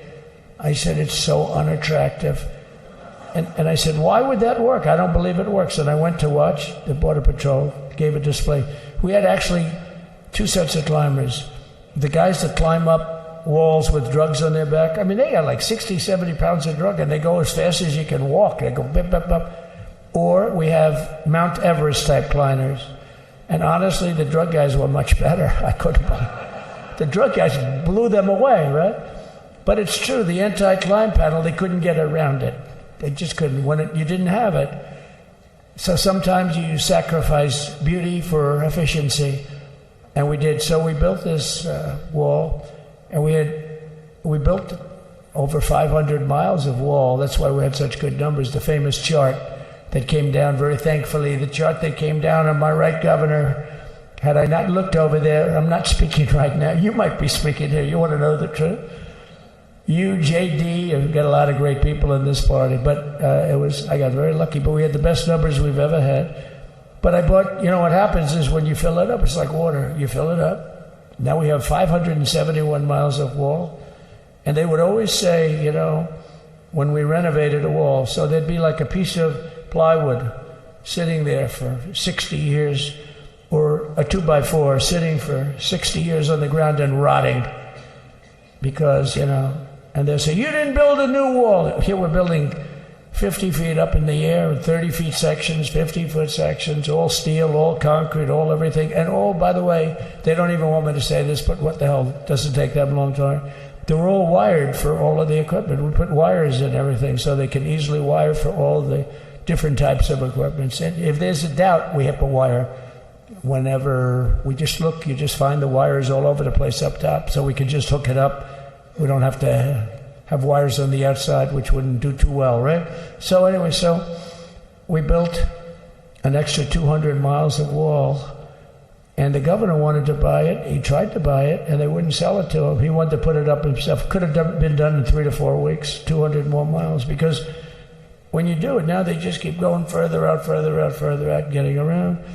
So we did an extra 200 miles, and it was all bought, and they announced that they're not going to put it up. And that's when I realized they wanted open borders, and that's when I realized that people are going to come pouring through the wall like nobody's ever seen before, but you've seen it. A lot of you are here because of that. I made it my number one issue. They all said inflation was the number one issue. I said I disagree. I think people coming into our country from prisons and from mental institutions is a bigger issue for the people that I know. And I made it my number one. I talked about inflation too, but how many times can you say that an apple has doubled in cost? I'd say it, and I'd hit it hard, but then I go back to the fact that we don't want criminals coming into our country. We don't want the jails of every country in the world virtually being deposited into the United States. And that man had to suffer with it. And he did an unbelievable job. I'll tell you, he was a very popular governor, but now he's like an unbeatable governor because of your border policies. He was fantastic. And he really was. Governor Abbott is he's a great man, a great leader. And but it did make him did you do it? You didn't do that for politics. You did it because you wanted to do the right thing. But I'll tell you, it sure as hell worked for politics too. It's self-preservation, that's right. But no, because the people are demanding it. The people of Texas are demanding it. The people are demanding it all over. So anyway, we built it, and they wouldn't let us use it. They wouldn't let the governor use it. And other governors, they wouldn't let him use it. But he was the leader of the pack and did a great job. And then we heard about a month ago that not only wouldn't they let us use it, they were selling it. They were going to sell it for 5 cents on the dollar. Now, 5 cents on the dollar then, but today it would cost more than twice as much to build because we bought it like 6 years ago. And it was just sitting on the ground, and that does not do well for the whole thing. But it was just sitting on the ground, and I heard about it, and I called the governor, and I called a lot of people, your attorney general. And here's the story. They were going to buy it, and these are great business people. They were going to buy it for 5 cents on the dollar or less. And they were calling us up, we'll sell it to you for 200 cents on the dollar. In other words, it will cost you twice as much, so it's 200 cents on the dollar. I said, can somebody explain that to a judge? I mean, how corrupt is that? You'd think they'd say, maybe we'll sell it to you for 20 cents, 30 cents, but not 200 cents. So they were going to buy something for 5 cents, and they were going to sell it to us for a fortune. They were going to make they'd have it down that in Fortune magazine, they'd put it of the deal of the year, okay? You buy something like that. But it was so corrupt and so horrible. And when we told that to the administration, they didn't care. They just kept going forward. They couldn't care less. And they kept going forward. They knew that they were trying to sell it back to us. They would have sold it back to us. You would have ended up buying it. You would have paid probably 50, 60 cents. Who knows? But they were going to use it for scrap metal, but then they made a much better deal. They could just buy it and sell it to us for 15, 20 times what they paid. 20 times, think of it, like 20 times what they paid.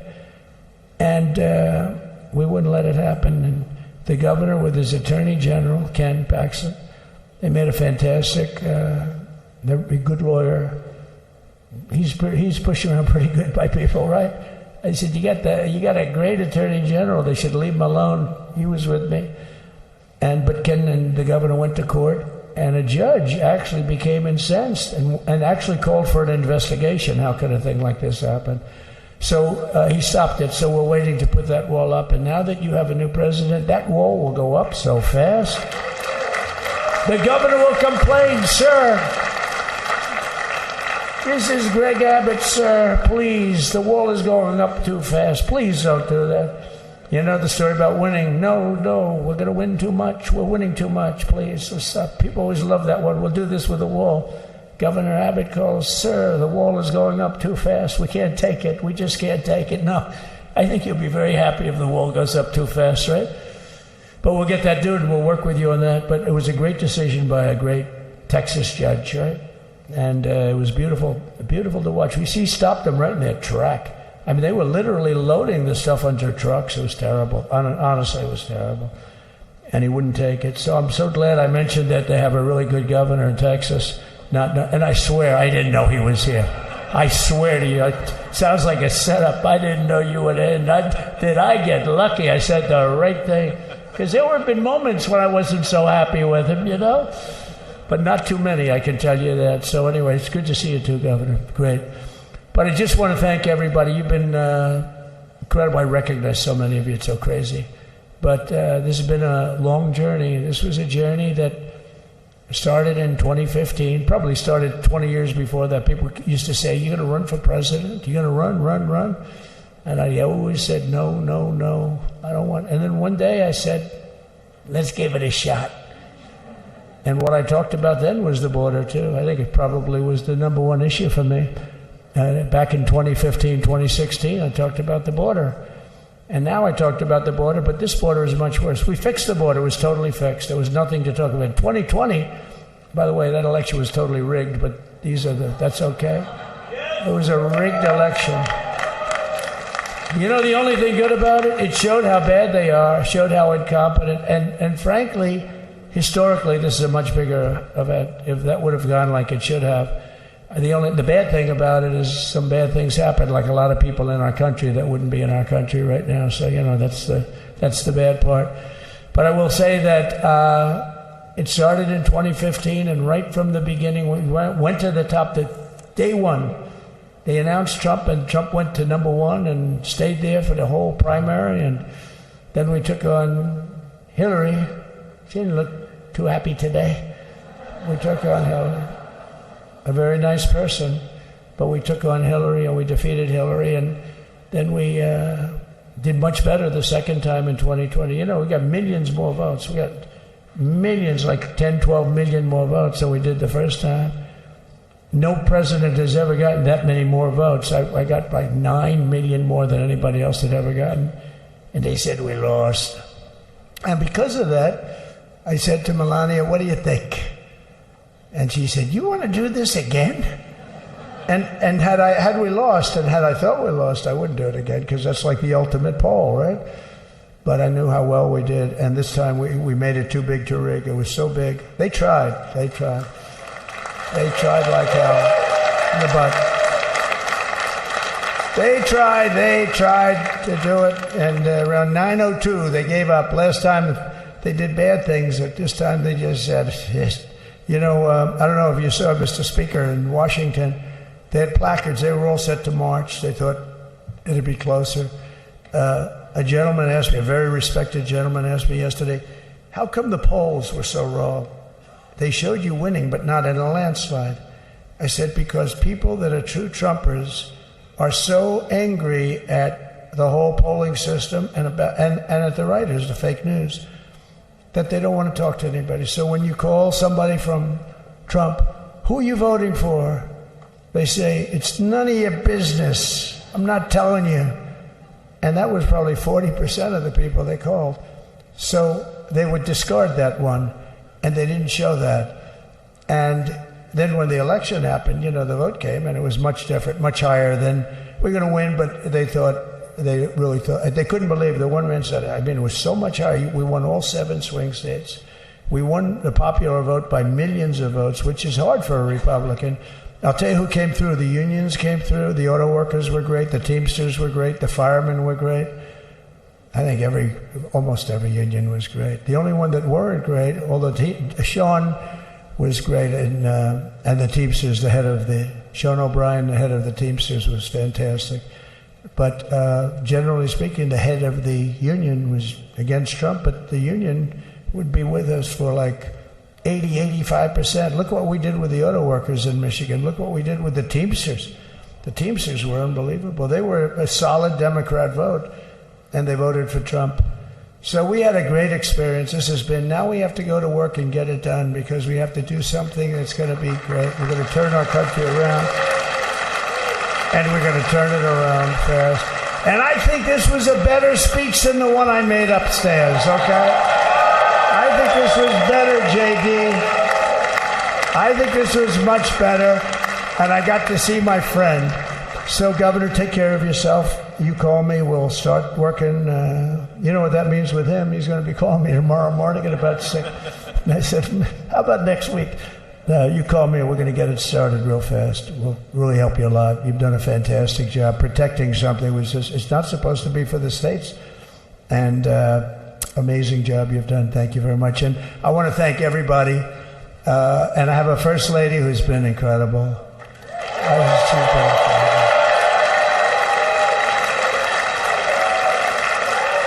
I shouldn't say this. I'm going to get hell when I say this, but her feet are absolutely aching. You know, those heels. And we thought we were leaving. We were going home. Sir, would you be able to go down and say hello to some of your other fans that are here? I said, oh, I didn't know that. Wow. Did you get to see pretty clearly the picture, I hope? Good. That's good. But because you wouldn't want to make the same speech again, right? But she said, darling, I love you so much, but my feet are killing me. I said, honey, let me just see how far it is. I asked the person. Oh, not that long, maybe 400 or 500 yards. That's 5 football fields. I said, can you make it? She said, we're going to make it no matter what. We're going to make it because we have to go. Right?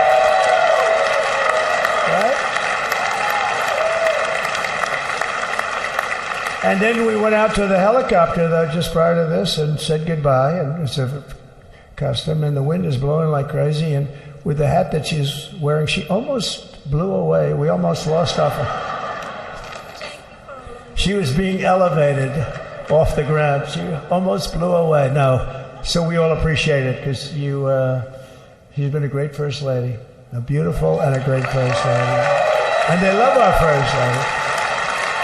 You know, JD, whenever I make a speech, I see hundreds of times, we love our First Lady, and they do, and they should. She's great. So I just want to thank you very much. I just want to thank everybody. And I felt that, I said to JD, should we give him the A treatment, the B treatment, the C, the D, or the F? You know what the F is? Hello, everybody. Thank you for being here. Bye-bye. I gave you the A+ treatment. Thank you. Thank you all. Thank you, Governor. Thank you all very much. Appreciate it.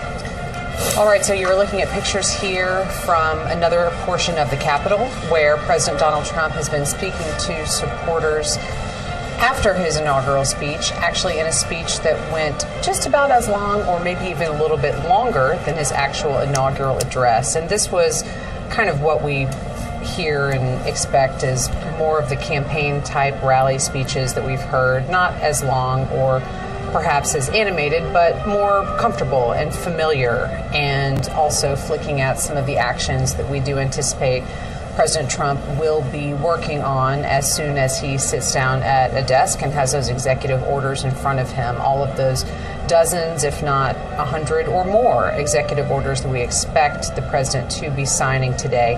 But he spent a large portion of these remarks talking about security along the U.S.-Mexico border. Again, his signature campaign issue, one that we have heard about a lot in all of his presidential campaigns, and certainly something that he has signaled will be a hallmark of this second administration. So these events have wrapped up here. There are still several other things on the official docket for the rest of this inauguration day. Another thing that has happened while we were listening to the president's remarks is former President Joe Biden and former First Lady Jill Biden have departed from Joint Base Andrews. They've taken off on their trip to California. And Sagar, I think you can help walk me through a little bit of the nomenclature about some of these aircraft that we've been looking at today. I know I mentioned earlier, I know it's Marine One, the helicopter when the president is on board, but I didn't know what to call it when there is someone other than the president on board. So talk to me about that helicopter that the Bidens used to get to Joint Base Andrews, and then the aircraft that they're on to fly on to California. So you have that familiar color scheme on these.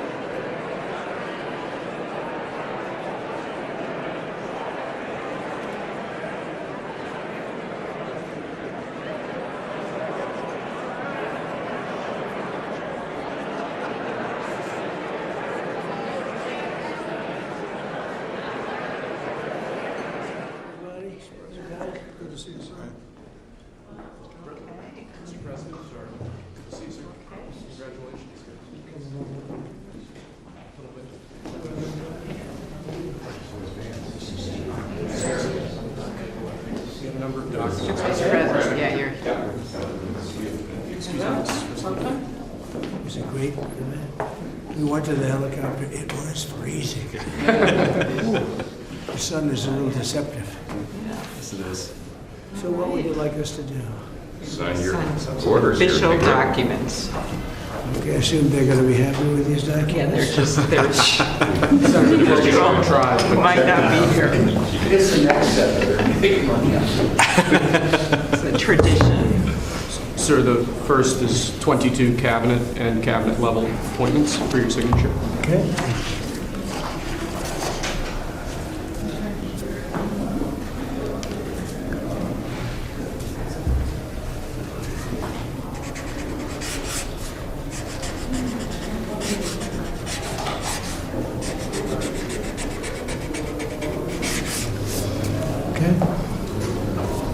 The next one will be, excuse me, next one will be 47 sub-cabinet level appointments, sir. But you don't have to sign 47 times.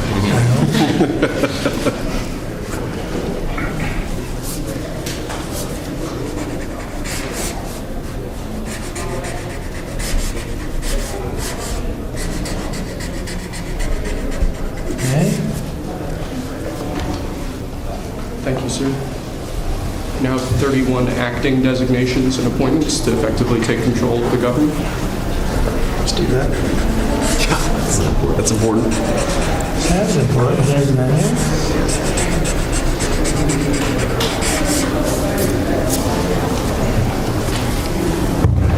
And we have 15 commission chairman and acting chairman appointments.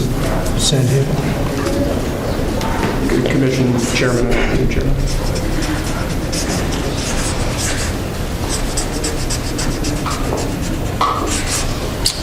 He was #1 at Harvard also. You know that? Good counsel. They have something in common.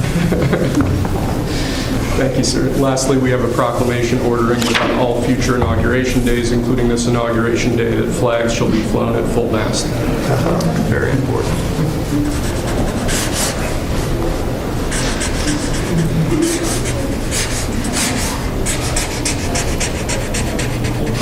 That was a beautiful place to have an inauguration tonight. The sound was so good. The temperature was 72 degrees, but the sound was so good. So maybe something to think about. I don't know. Thank you. Okay. Good acoustics. Yes. All right. Now, That's thank it. you. We go to lunch. Great. Very Nice good. to meet you. Thank you very much. There you go. Take that. See you. Thank you, Mr. President. Sir. Mr. President, did you have a good meeting with former President Biden? Very nice. Very nice. It's a beautiful custom. Mr. President, It goes back as long as helicopters. Before that, it was a stagecoach. But I thought it was beautiful. Thank you. Great job. Great job. Thank you. Chuck. Mr. President, do you have any reaction to the pardons that President Biden did at the last minute? Well, I'm not going to discuss it now. I think it was unfortunate that he did that. We won't discuss it now. There's plenty of time to discuss it. Thank you very much, guys. Should we go to lunch? Thank you very much. Okay. Head to lunch. Ready for lunch? Okay. Thank you. All right.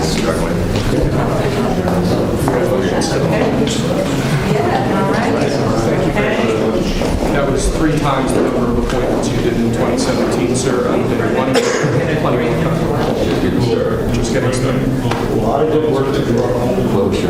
So where are we going to stop it? Good counsel. Try to look through the documents. So that's when they get green.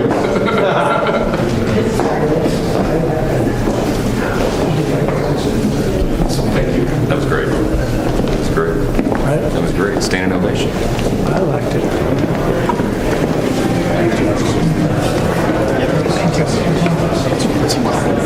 We're going to go right to the right.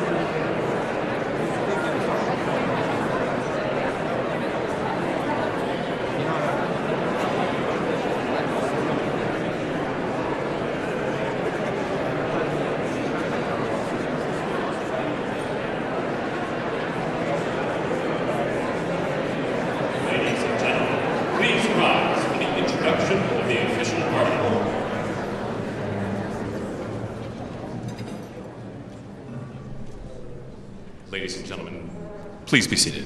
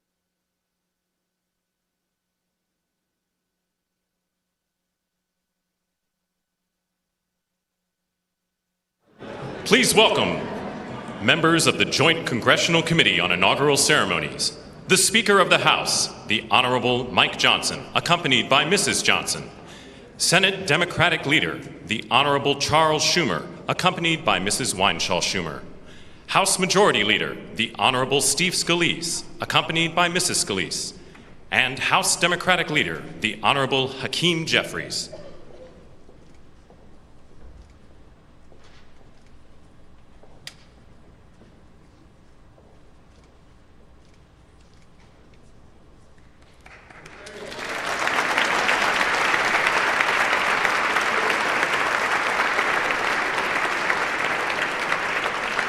Please remain standing for the honors and the invocation.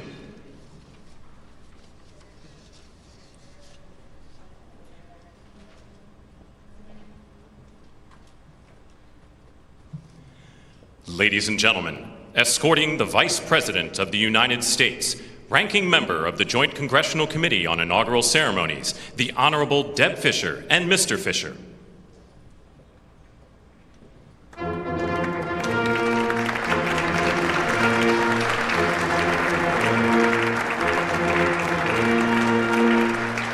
Ladies and gentlemen, the Vice President of the United States, the Honorable J.D. Vance, accompanied by Mrs. Vance.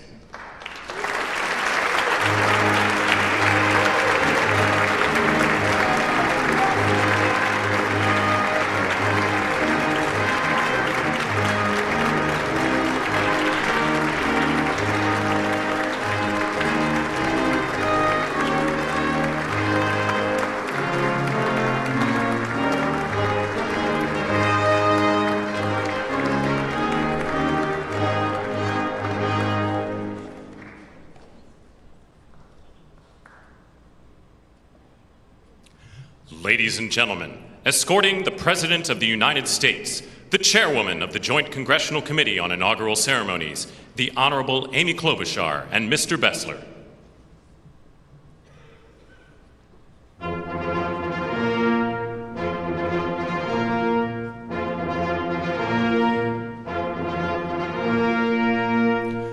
Ladies and gentlemen, the President of the United States, the Honorable Donald John Trump and Mrs. Trump.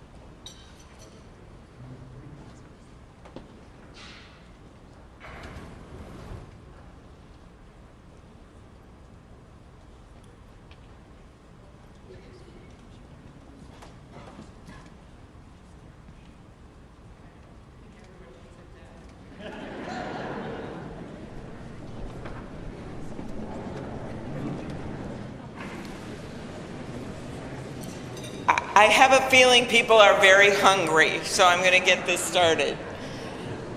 Mr. President and Madam First Lady, Mr. Vice President and Madam Second Lady, my colleague Senator Fisher, distinguished guests including the Speaker, Leader Jeffries, and Senate Leaders Thune and Schumer, on behalf of the United States Congress, welcome to the 60th inaugural lunch.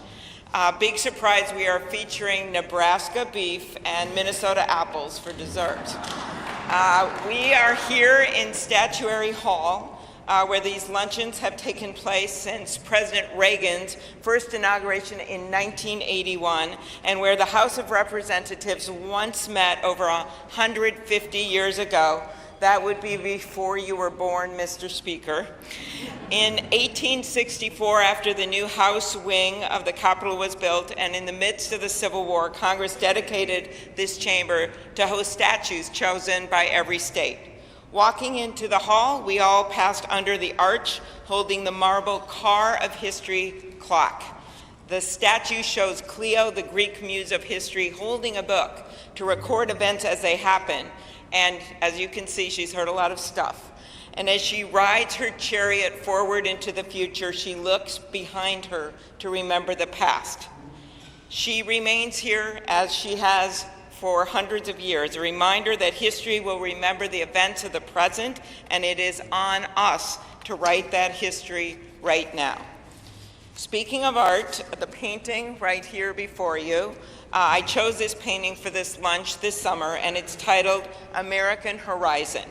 It's by Jane Wilson, who grew up on her family farm in Seymour, Iowa. Coming from the middle of our country, Senator Fisher and I both liked the painting because the artist is from America's heartland, but the horizon could easily be Florida, Mr. President. I will also note that this is the first time in history we are featuring the work of a woman artist at this lunch, and we thank the Art Institute of Chicago for their assistance. Looking at the vast open landscape of this painting, we're drawn to the bottom of the frame where the land or the water, depending on where you're from, meets the sky, and the horizon endures. The enduring horizon is especially meaningful for us today as we mark our enduring democracy as we approach its 250th anniversary. It's a reminder that what's over the horizon is our next chapter, and it is my prayer that the people in this room can write that chapter together. I'd now like to ask U.S. Senate Chaplain Dr. Barry Black, and we thank God he is back with us and in good health, to deliver the invocation, after which lunch will be served. Thank you.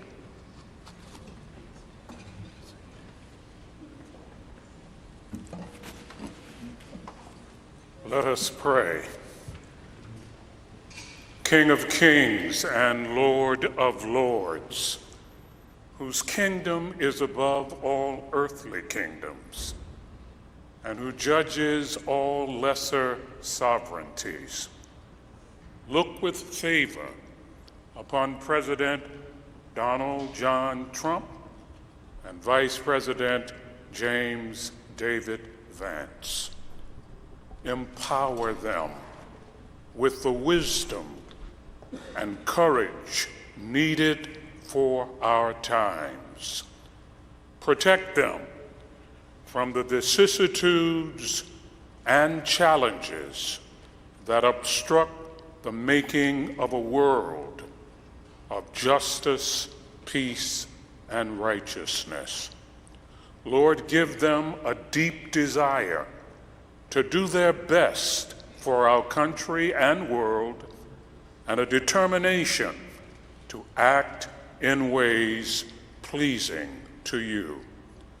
Preserve their families in health and strength by your grace and power.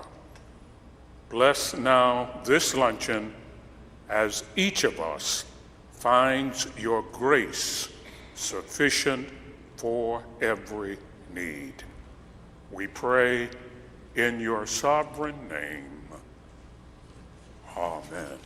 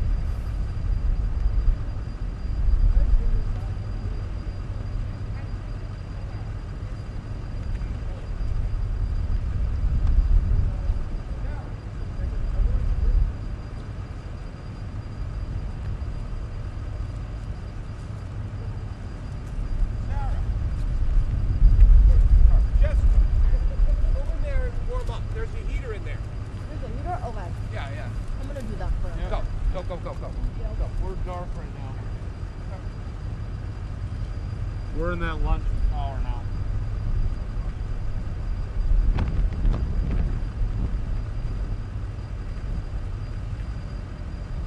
People imaginable. Our best days are ahead. Thank you, everybody. God bless you all.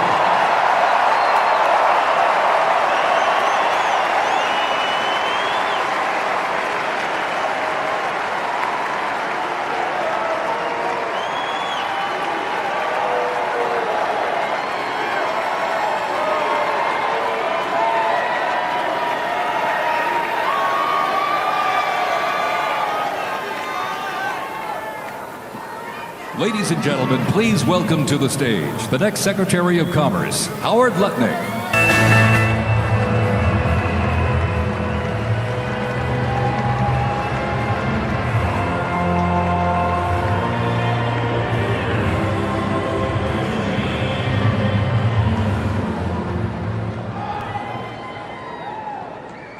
Good afternoon. On the greatest inauguration day ever.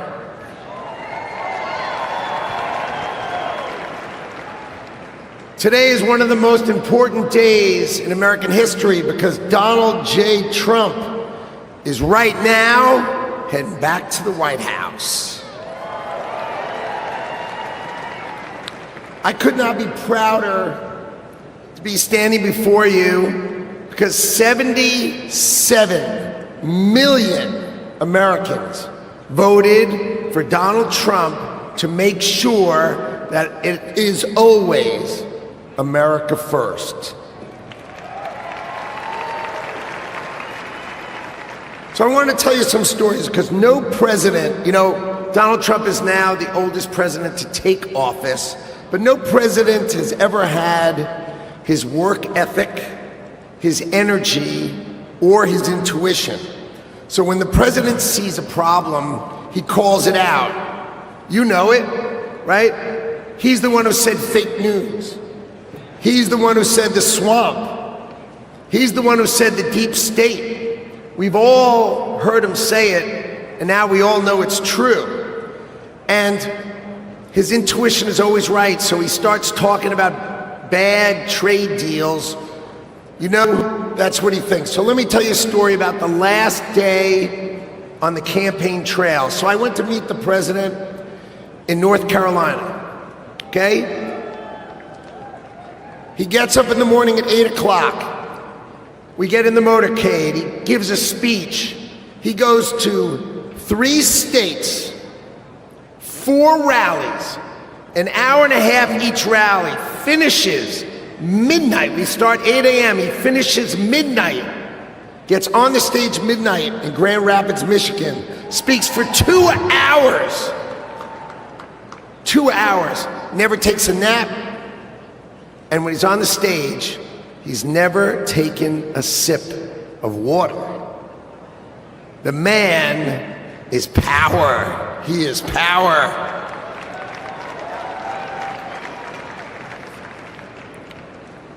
See, no other president will let the administration do it.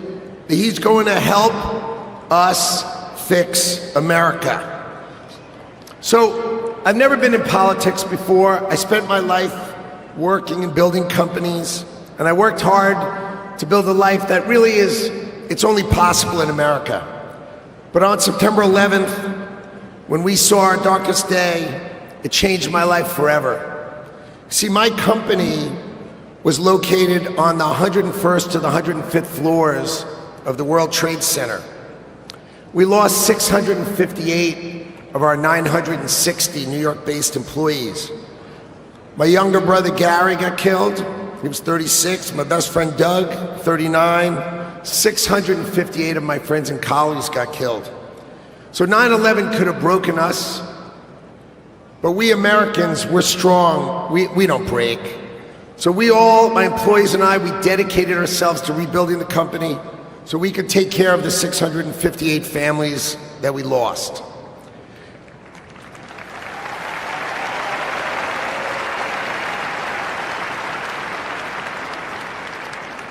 And I want you to know, we received thousands and thousands of cards and letters, and most importantly, we received all of your prayers, and that mattered to us and helped carry us through. So the events of September 11th, they instilled in me a sense of community and dedication for the country. So when the president asked me to join him in his administration, I jumped at the chance. So I was the co-chair of the transition team, which helped pick for the president and helped sort of set him up so he could pick all the nominees. And then I'm really proud to tell you that he was nominated, President Trump has nominated me to be the next Secretary of Commerce for the United States to serve all of you.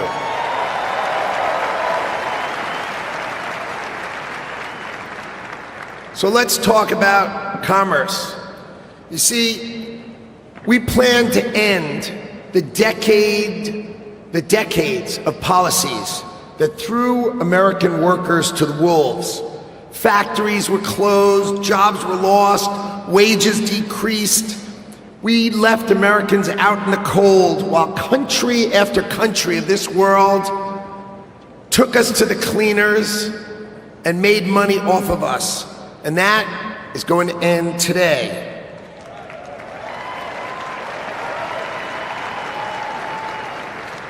At the start of the 20th century, America was the richest country on earth, and we defended our workers from unfair trade policies with tariffs.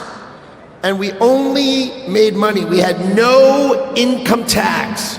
All we did is charge other countries and foreign companies, if they wanted to sell to America, you had to pay for entry. Okay, so imagine this. The US government had no income tax. Americans got to keep all their hard-earned money, and foreigners paid the price. So now, what's happened? We have the Internal Revenue Service. That means charge us internally.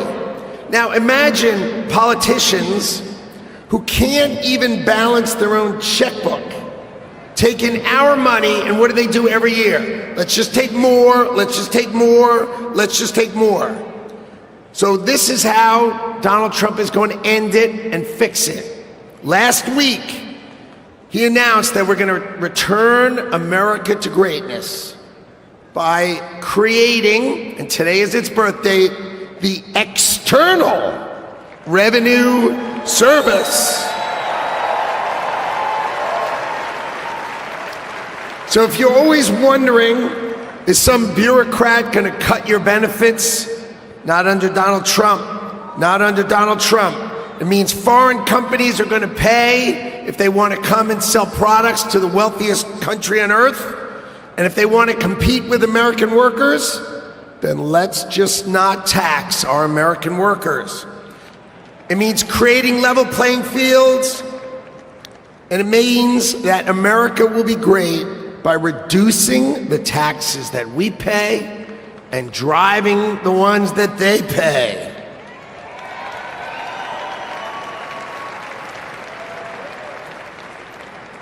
So what that means is the External Revenue Service will put up tariffs or walls that protect you. And that means if these companies don't want to pay, there's only one thing they can do: build the factories in America, hire Americans with great high-paying jobs. Let's double the size of our unions in America, but not just by adding more and more great-paying jobs. That's our objective. So today is the beginning of celebrating the return of common sense and ending the decades of disrespecting the American worker and the disrespect and unfair treatment of our workers. Today, Donald Trump returns to the White House and prosperity returns to America. Thank you all. And I love today. What a day.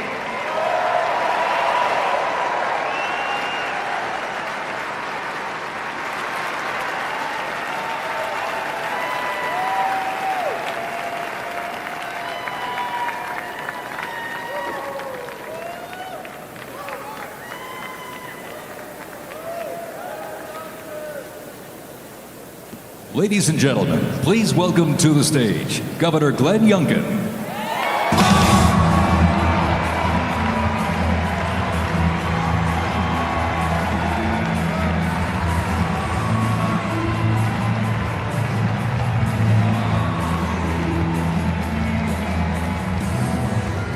Thank you.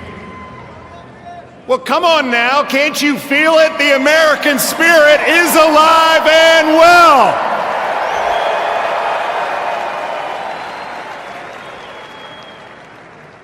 This is the dawn of the golden age of America because we inaugurated the 47th President of the United States of America, Donald J. Trump.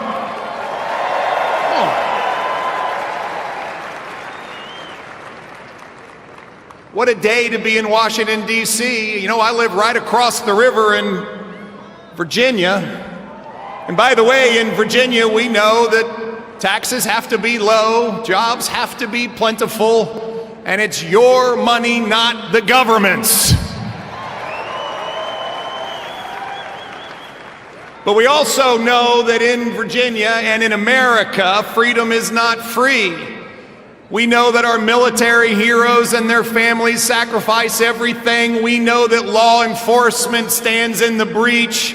We must back the blue, and I want everybody here to give a rounding applause for the 25,000 military and police officers keeping us all safe today in Washington, D.C.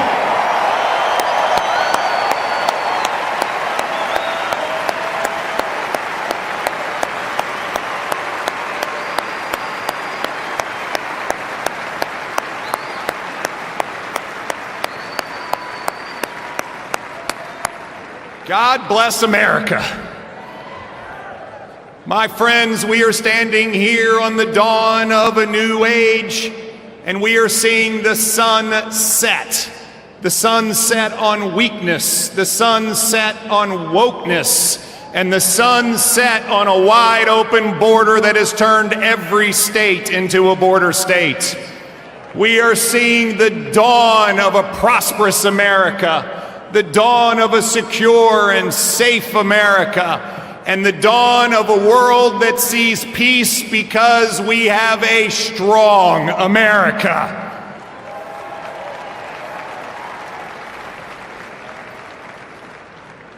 Our new president, Donald J. Trump, has never, ever lost faith in America. They tried to take him down legally.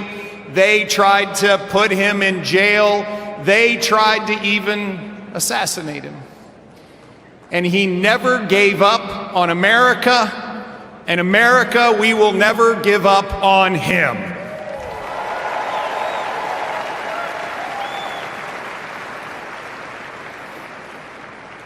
And as we stand here on this dawn of the next golden age in America, we all have a responsibility.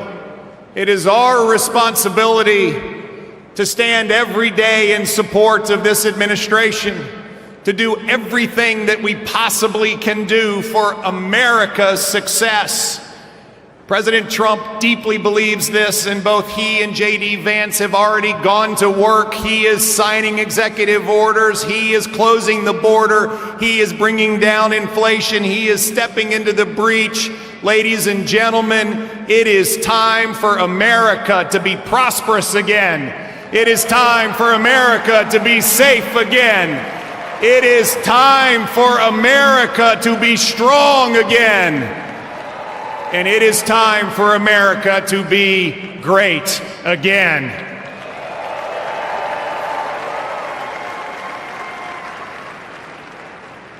I hail from the great Commonwealth of Virginia, and we know a few great Americans in our history.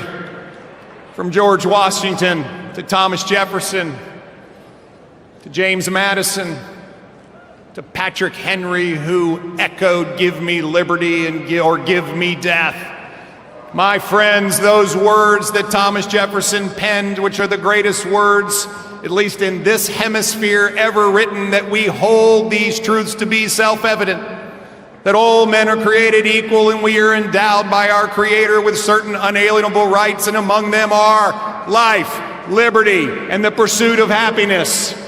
Well, ladies and gentlemen, we stand here on the dawn of a new age where life, liberty, and the pursuit of happiness are available to every American.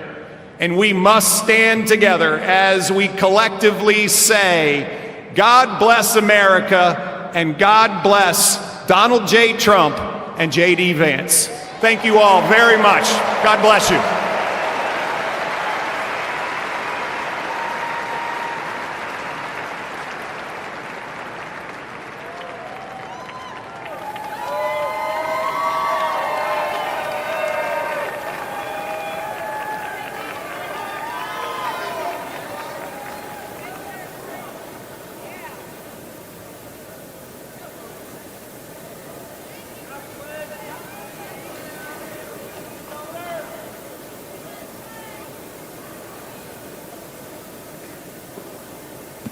Ladies and gentlemen, please welcome to the stage, Mr. Elon Musk.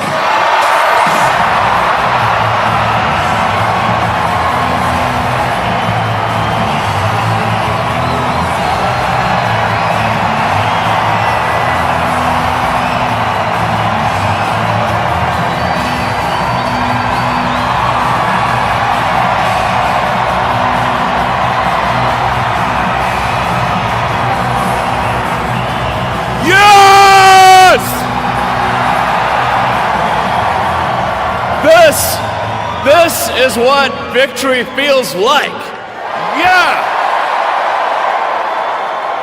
And this was no ordinary victory. This was a fork in the road of human civilization. Okay. You know, there are elections that come and go. Some elections are, you know, important, some are not. But this one, this one really mattered. And I just want to say thank you for making it happen. Thank you.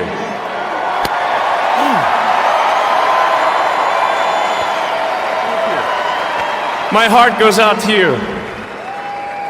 It is thanks to you that the future of civilization is assured. Thanks to you. We're going to have safe cities, finally, safe cities. Secure borders, sensible spending, basic stuff. And we're going to take Doge to Mars.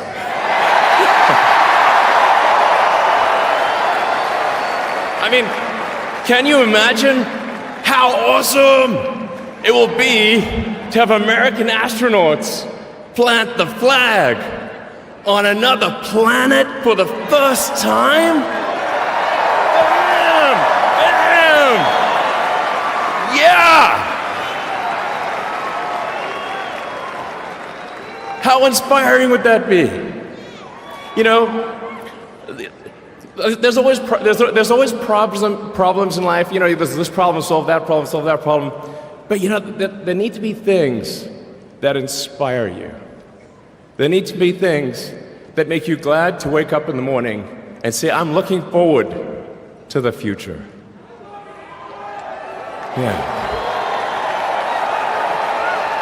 And I love you guys.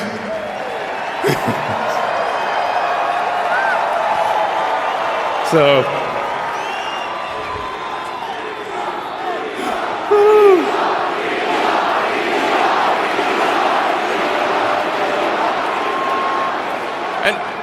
and let me tell you, I'm gonna work my ass off for you guys. So, I really will. So, and yeah, but I'm super fired up for the future. It's gonna be very exciting. As the president said, we're gonna have a golden age. It's gonna be fantastic. And one of the fundamental things, one of the most American values that I love is optimism. And this feeling like we're gonna make the future good. We're gonna make it good. So, man, I can't wait. This is gonna be fantastic. So thank you again. And yeah. I'm just so excited about the future. Thank you, guys. Thank you.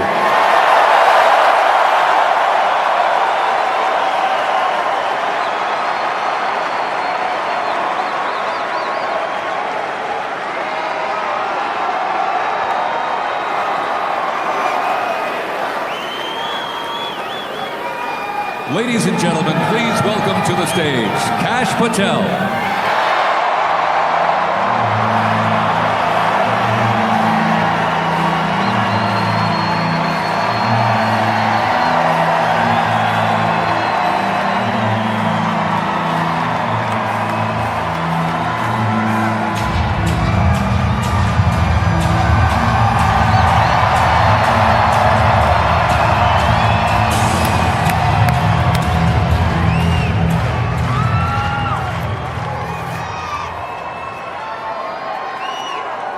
My, oh my, how do you follow Elon Musk when he tells you you're going to take you to Mars? I'll tell you how. He and I share something deeply. We love the American dream. And we have been given a gift by God today to usher in a new dynasty because we just inaugurated Donald J. Trump as our 47th president. And we just inaugurated J.D. Vance as our Vice President of the United States. And we did that because the American dream is alive and well, because you chose that our dream can be the dream for our children and the dream for our world. And we are at a crossroads here in America, but our future is bright because you had the courage to stand for your convictions. So I'm humbled here to talk to you about why I love the American dream. My story's pretty simple. It's unique, and some of you share in it. My parents were born and raised in East Africa. My father in the 1970s fled a genocidal dictatorship in Uganda, where he saw 300,000 of his countrymen murdered, where he saw what lawlessness would do if it was allowed to break through the system of constitutional justice. He fled, like so many others. He married my mother. They moved here. They waited in line. They stood in line because the American dream was worth standing in line for.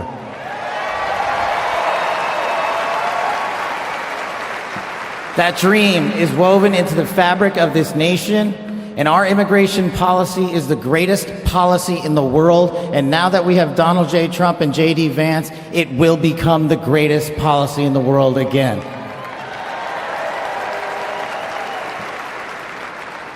But dreams and hopes aren't enough, my friends. We got to get to work. And we got to accept the realities that too many of you know from your communities. President Trump launched in his first term priorities of national security, law enforcement, economy, and global diplomacy. But now we have to retread some of that. And I'd just like to go over a few of the things that our community has been living under these last few years. In the last calendar year alone, we had 100,000 drug overdoses. In the last calendar year alone, we had over 100,000 rapes. In the last calendar year alone, we had 17,000 homicides. That is unacceptable in 2025 in the United States of America. That is why we need constitutional law and order. When I read the statistic that for the age group of 18 to 45, the #1 cause of death is CCP fentanyl. We are not prioritized to go after the threats that face this country, and most of all, that face our future generations. But thank God, we will be starting right now.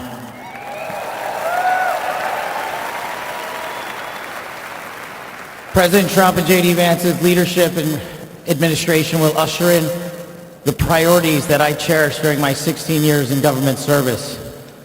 That we will always, always honor the men and women who wear the cloth of our nation and stand on that wall and tell you nothing's getting by them tonight. And so to them, thank you.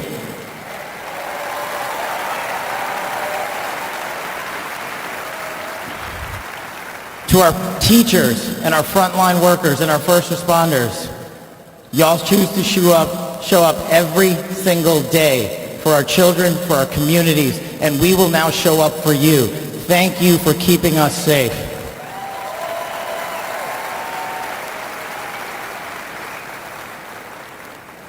To the men and women in law enforcement, and maybe I'm biased on this one. Our police officers, our sheriffs, our federal agents are some of the greatest warriors that God has ever created. And we will put them first because they have our backs, and now we will have your backs.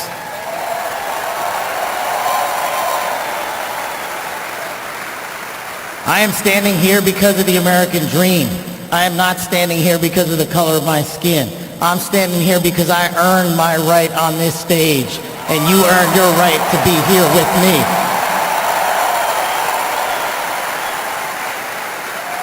And I promise you this, with every fiber of my being, that our law enforcement, that our teachers, that our first responders, that our veterans, that our men and women in uniform who dare to serve this country and put themselves below the rest of our needs will be reprioritized to the top of the heap because they are standing on that wall, and we will not let that light go dark on them.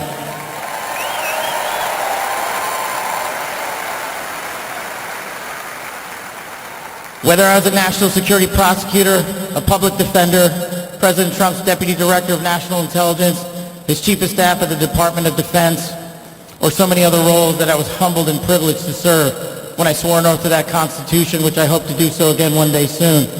You have my word that you have ushered in a dynasty of change. You have ushered in a dynasty that will allow our children to live this American dream. My American dream.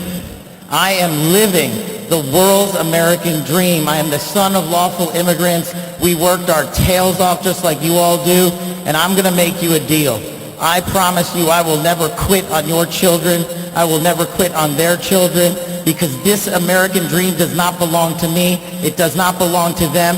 This American dream belongs to the world.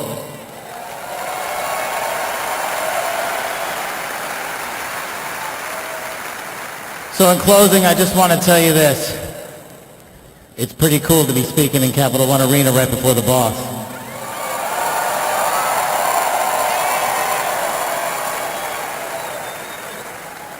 You've inspired me beyond words. Your love, your devotion, your commitment to our country, everywhere I go, shows us that we are not only the beacon of hope, but we are the land of constitutional justice. We are the land under Donald J. Trump and J.D. Vance, where we are going to end the two-tier system of justice. We are going to remove the weaponization of the intelligence community for political purposes. And we are going to put the men and women of America first.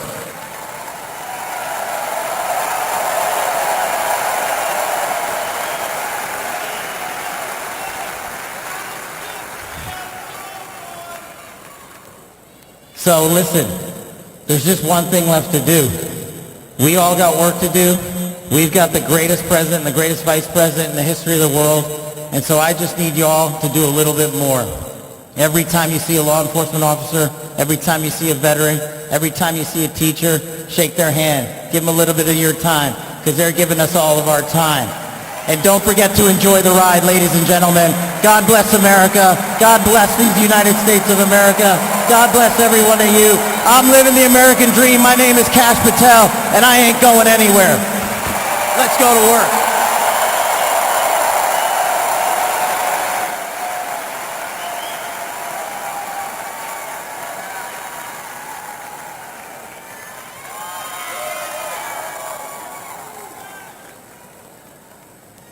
Ladies and gentlemen, please welcome to the stage, Dan Scavino.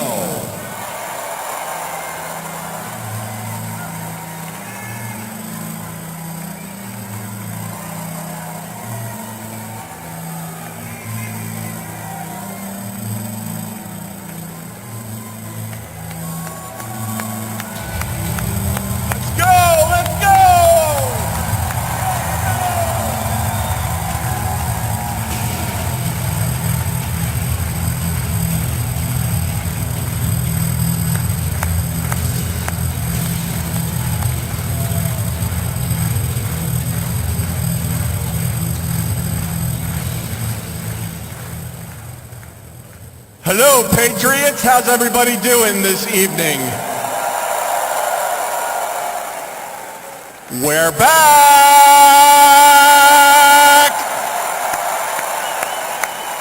USA!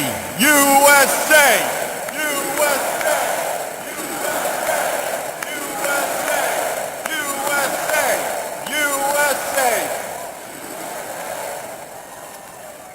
The 45th and the 47th President of the United States of America will be here shortly.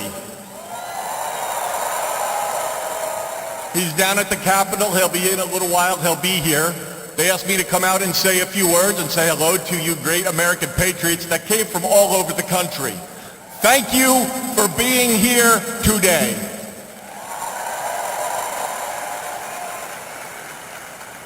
One thing I just noticed when we were leaving the Capitol after the swearing in that really hit me hard after the journey we have been on over the last 9 years, especially over the last 4 years. It really hit me when they took the presidential seal right here and put it on front of the podium for when the president gets here. President Trump often says to us on Team Trump over the years, "You're so lucky that I took you on this journey." In the good times and the bad times, no matter what would be happening, we'd be sitting on Trump Force One, Air Force One, in the Oval Office, at Mar-a-Lago, no matter where it may be. Good times, bad times. You are so lucky I took you on this journey. And you know what, Mr. President? You are damn right. You took all of us on this journey.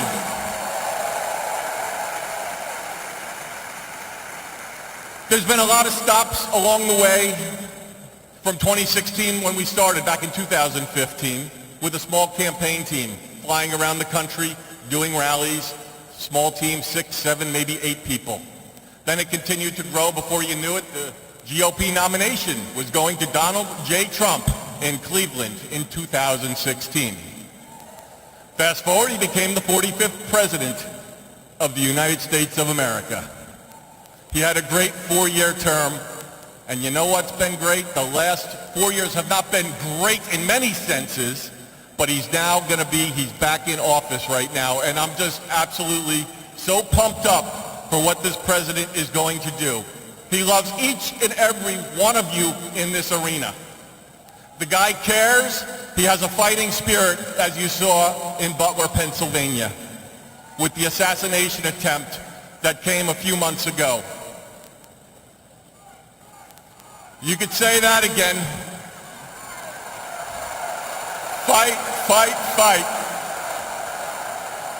It's a moment that I will never forget, being there and in the hospital with him. I want to just give you a behind-the-scenes moment with the president and the heart that he has. We were in the hospital he had blood coming down his ear. He wanted to know how his staff was. Myself and Susie were with him, and Stephen Chung and Walt, and even the Secret Service. How are you guys doing? The guy just got shot in the damn head, and he's worried about us. Are you guys okay? He's on the phone with his family. Showed him a picture, the iconic photo of his fist raised in the air. Told him it was from Doug Mills from the New York Times, a great photographer. He looked at the picture. He's staring at the picture. One of the most historical photos of all time. There'll never be anything like it. He said, call Doug and see if he's doing okay. That's the attitude he had in that hospital.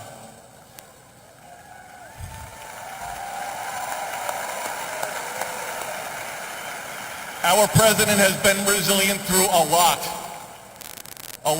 And I don't need to get into all of it because you're all familiar with it, and I'm convinced much of it that went on over the last 4 years is why he won the election in an electoral landslide.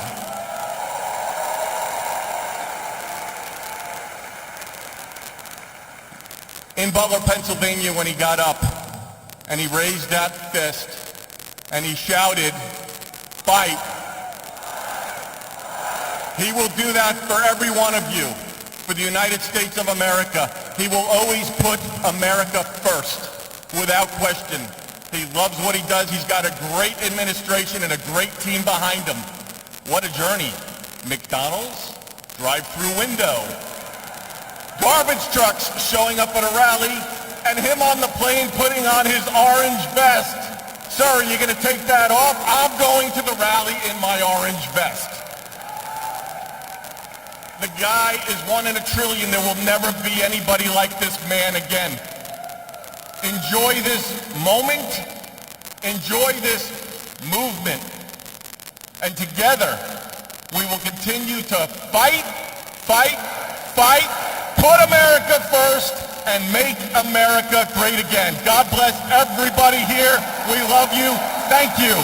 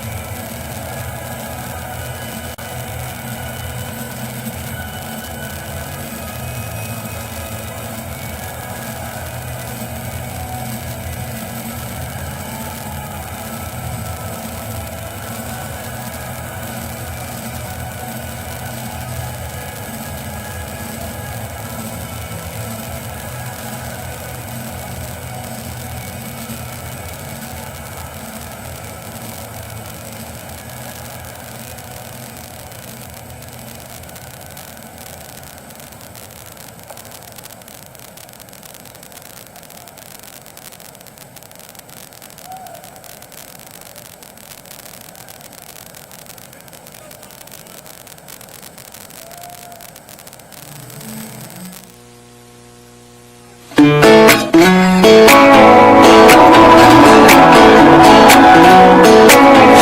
I've been throwing down the whiskey. I ought to get my money back. Someone said it drowns a memory. Oh, but it ain't doing jack. Yeah, I've been sipping, I've been buzzing, shooting doubles like it's nothing. All or nothing makes you go away. I need something you prove, something stronger than I'm used to. Yeah, I've been pulling 92 hard to feel like nothing's gonna cut it. That's the hard truth. Yeah, I need something you prove. Oh, I need something you prove. Put 'em up till they shut 'em down, yeah. You never ain't out of brand, yeah. Don't matter what time or town, I can't get you gone. Turn the bar, yeah, upside down. Just looking for something that does it. I give 'em all my money, ain't nobody selling nothing. You prove something stronger than I'm used to. Yeah, I've been pulling 92 hard to feel like nothing's gonna cut it. That's the hard truth. Yeah, I need something you prove. Oh, I need something you prove.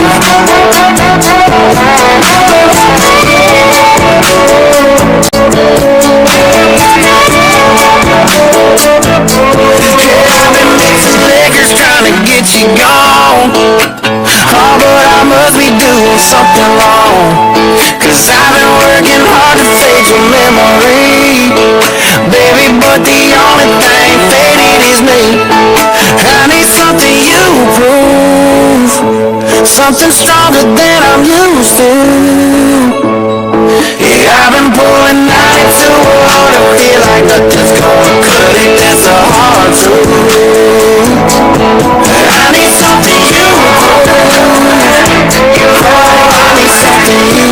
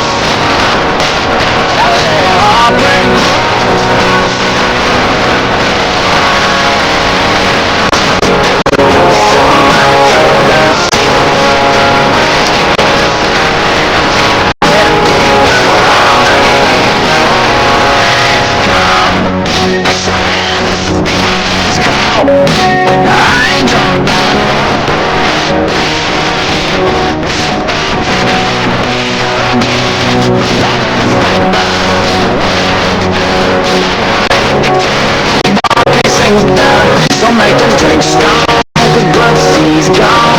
And if I'm ever gone,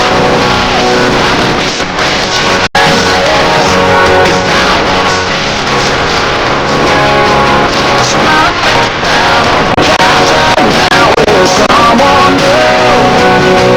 Beneath the whiskey glasses.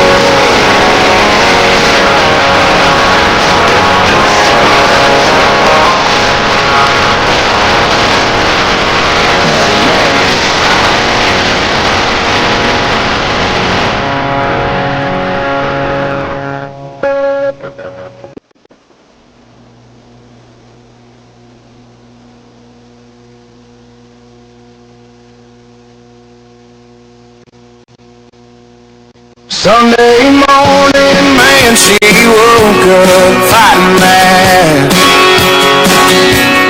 Bitching and moaning on and on about the time I had. And by Tuesday, you could say that girl was good as gone. And then when Thursday came around, I was all alone. So I went for a drive to clear my mind. Ended up at a shell on I-65. Then I won $100 on a scratch-off ticket, bought 2 12-packs and a tank of gas with it. She swore they were a waste of time, all but she was wrong. I was calling number 5 on the radio station, won a 4-day, 3-night beach vacation. Deep sea senorita fishing down in Panama. And I ain't gotta see my ex-future mother-in-law anymore. Oh Lord, when it rains it pours.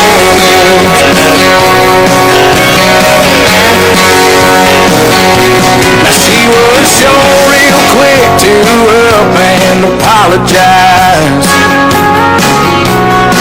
when she heard about my newfound luck on that FM dial. And it's crazy how lately now it just seems to come in waves. What I thought was gonna be the death of me was my saving grace. It's got me thinking that her leaving is the only logical reason that I got the last spot in the Hooters parking lot, and the waitress had her number on my check with a heart. She picked up on the first ring when I gave her a call. And I was $5 at the Moose Club raffle. What do you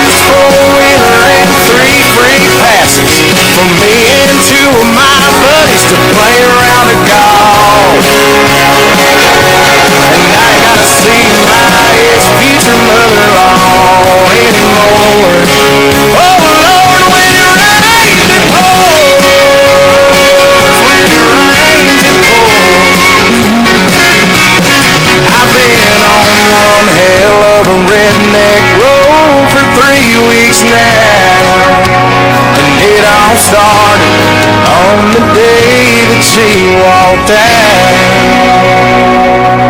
Then I won $100 on a scratch-off ticket. Bought 2 12-packs and a tank of gas with it.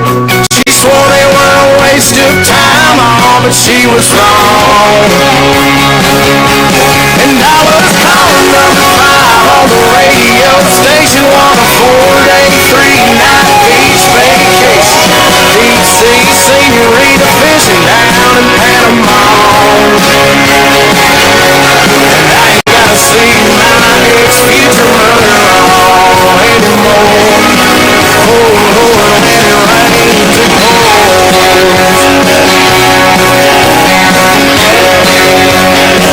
When it rains, it pours.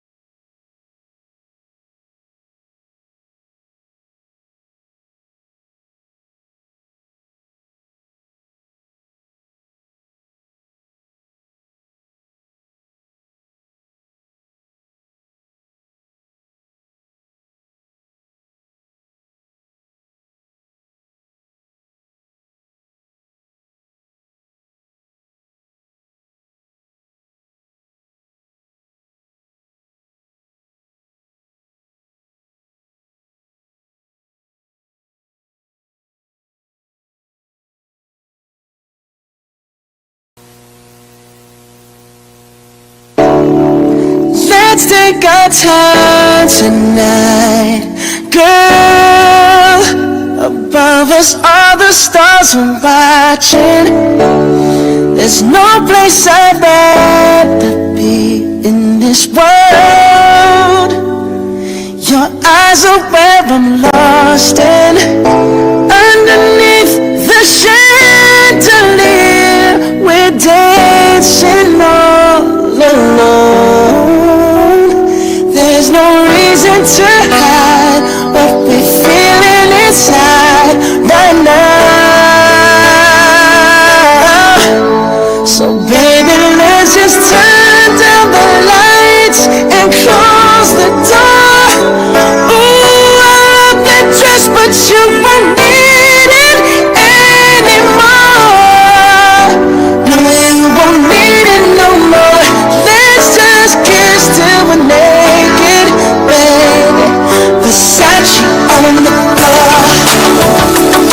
Ooh, take it off for me, for me, for me, for me now, girl. Versace on the floor. Ooh, take it off for me, for me, for me, for me now, girl. I'll unzip the bag and watch it fall while I kiss your neck and shoulders. No, don't be afraid to show it all. I'll be right here ready to hold you.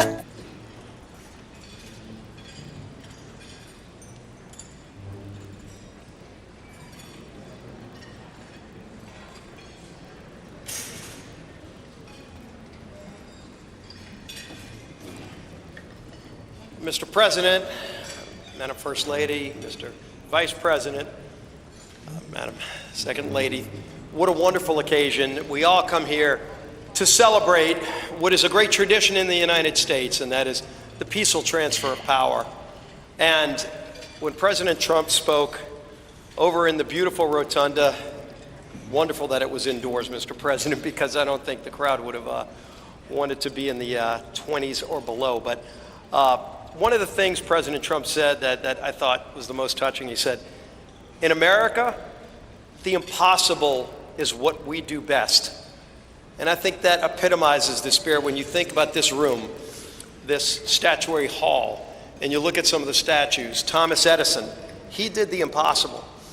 Elon Musk, I'm not sure if Elon's still here. Elon does some of those things himself. But you look at somebody like Rosa Parks, and she did something that many would have said couldn't be done with just a simple gesture of saying, I'm not going to sit in the back of the bus. And so the impossible is what we do in America. And President Trump said something else.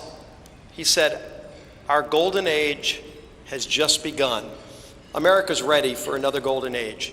Mr. President, we present to you these flags that were flown over the United States Capitol at full mast in honor of being sworn in as President of the United States.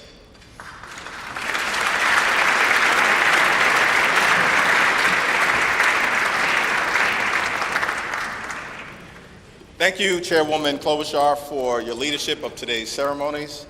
President Trump, Madam First Lady, congratulations. I have the honor of presenting the Vice President with our nation's highest symbol, the American flag. As a United States Marine, the Vice President put on the uniform to protect and serve America, like so many men and women before him in our nation's history. Old Glory was adopted in wartime by the Second Continental Congress in 1777. A full 12 years before the office of the Vice Presidency was even created, or the House of Representatives convened for the first time. The resolution said that the flag would be 13 stars, white in a blue field, representing a new constellation, out of many, one.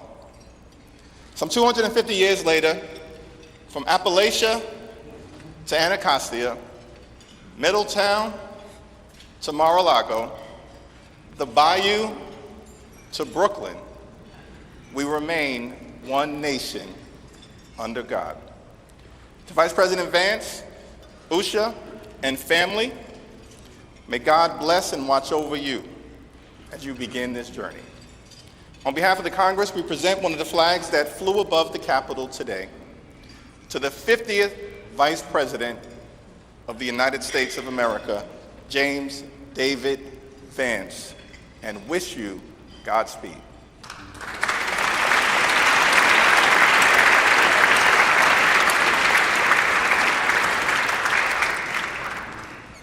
Thank you, Leaders Scalise and Jeffries. I now ask my friend Senator Deb Fischer of Nebraska, as in the beef you had for the entree, who has been an excellent partner in planning today's events, to come up and present the inaugural photographs.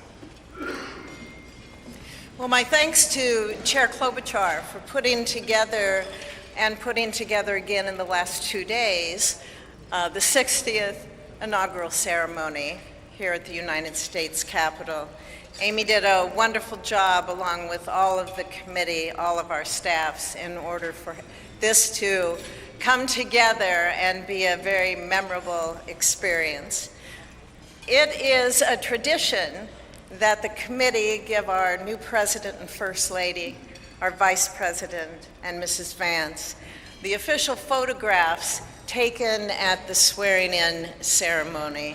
And so it is such an honor to be able to have those presented to you. I hope you will display them with pride, with honor, and with a humbleness that I know you will carry with you every single day that you serve the people of this country.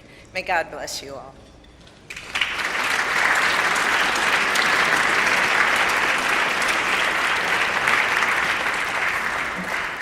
Thank you, Senator Fischer. Now, on behalf of the Joint Congressional Committee on Inaugural Ceremonies, I'd like to present the President and Mrs. Trump and the Vice President and Mrs. Vance with these crystal Lennox vases. See them over here? For the 10th consecutive inauguration, Lennox has provided the official inaugural gift. The hand-cut etched vases display the White House for the President and the U.S. Capitol for the Vice President, because I know that he is going to enjoy not only being the Vice President, but also, as Senator Thune and Schumer know, the President of the United States Senate, and there's no better job than that. These gifts symbolize our equal branches of government as well as our enduring democracy. There they are.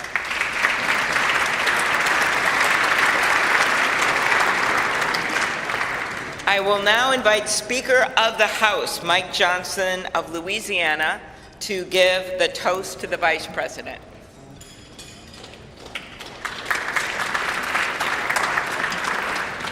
Thank you so much. It is my great honor to offer a toast to our new Vice President, Mr. J.D. Vance.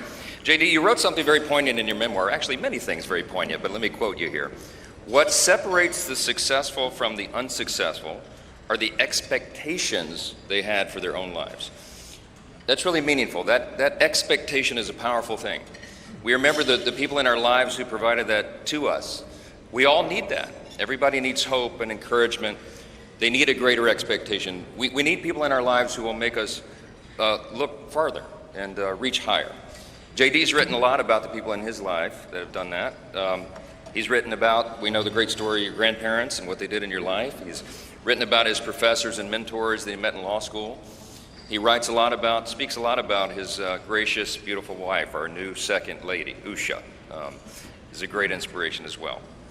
And JD, you yourself have been inspiring people. Your story really has. It's one of the reasons that I believe God has raised your platform as he has, because you've been so faithful to tell that story and to inspire so many others. And so our hope and our prayer is, as you continue to do this, that as you go to help us execute on the America First agenda, that you also do what you've been doing so well all along, and that is providing a model for what is possible in America. What a great story. What an inspiring story you've had, and it's just getting started. I pray specifically that you inspire a lot of the young men in America. Some of them feel hopeless and stagnant sometimes. And you're a great example to all of them and to all of us. That if you work hard and you play by the rules and you do the right thing, you can make a better life. You're now the Vice President of the United States, my friend. So everyone, will you please join me in raising a glass to our own mentors, the people who inspired all of us, to the possibilities of our own future, to these great new horizons. What a perfect choice this was for the painting, the artwork today. And to the great example of our new Vice President, Mr. J.D. Vance. You're here.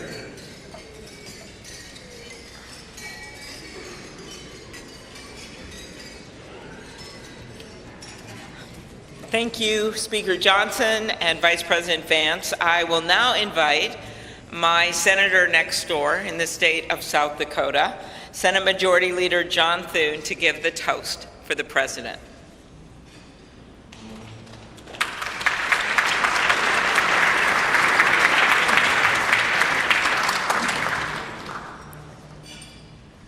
Well, Mr. President, Madam First Lady, congratulations.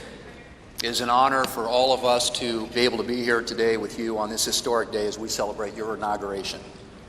Mr. President, one of the most important influences in my life when I was getting started in politics was Ronald Reagan. His philosophy of limited government, his belief in peace through strength, the strength of his convictions, were all things that appealed to me. But I was also drawn by his optimism and by his belief in America. And Mr. President, those are qualities that I see in you. One of the things that resonated throughout your campaign was the unshakable belief in our country and in her citizens. You remind us of everything that's possible in America. I'm looking forward to working with you over the next 4 years to build up our great country. It says in the scriptures that if you ask for wisdom, it will be given to you and given to you generously. And so I pray, and our prayer is, that God will richly bless you in the years ahead and grant you not only strength, but wisdom. And ladies and gentlemen, I ask you to join me in raising a glass to the President of the United States, President Donald Trump. Hear, hear.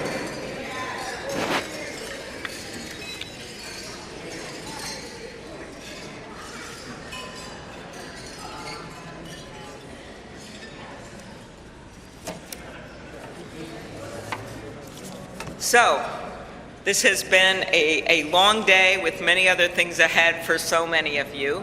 But I want to thank you for attending the 60th inaugural ceremonies. And as we close, we ask that you pick up a gift. All of our guests are going to get a set of commemorative glasses in embossed leather featuring the Great Seal of the United States, which Senator Fisher and I selected together, and maybe Senator McConnell added some bourbon from Kentucky. Just saying. It is now my privilege to conclude this luncheon by asking Margaret Kibben, the chaplain for the House of Representatives, to deliver the benediction. Thank you. And we know we love this eagle podium. It's pretty good, Mr. President. Ladies and gentlemen, please rise for the benediction.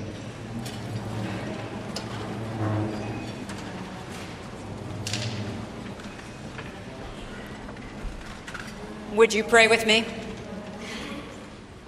Holy and merciful God, having witnessed another successful moment in the experiment that you have entrusted into the hands of the American people, we pray your blessing on our 47th President of these United States, Donald J. Trump, and Vice President James D. Vance. Ensure that this mantle of singular responsibility that you have laid upon our President's shoulders remains secure in your will and safeguarded in your keeping. Uphold him as he preserves, protects, and defends the Constitution to the best of his abilities, relying on your divine help. God of power and might, grace and mercy, grant that your spirit of counsel has access to the President's heart to search it, to his mind to examine it, to his will to test it, that his faithfulness would bear witness to your truth. Surround him with angels and advisors who will serve as your agents to guide and guard him.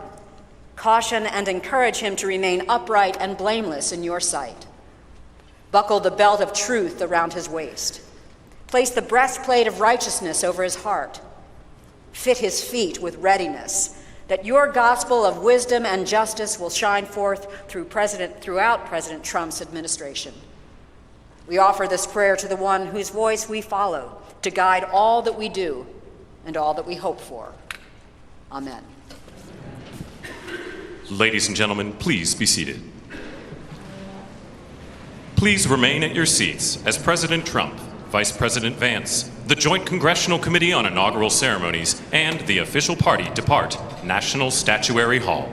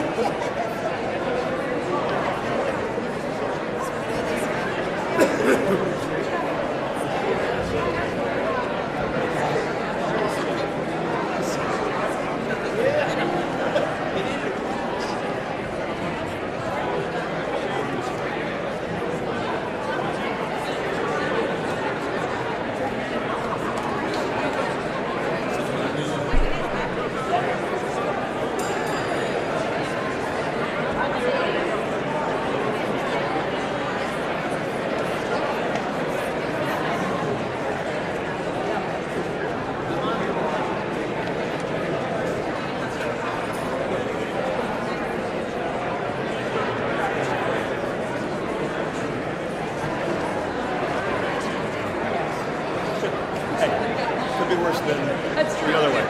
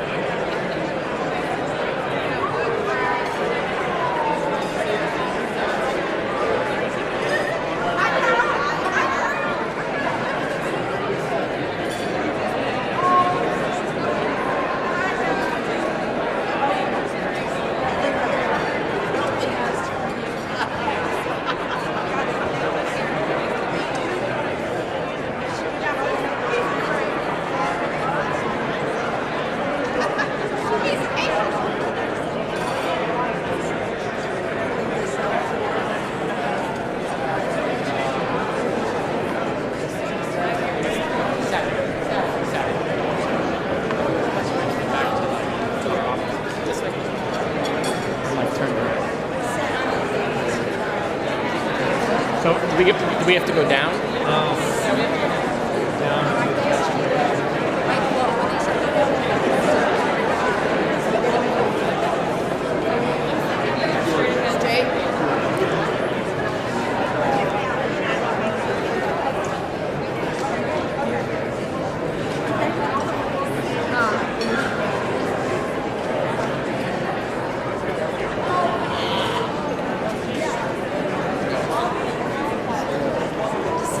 Step to the governor's mansion, and then 1600 Pennsylvania.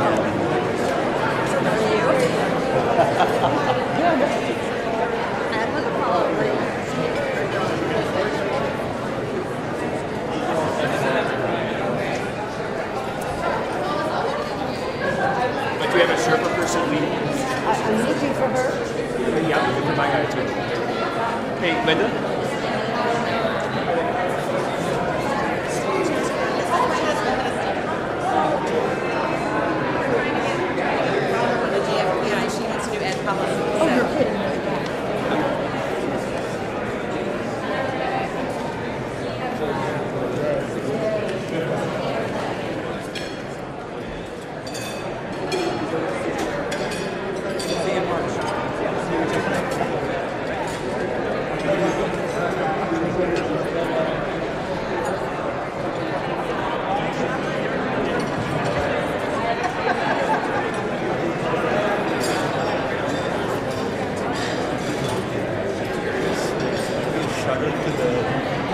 Village Hotel, and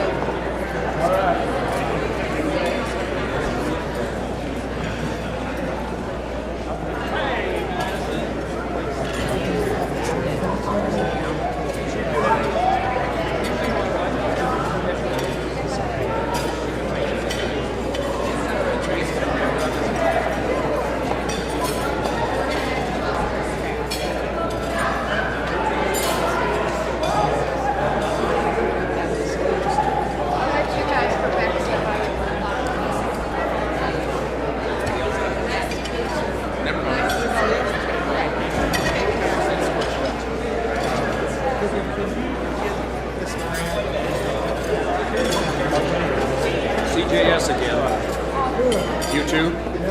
I'm Jerry Moran. Hello there. Hello, Cynthia.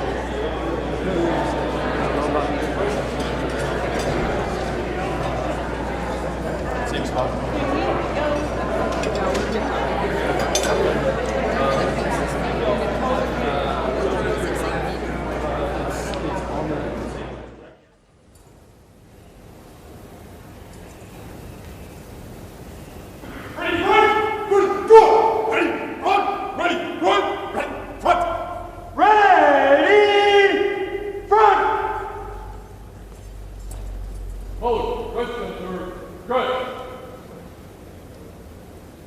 Officers, just center, just! Hold, ready, front. Officers, ready, front! Ceremonial! Ceremonial! At ease! Hold, stand at ease. Attack! Ceremonial! At ease!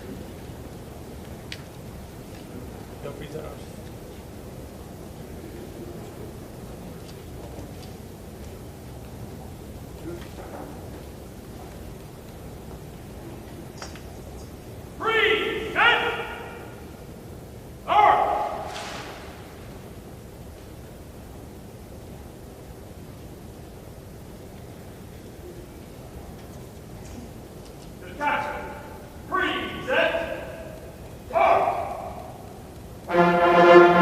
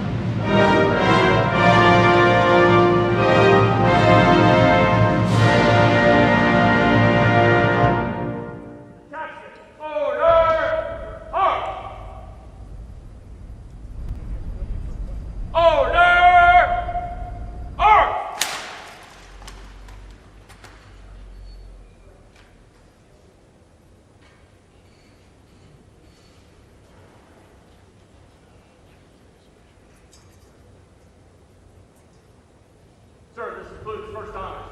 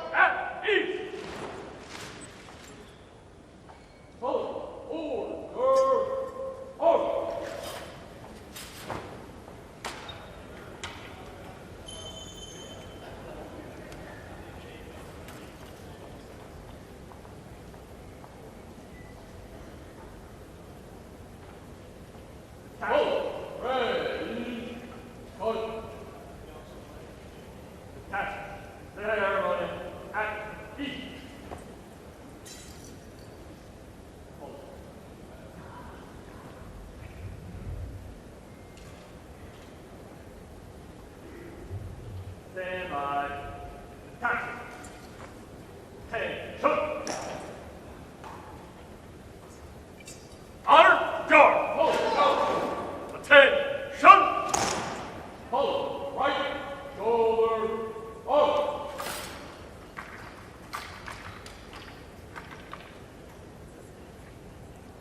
Hold. Ready. Going. Commanders. Take charge of your units.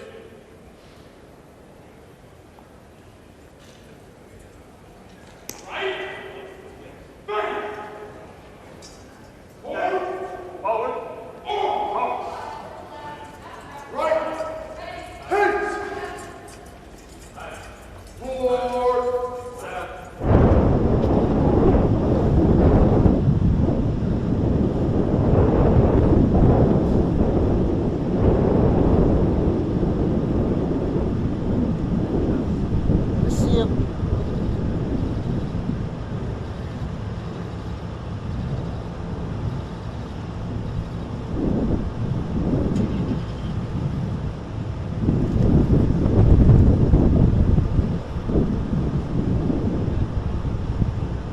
That was it. Got in the passenger side, I think. Or sorry, the driver's side. Well, we'll find out.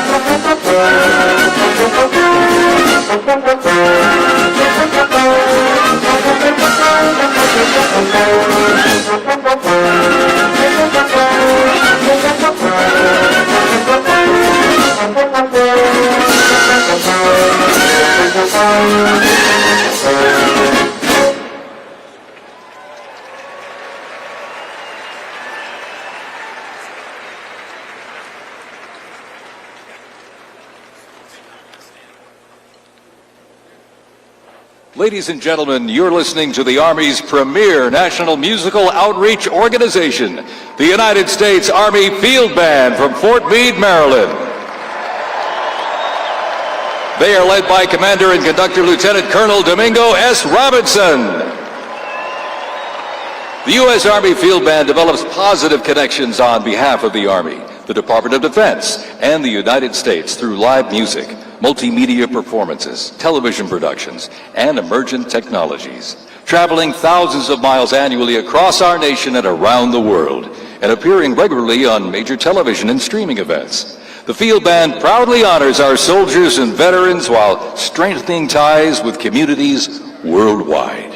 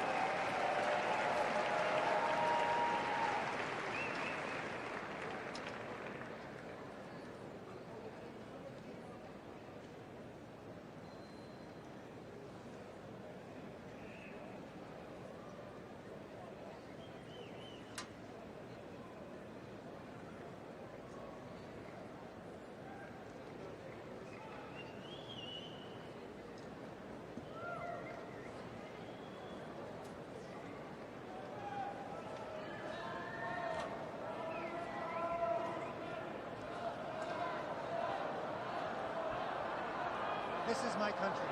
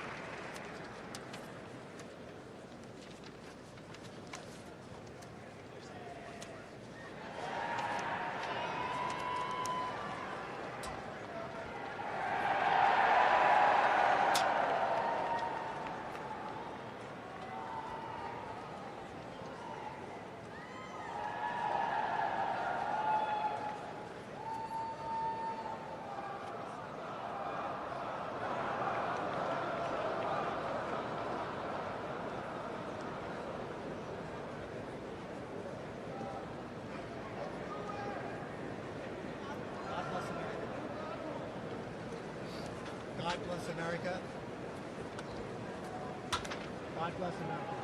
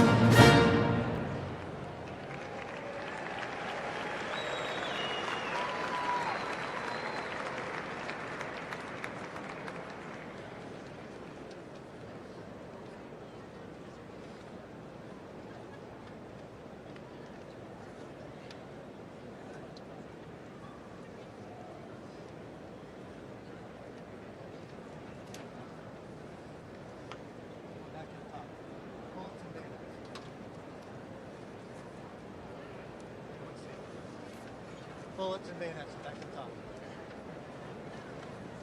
Bullets.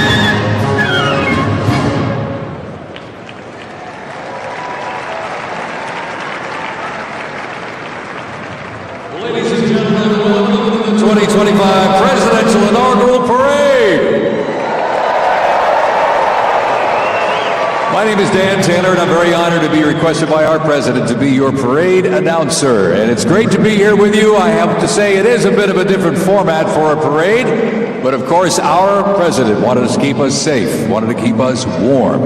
And I can tell you something, the talent that's going to be coming through these doors into this arena, it is going to get hot in here tonight.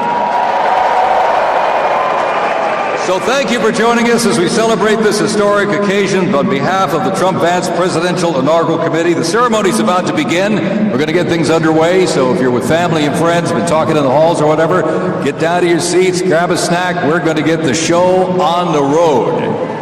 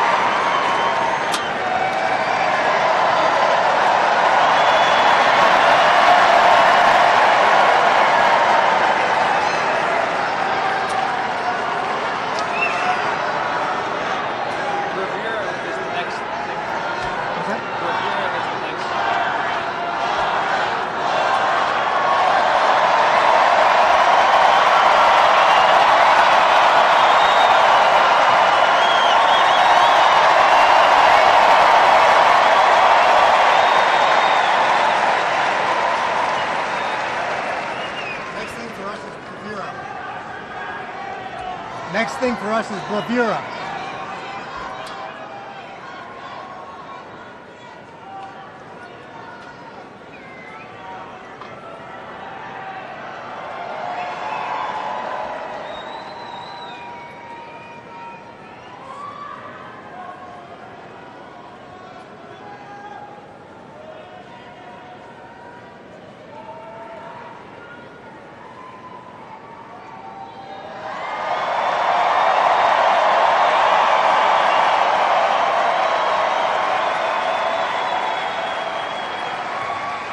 Ladies and gentlemen, we'd like to welcome the official fanfare music group of the President of the United States.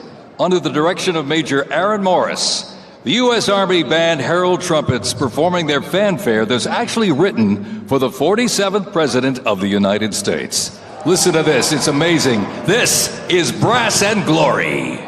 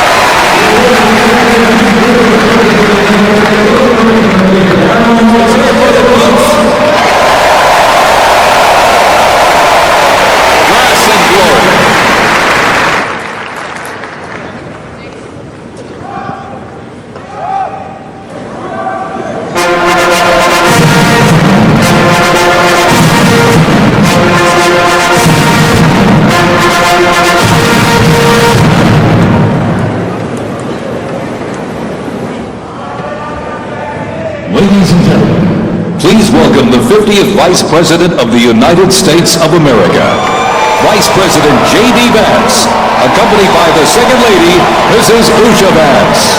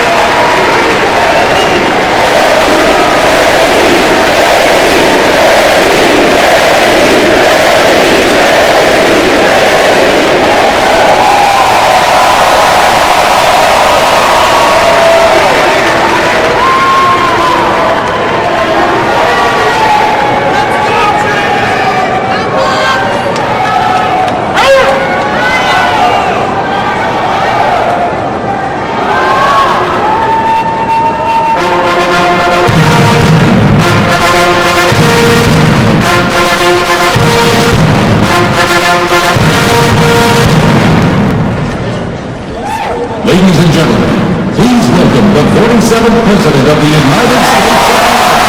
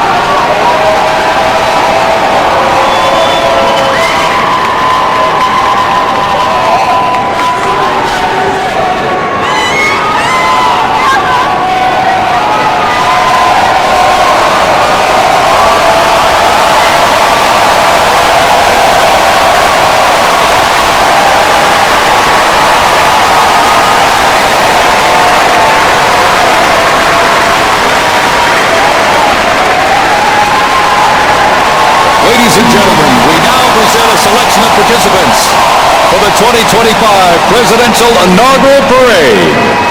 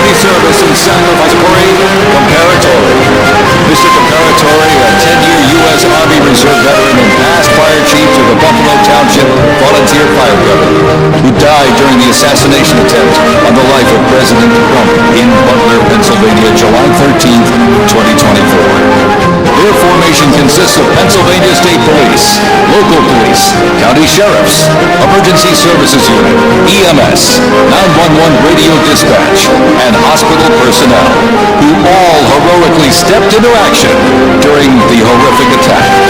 They are also paying tribute to the courageous service of first responders nationwide.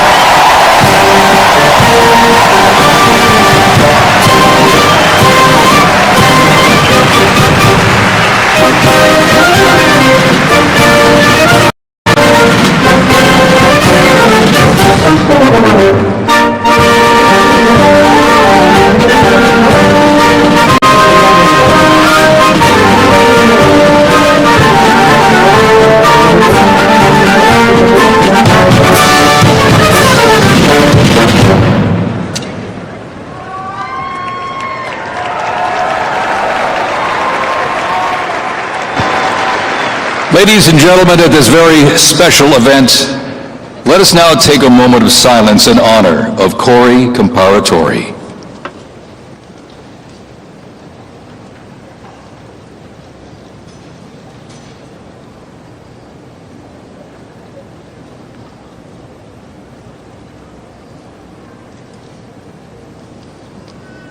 Thank you very much, ladies and gentlemen.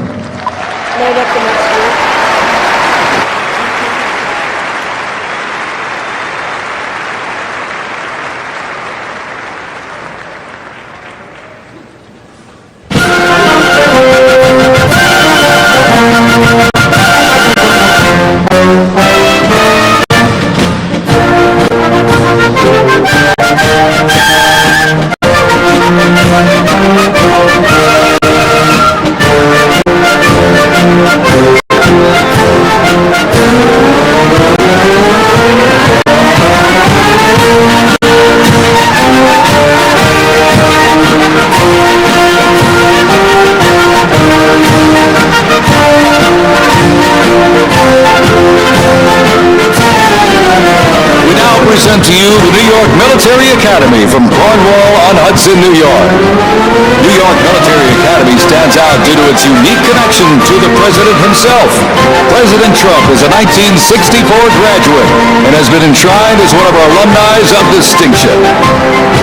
This historic academy has been named a Junior Reserve Officer Training Corps, that's JROTC, and are marching with their cadet dress uniforms. Look at these, all modeled after post-World War I General Blackjack Pershing's gray uniform.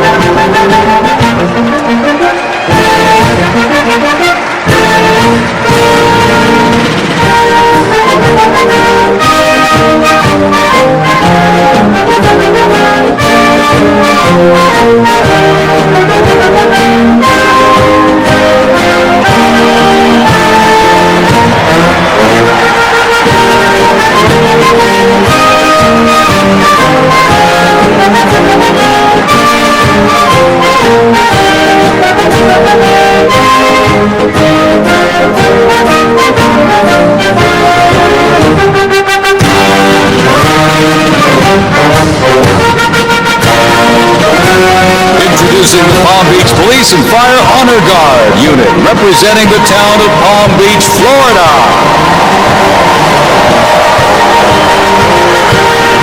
This group consists of police officers and firefighters from the town of Palm Beach, home to some of the most prestigious people in the world, including President Donald J. Trump.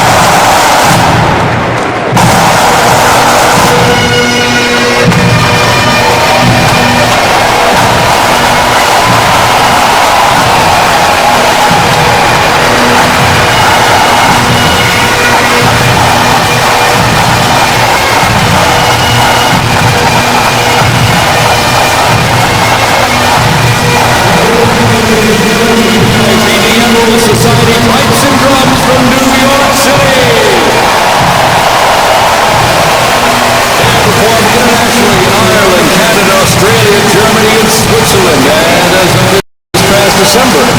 The band has had the distinct honor to perform at the 75th commemoration of the attack on Pearl Harbor in Oahu, Hawaii.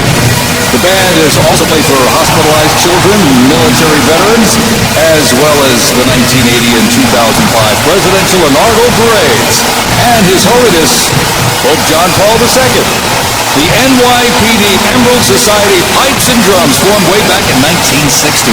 And you know, they are the oldest, largest police pipe band in the United States, comprised of all active and retired police officers of various ranks and assignments. Listen to those bagpipes. Let's hear it for it, folks.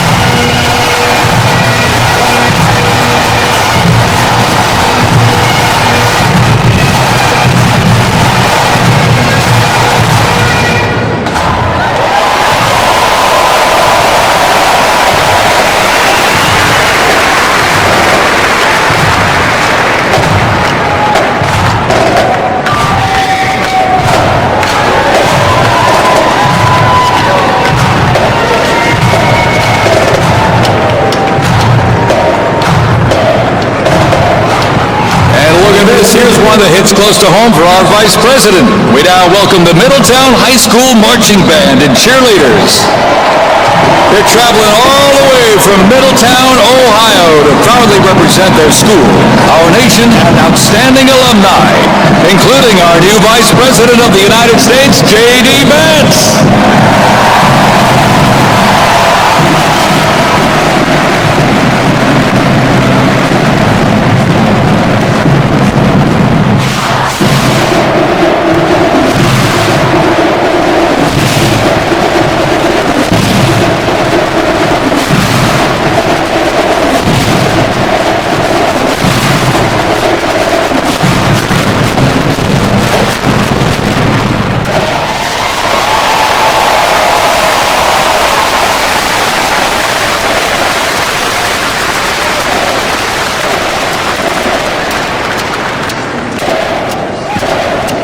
Has performed in countless parades, community and sporting events, as well as competitions. They have also always qualified for the Ohio Music Educators Association state finals for 23 years straight. How about that? And have earned the highest rating in 18 of those appearances. Woo! And today they performed America's Sweet Land of Liberty.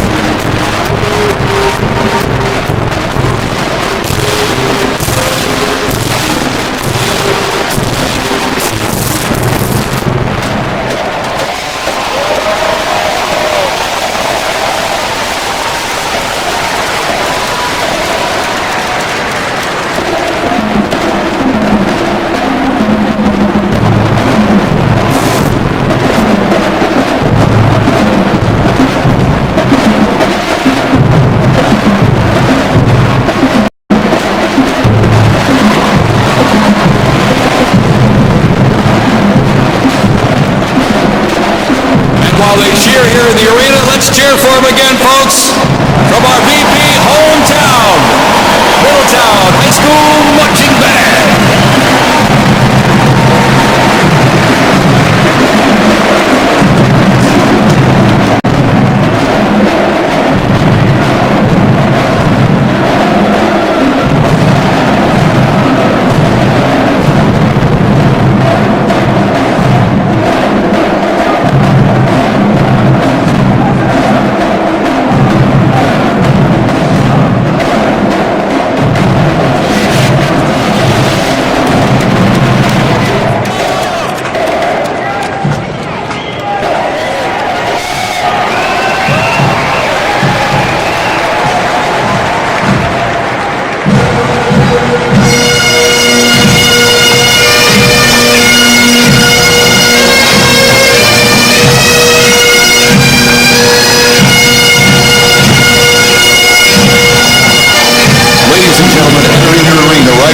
traveling from Boca Raton, Florida, the Florida Firefighters Pipes and Drums. And they are well seasoned when it comes to civic events. They've played and participated in parades, memorials, and other ceremonial events across both the United States and Europe. Today, they are wearing their most notable uniforms. What a great photo opportunity. Consisting of the Glengarry headgear and kilts. And they are proud to honor their fallen brothers and sisters each and every day.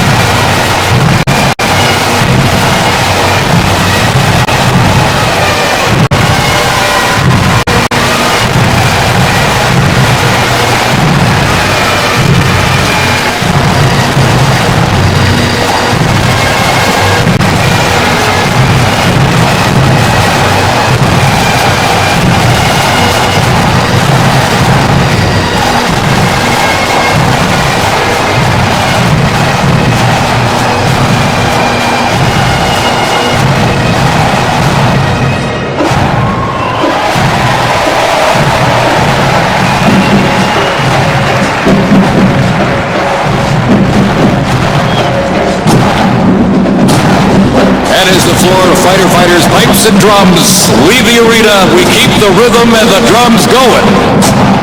Please welcome the Stewart's Creek High School Marching Band. Traveling all the way from Smyrna, Tennessee, they are proud to represent the volunteer state in the 2025 Presidential Inaugural Parade.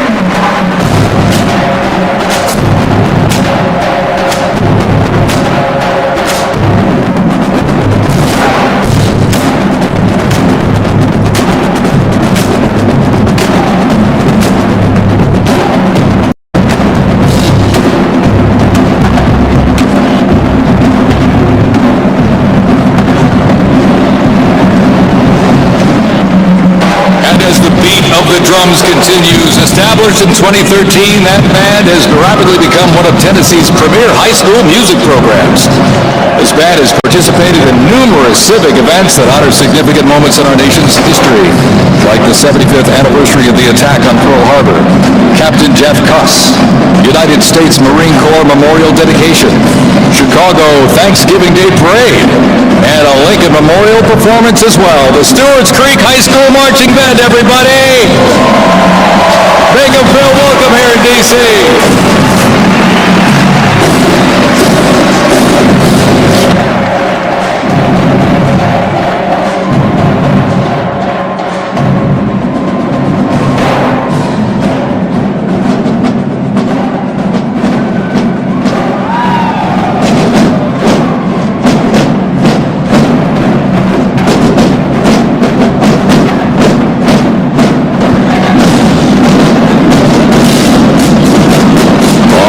Ladies and gentlemen, now welcoming the Mississippi Valley State University Band. They're traveling all the way from Edabita, Mississippi. Look at this, gang. This is the Mean Green Marching Machine. They are proud to represent historically black colleges and universities at the 60th presidential inauguration.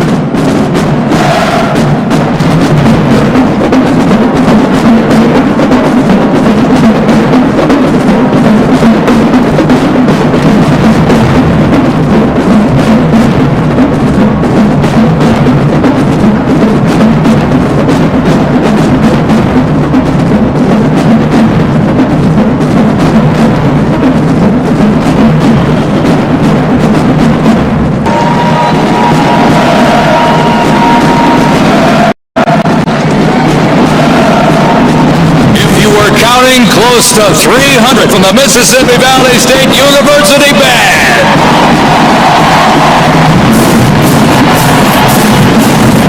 You know, since its founding, the band has consistently played a significant role at the university and across the United States. They have performed for athletic events, Mardi Gras parades, Rose Bowl parades, and many, many more.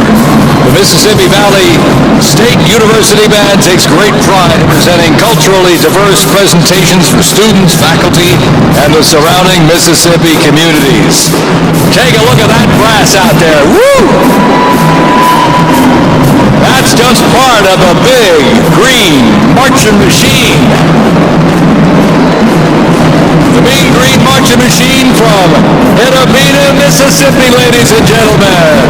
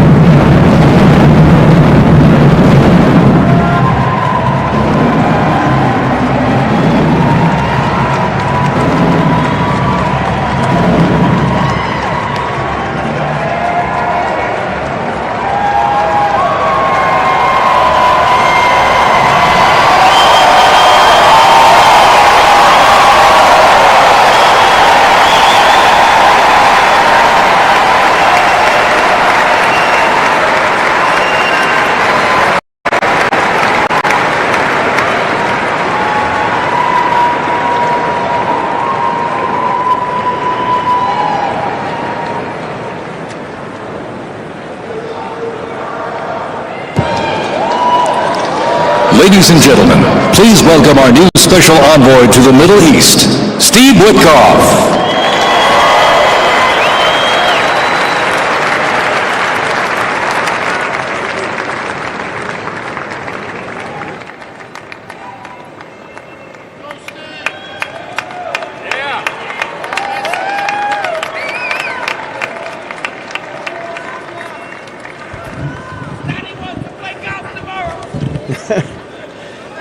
Good evening, everybody.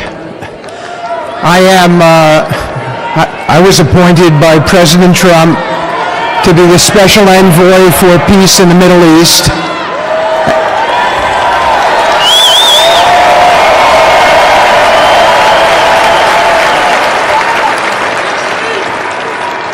And I'd like to describe to you some of the things we're doing and how it informs on President Trump's policies. First of all, it is an honor to stand before you today as I reflect on the enormity of the role that President Trump has tasked me with.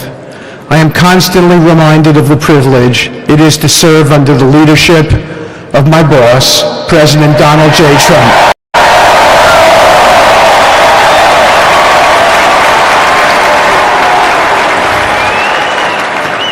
His presidency has provided a clear, bold vision for the Middle East, and it is this vision that guides every step I take in the mission. President Trump's leadership has redefined what is possible in the pursuit of progress and stability in the Middle East. His decisive, pragmatic approach ensures that even the most entrenched conflicts are met with fresh perspectives and innovative strategies. His policies have already delivered remarkable successes, such as yesterday's release of hostages in Gaza.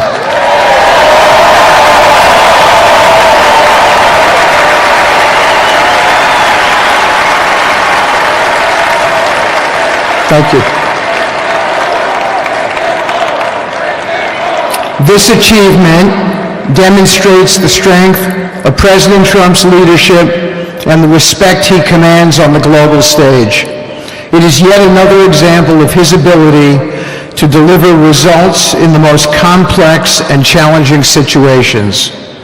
The Abraham Accords, a testament to his vision and determination, have also brought historic progress to the region, transforming old rivalries into new alliances. These agreements are not merely symbolic. They represent a practical roadmap for peace, economic cooperation, and mutual respect across nations. My role, as President Trump has tasked me, is straightforward yet profoundly challenging: to turn his vision into actionable outcomes. He sets the agenda, he lays the framework, and he inspires people like me into bold action. My responsibility is to implement his vision, engaging with leaders across the region to find pathways towards sustainable peace and stability. And let me tell you, having Donald Trump as a boss makes this task not only possible, but far more effective.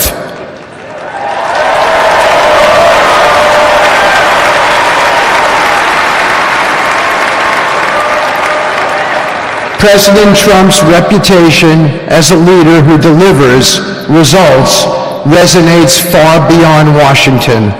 Leaders in the Middle East know he means what he says. His ability to cut through bureaucratic gridlock and focus on tangible results is the game changer. It allows me to approach delicate negotiations with the confidence that the full weight of the United States is behind me. The principles President Trump has laid out for our approach to the Middle East and foreign policy in general are fourfold, and they are clear. 1, respect for sovereignty. Every nation deserves the right to determine its own destiny, free from the interference of external powers. 2, economic prosperity as a bridge to stability. Through economic partnerships and investment, we can build a foundation for cooperation that transcends historical grievances. 3, courageous diplomacy. Real progress requires difficult conversations and bold decisions, and it is through these that trust is built and maintained. And finally, 4, reciprocity and accountability. The United States requires reciprocal actions from our partners. We are done carrying the financial burden for nations that are unwilling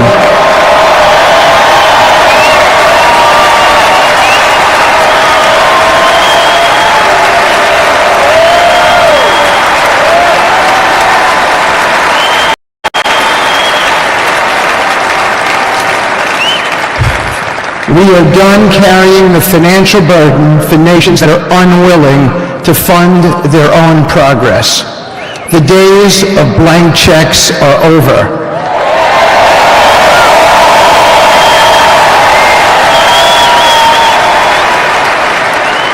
Partnerships under President Trump's leadership must be equitable, and contributions must reflect shared commitments to our goals. In my work, I've seen firsthand how these principles resonate. They provide a foundation that transcends politics and speaks to the shared humanity of all people in a region. Leaders across the Middle East recognize that this Trump administration is serious about results, not symbolic gestures, but real, meaningful progress that improves lives. Thank you.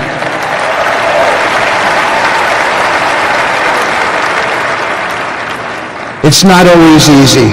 There are moments of deep challenge and frustration. Decades of mistrust cannot be undone overnight. Yet I take comfort in knowing that I am not in this alone. President Trump's clarity of vision ensures that I never have to question what success looks like.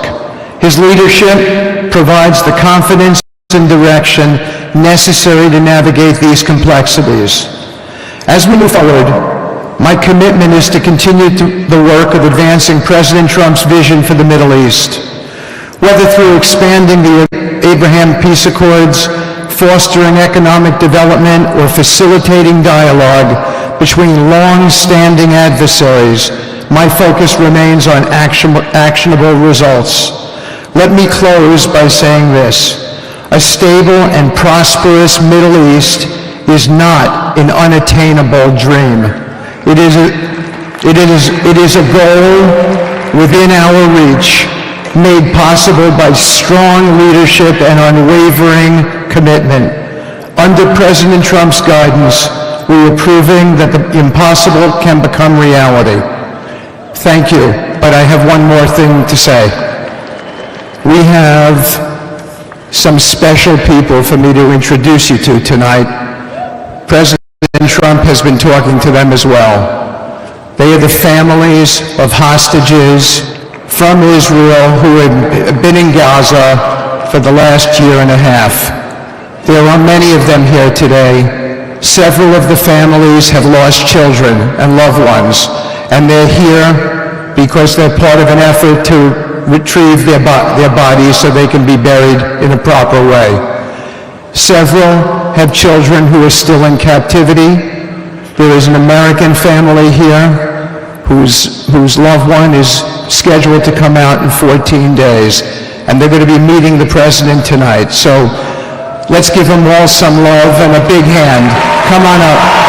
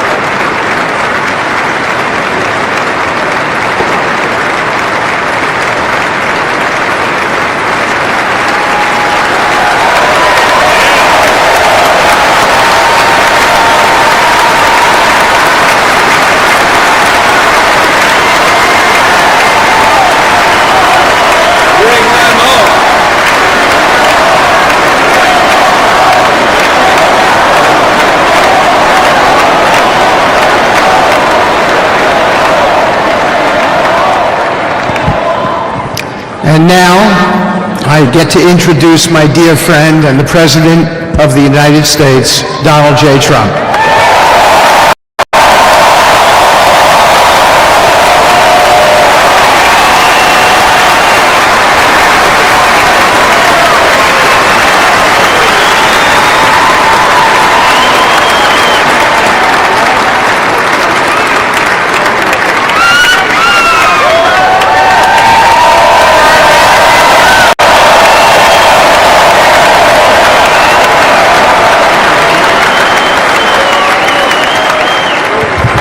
Thank you very much, everybody. Appreciate it. Thank you.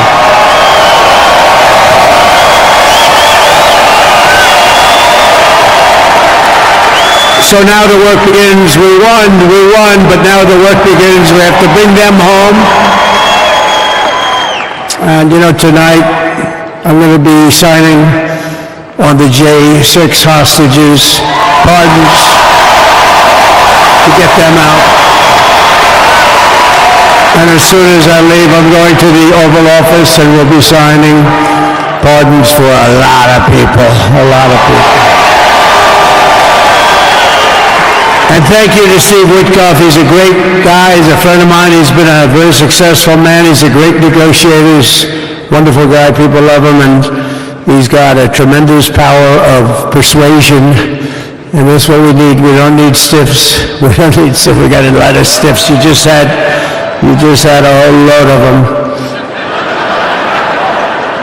And to the former hostages with us today, welcome.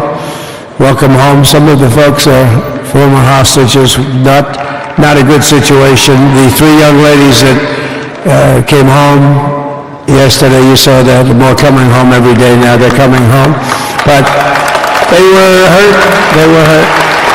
They were hurt. One had her head blown off, fingers on her hand, and her hand indeed was blown off. She was trying to defend herself from a bullet being fired. Do you believe this? A bullet knocked off her hand. I don't know, so look at it, it's a disgrace. We never stopped praying for you, and we're so glad that you're reunited with your friends and families, and God bless you all. And some of them are just saying, no, my son is gone. But please just bring home his body, right, Steve? How many of you have told me that? That your son is gone, but bring home his body. It should have never happened. 3 years, it's ridiculous. Should have never happened. Wouldn't have happened. I also want to express my tremendous gratitude to the hundreds of thousands of proud American patriots who came from all across the country to join us in this celebration. It's a celebration of a big win.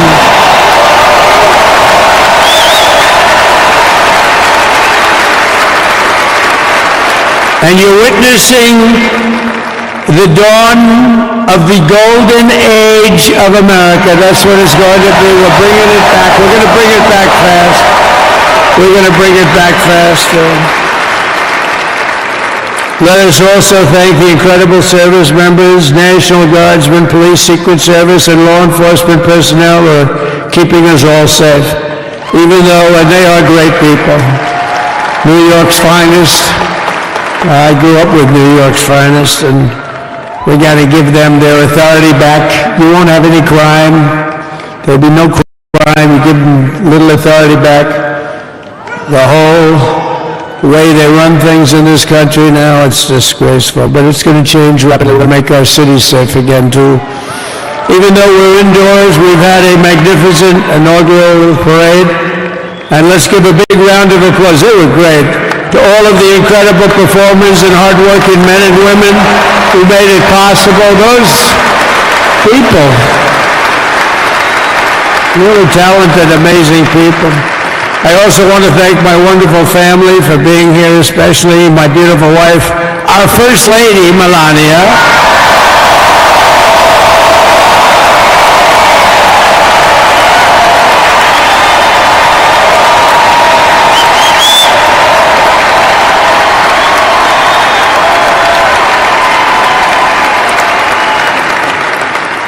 I love our First Lady. And also, JD.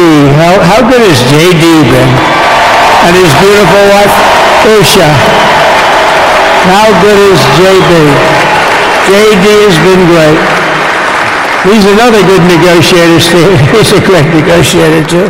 We need negotiators in this country. But so many of the people on this stage, we had not only family members, as an example, Laura Trump, the wife of Eric. She was the head of the Republican Party, along with my friend Michael. Stand up, the two of you.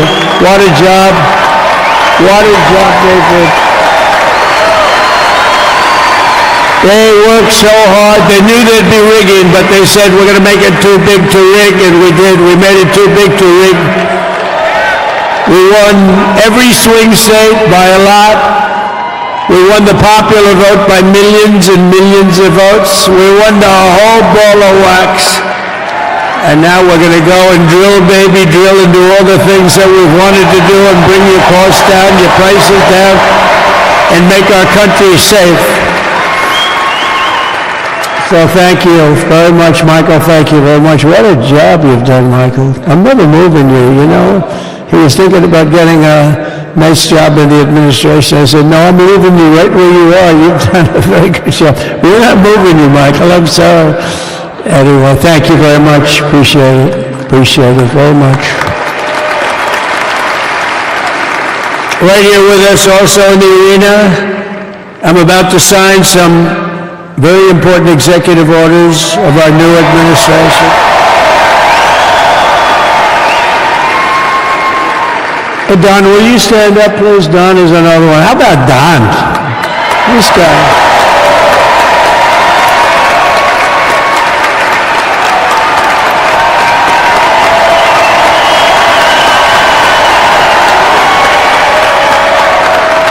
He's a popular one. He goes out and speaks. He gets a big crowd.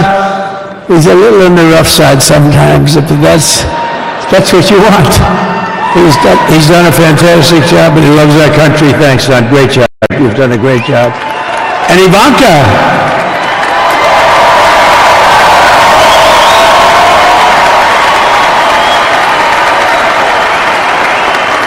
And you know, Jared negotiated the Abraham Accords, which are it's the biggest deal made in the Middle East in many, many years, and it's really something. Jared, stand up, Jared. The Abraham Accords.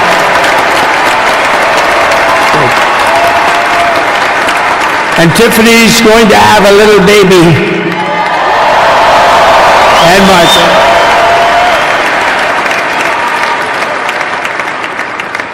And then I have a very tall son named Baron. Has anyone ever heard of him?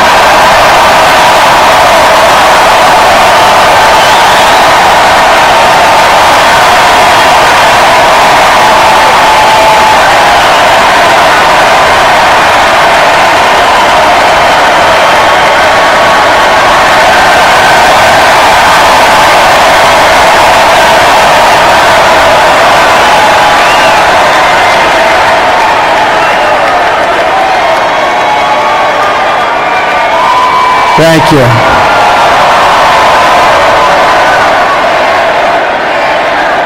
We knew the youth vote. You know, we won the youth vote by 36 points. And he was saying, Dad, you got to go out and do this one or that one. And we did a lot of them. And he respects them all. He understood them very well. And he said, Dad, you got to go out, do Joe Rogan, do all these guys. And we did. We did, and Joe Rogan was great. They were all great, right? Yeah, they were all good. He understood the market. Another famous one, how about Kai? Stand up, Kai.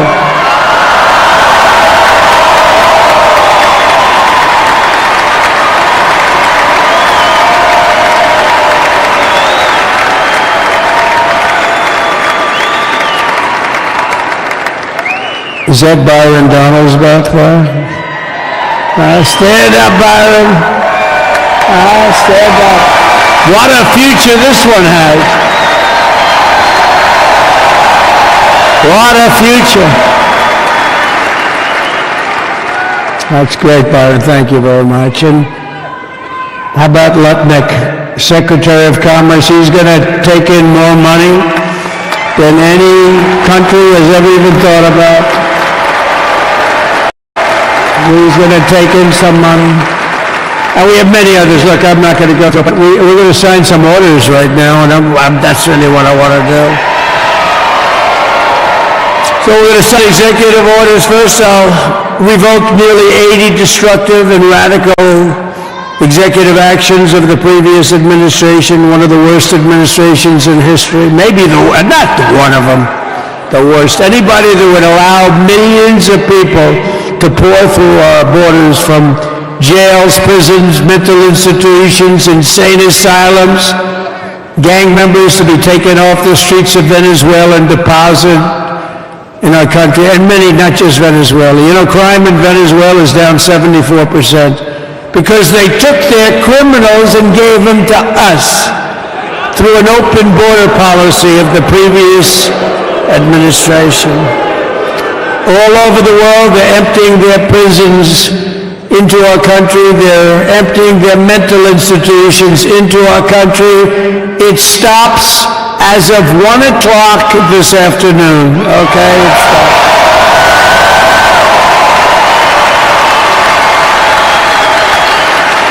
So I'm revoking nearly 80 destructive, radical executive actions of the previous administration. They'll all be null and void within about, 5 minutes? Is that them over there? 5 minutes?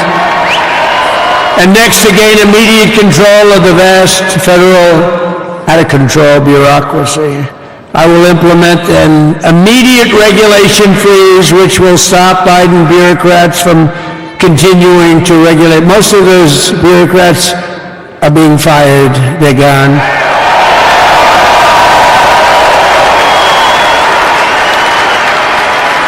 Should be all of them, but some sneak through, but we have to live with a couple, I guess. I'll also issue a temporary hiring freeze to ensure that we're only hiring competent people who are faithful to the American public, and we will pause the hiring of any new IRS agents. We will also require that federal workers must return to the office in person. And we're going to take the 88,000 people that they hired to go after you with guns, by the way, they're allowed to use guns, and harass you like they were so many other people. Remember this? Okay, remember? Do you remember a little statement about tips? Does anybody remember that little statement? I think we won Nevada because of that statement.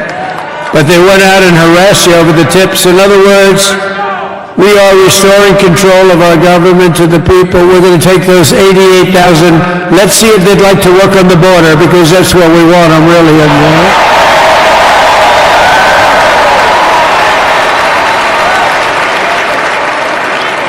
So we're going to have no tax on tips, right? No tax on tips.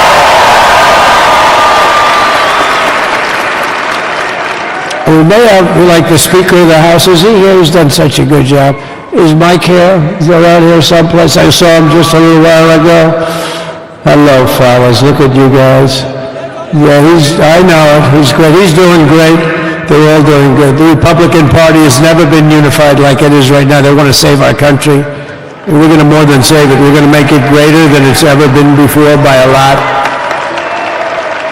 Next, I'm going to sign a presidential memorandum directing every member of my cabinet to marshal every power at their disposal to defeat inflation and rapidly bring down the cost of daily life, because your costs have gone through the roof in the last 4 years.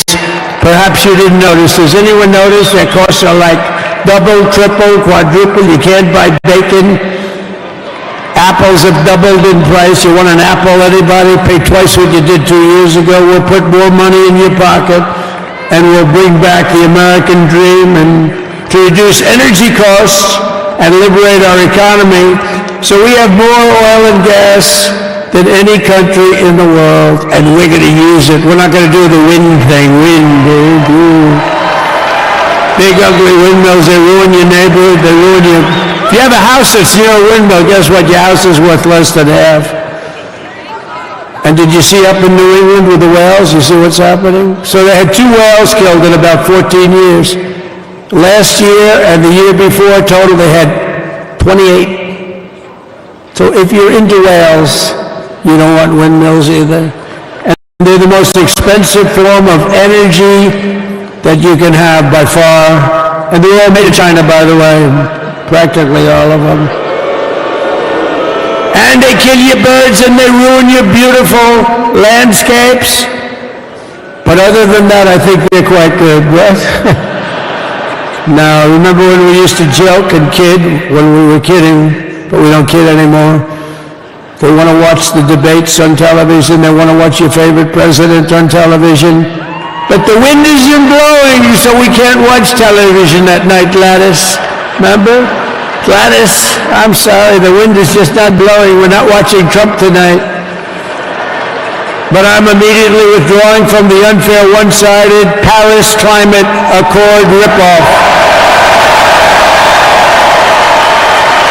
The United States will not sabotage our own industries while China pollutes with impunity. You know, China, look, they use a lot of dirty energy, but they produce a lot of energy.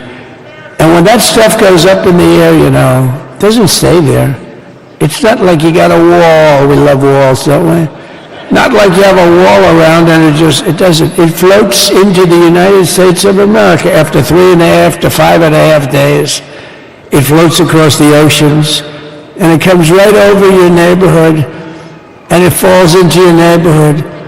So they all say, we have to fight for cleaner air, but the other dirty air is dropping all over us, so what the hell are they talking about? Unless everybody does it, it just doesn't work. You know, we have the cleanest air and the cleanest water that this country's ever had under the Trump administration, and we didn't do anything to stop jobs and stop production. Believe me, you're going to see a lot of companies come pouring back because tariffs. I always say tariffs is the most beautiful word to me in the dictionary. Then I was reprimanded by the fake news. They said, what about love, religion, and God? I said, I agree. Let's put God number one. Let's put religion number two. Love, I don't know. We got to put that number 3, I guess, right? And then it's tariff. Because tariffs are going to make us rich. It's going to bring our country's businesses back that left us. And I'll also sign an executive order to immediately end federal government censorship of the American people. In America, we believe in free speech. And we're bringing it back starting today to stop the weaponization. Oh, do I know about that? These creeps. Deranged Jack Smith. You ever hear of him? Deranged. He's a deranged prosecutor. He's sick. They suck him on me. He's now been reduced to getting on an airplane, going back to The Hague or wherever the hell he came from. We got to get rid of that guy. Hey, is he one of the many people that got a pardon today? Did they pardon Jack Smith? You know, did you know that Biden, while I was making my speech, pardoned his whole family?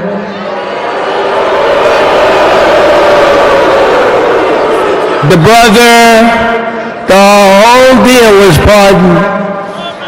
Can you imagine that? While I was making my speech.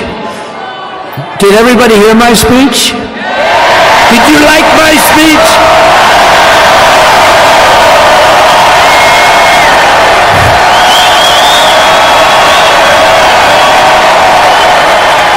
Thank you. I mean, the only thing wrong with it is I had a lot of tough things to say, and I have some great people that work for me. Sir, this is such a great speech. It's so unifying. Don't talk about Biden with his pardons of his family. We want a unified country. They said, don't talk about the J6 hostages that you're going to be releasing today.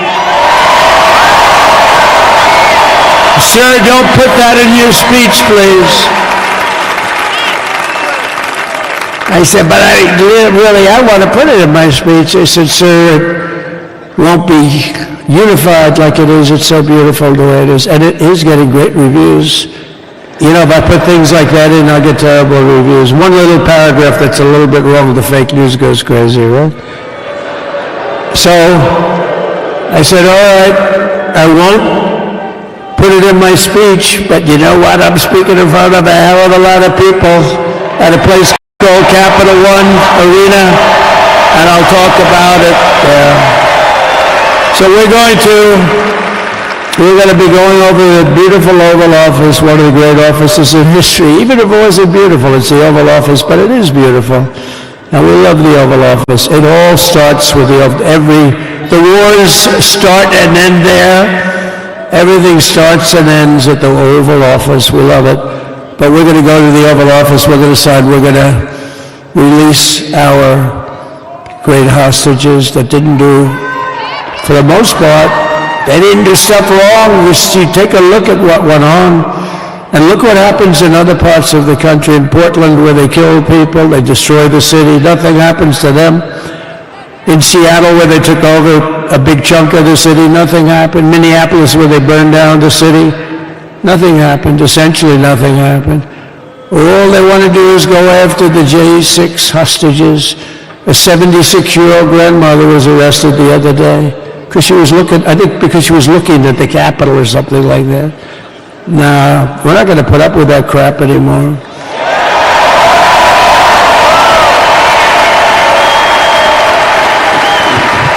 And to stop the weaponization of law enforcement, I've been investigated more than any human being in the world.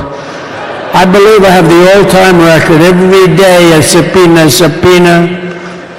Every single day would get subpoenas. I was more than any person. Alphonse Capone, remember I used to talk about him? Now, Alphonse Capone, Scarface, he was a pretty rough guy.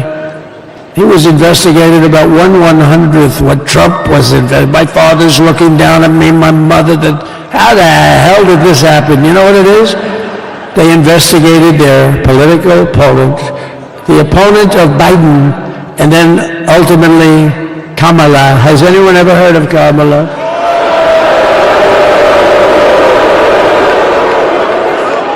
We had to beat two opponents, you know? We had to beat Biden, and we beat him. Now he goes on top. The guy was like 39 points down. I think I could have beaten Trump. They should have left me, and I would have beaten. Now, his debate performance wasn't the best, right? That's what killed him. And then they had to change, and it's like you get into a fight. The great Dana White spoke last night. We love Dana White, right? UFC. That's like he puts in two fighters, one of them's getting creamed, getting really beaten, and they say, all right, take him out, let's put somebody else in to finish up the fight. That's what they did to us. They gave us somebody new, but we took care of both of them. So we beat actually two opponents. But to stop the weaponization of law enforcement and our government, I will also sign an order directing every federal agency to preserve all records pertaining to political persecutions under the last administration, of which there were many, and beginning the process of exposing any and all abuses of power, even though he's pardoned many of these people. Can you believe it? He's pardoned them. You know why he did it while I was speaking? Because that way I couldn't speak about it. I was speaking. I didn't know he did it. I finished my speech, and they said, sir, he pardoned his whole family. I said, ooh, can I go back out there and talk about it? Somehow that wouldn't be very elegant. Our First Lady would say, please don't do that. But we have plenty of time to talk about it, and we will. We're doing all of this on our very first day in office. You know, don't forget, we've been in this position, really, where we won the primaries in record time. We were the fastest win of a primary ever in political history, which is a very nice thing. It's nice to know. Well, the second election was rigged, so we knew we were doing well. And if it wasn't, you know what? If it wasn't, I would have never run. But the third one was just a monster. Boy, was that a big one, huh? That was a big one. On the second one, we got like 10 or 12 million votes more than the first one. How about that? We did great on the first one. We did much better on the second one. But bad did we do well on the third one. So we're gonna have some fun. It's very simple. We're gonna make our country great. We're gonna make our country great again. We're gonna make America great again. How good a name is MAGA, though, right? You know? I was going to say keep America great, but unfortunately it wasn't great. Can't say keep it great. It will be great again, but CAG, keep America great, CAG, I don't think it's ever going to replace MAGA. Does anybody like CAG? I don't think so. It's never replacing MAGA. Nothing will ever replace MAGA. MAGA was the most successful political operation, political movement in the history of our country, maybe in the history of the world. Let's see what happens, because we're not finished yet. We're not finished yet. We got a long way to go. But we're doing this on the very first day in office, and in just a few moments, I'm not only signing the release of the J6 hostages, I'm signing other things that you're going to love. Oh, you're going to be happy reading newspapers tomorrow, and the next day, and the next day, and the next day. So I just want to thank, I mean, look at this place. It's full to the rafters. You don't have any, look at those people up there. You don't have any empty seats. And by the way, the Capital One owners, they are so good. We got to root for their teams because they have been so great to MAGA us. And I just want to thank Ted and everybody. You guys have been fantastic. And the ice hockey team's doing great. Ovechkin's pretty good, right? They're doing great. So I want to thank them, Capital One Arena owners. They have been absolutely fantastic. And thank you once again to everyone. And I can only tell you, you're going to be very happy. You're going to watch a lot of good things happen. We got to stop some wars that are happening and going on. Some stupid things are happening. The war with Ukraine would have never happened, and it has. As you know, Israel would have never been hit on October 7th, and none of you would be up here. None of you would even know anything about this tragedy that you're going through right now. But Iran was broke. Anybody that bought oil from Iran, they couldn't do any business with us. You're not going to do business with America. China passed, everybody passed, they were broke. They didn't have money for Hamas, they didn't have money for Hezbollah. And your sons would be alive, and they certainly wouldn't be incarcerated like they are at such a change. But we're getting a lot of people out in a short period of time. So I'm going to go right over to here, and I'm going to sign in front of you. Is that okay? Good.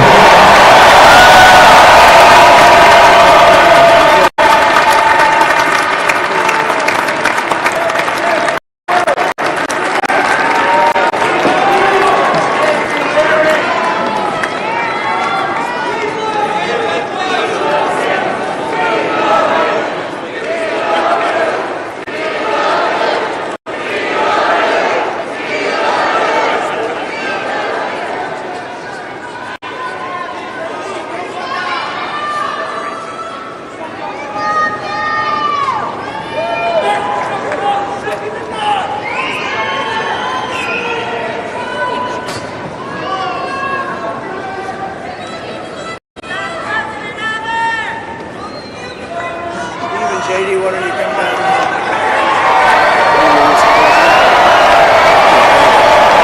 You have that other one to sign? Sorry, what's it? You have the other one to sign? We don't have it over here yet, sir. We'll have it for you back at the other. The first is the rescissions of 78 Biden-era EOs and presidential memoranda. You want to call it out? Do you want to say it?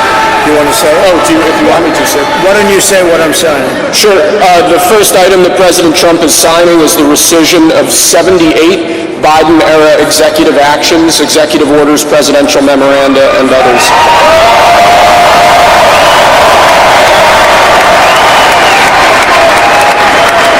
Thank you, sir.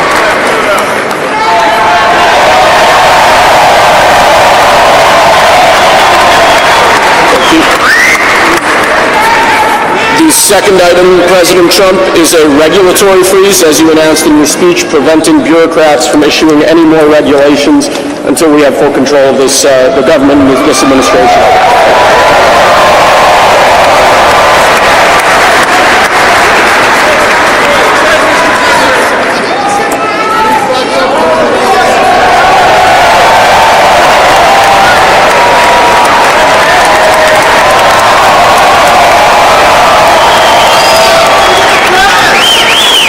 Sir, can I have a pen? The next item, sir, is a freeze on all federal hiring, excepting the military and a number of other excluded categories, again, until full control of the government is achieved and we understand the objectives of government going forward.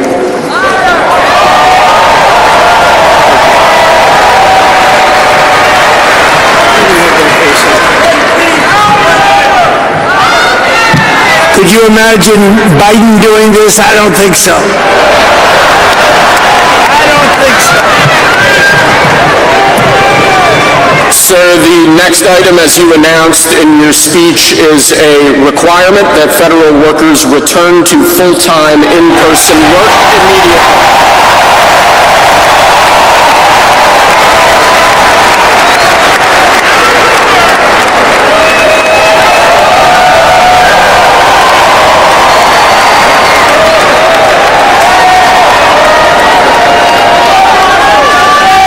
Thank you, sir. Next, we have a directive to every department and agency in the federal government to address the cost of living crisis that has cost Americans so dearly.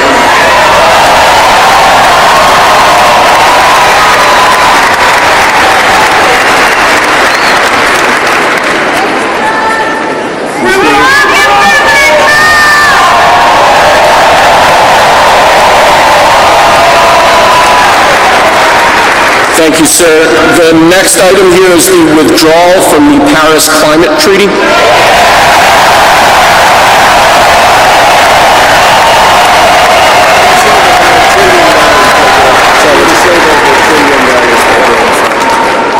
Yes, sir.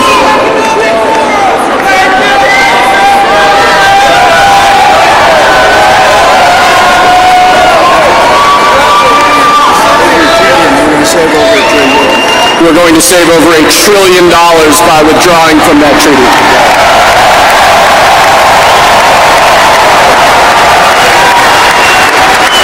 And the next item, sir, is a letter that will be transmitted to the United Nations explaining that we are withdrawing from the Paris Climate Treaty.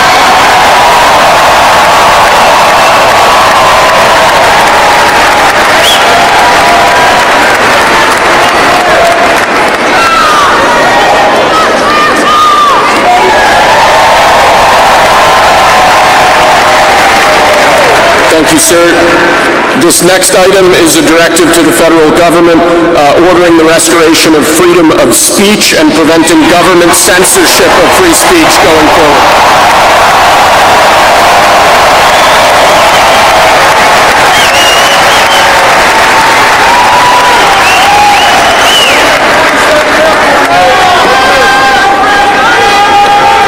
And lastly, sir, before we go back to the Oval Office to sign a large number of other items, is a directive to the federal government ending the weaponization of government against the political adversaries of the previous administration, as we've seen.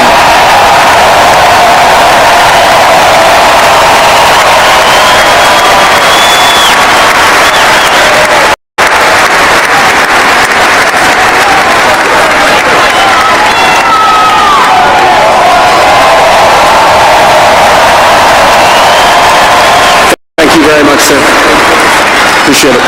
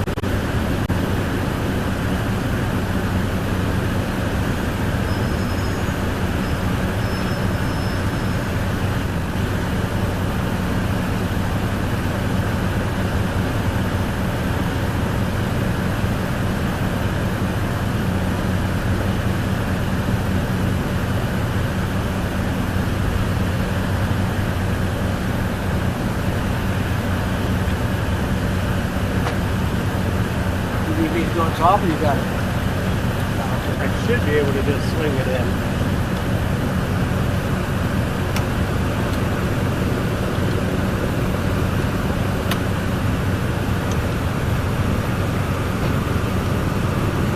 Consistent. Yeah, it worked out pretty well.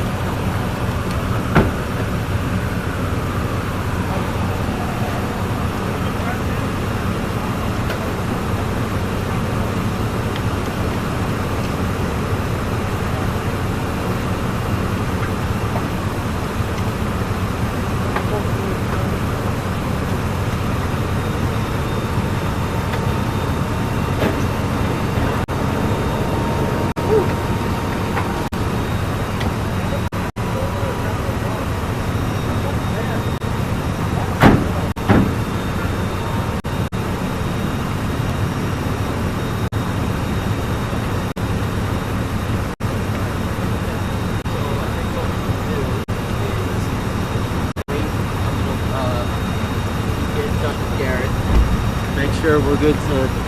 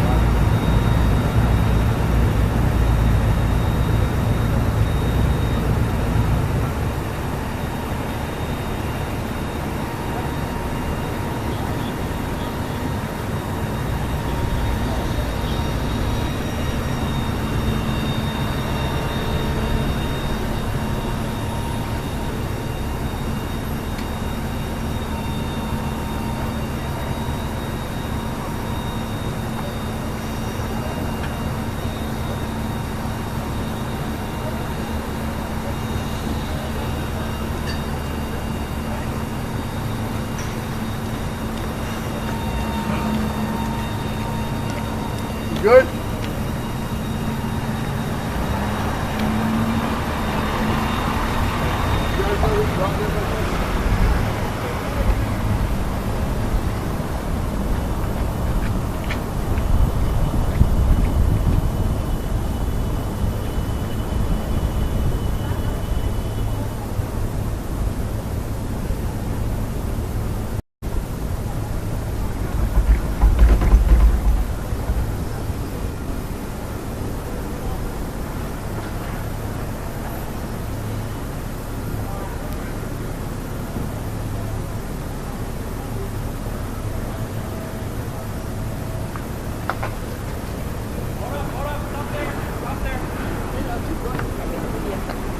He was talking about the pedestrians. Oh.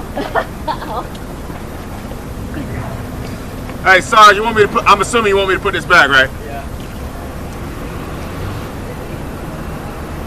Yeah. It's a little further out. That's the remnants of it, but it's from that Ballard. I think it's windshield wiper fluid.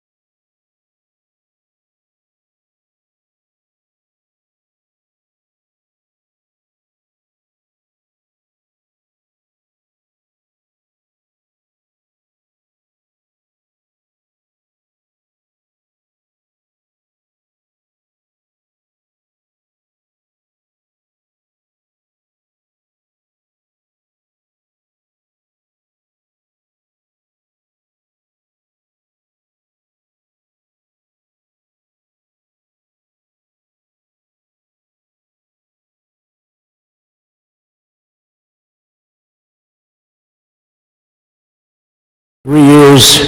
It's ridiculous. Should have never happened. Wouldn't have happened. I also want to express my tremendous gratitude to the hundreds of thousands of proud American patriots who came from all across the country to join us in this celebration. It's a celebration of a big win.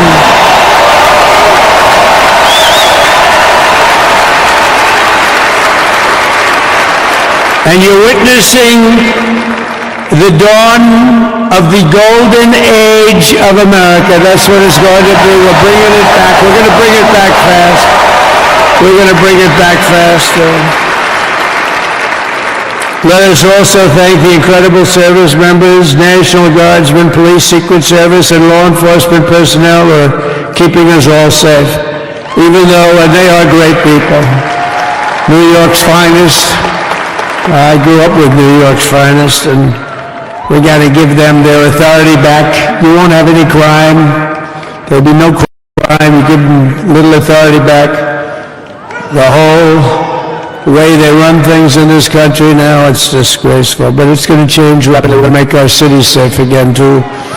Even though we're indoors, we've had a magnificent inaugural parade. And let's give a big round of applause. They were great. To all of the incredible performers and hardworking men and women who made it possible. Those people, really talented, amazing people. I also want to thank my wonderful family for being here, especially my beautiful wife, our First Lady, Melania.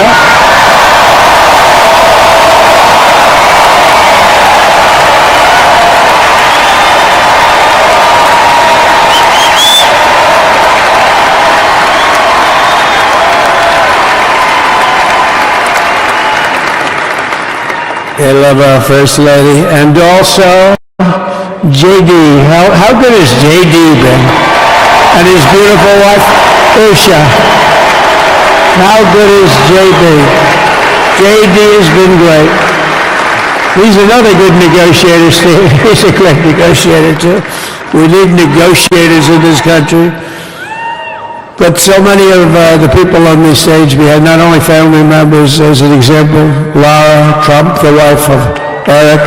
She was the head of the Republican Party, along with my friend Michael. Stand up, the two of you. What a job. What a job they did. They worked so hard. They knew there'd be rigging, but they said, we're going to make it too big to rig, and we did. We made it too big to rig. We won every swing state by a lot. We won the popular vote by millions and millions of votes. We won the whole ball of wax. And now we're going to go and drill, baby, drill, and do all the things that we've wanted to do and bring your costs down, your prices down, and make our country safe. So thank you very much, Michael. Thank you very much. What a job you've done, Michael. I'm never moving you, you know. He was thinking about getting a nice job in the administration. I said, no, I'm leaving you right where you are. You've done a very good job. We're not moving you, Michael. I'm sorry. Anyway, thank you very much. Appreciate it. Appreciate it very much. Right here with us also in the arena, I'm about to sign some very important executive orders of our new administration.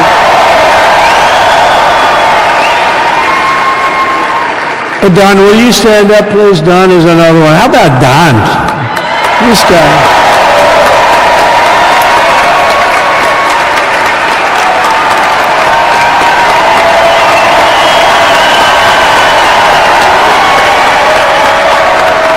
He's a popular one. He goes out and speaks. He gets a big crowd. He's a little on the rough side sometimes, but that's what you want. He's done a fantastic job, and he loves our country. Thanks, Don. Great job. You've done a great job. And Ivanka.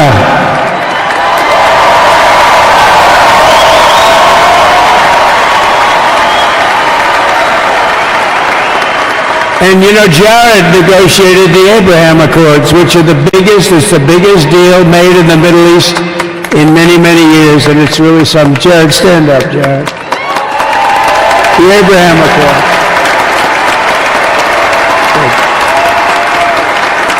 And Tiffany's going to have a little baby. And Martha.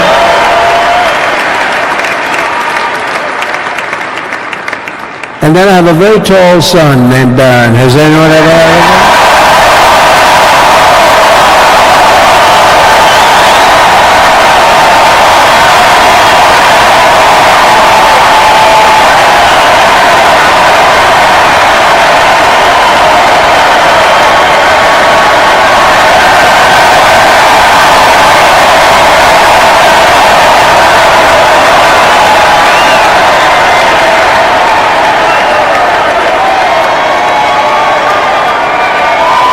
Thank you.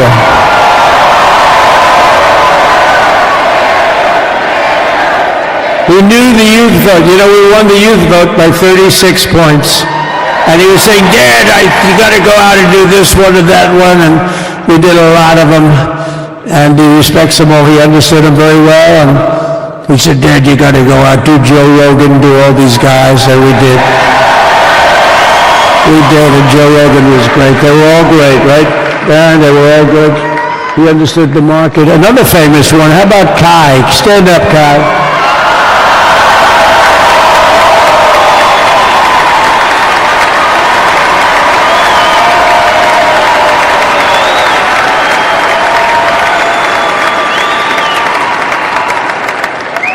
Is that Byron Donalds back there? Stand up, Byron. Stand up. What a future this one has. What a future. That's great, Byron. Thank you very much. And how about Lutnick, Secretary of Commerce? He's going to take in more money than any country has ever even thought about. He's going to take in some money. And we have many others. Look, I'm not going to go through, but we're going to sign some orders right now, and that's really what I want to do. So we're going to sign executive orders. First, I'll revoke nearly 80 destructive and radical executive actions of the previous administration, one of the worst administrations in history. Maybe not one of them, the worst. Anybody that would allow millions of people to pour through our borders from jails, prisons, mental institutions, insane asylums, gang members to be taken off the streets of Venezuela and deposited in our country, and many, not just Venezuela. You know, crime in Venezuela is down 74% because they took their criminals and gave them to us through an open border policy.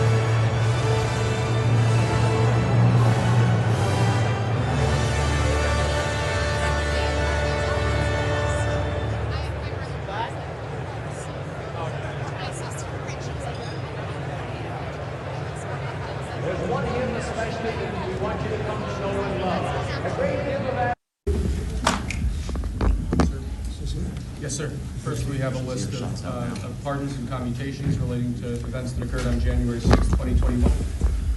Okay, and how many people is this? I think this order will apply to approximately 1,500 people, sir. So this is January 6th, and these are the hostages? Approximately 1,500 for a pardon? Yes. Full pardon? Full pardon or commutation? Full pardon. We have about 6 commutations in there where we're doing further research. Okay. Nice to see you again. Thank you, sir.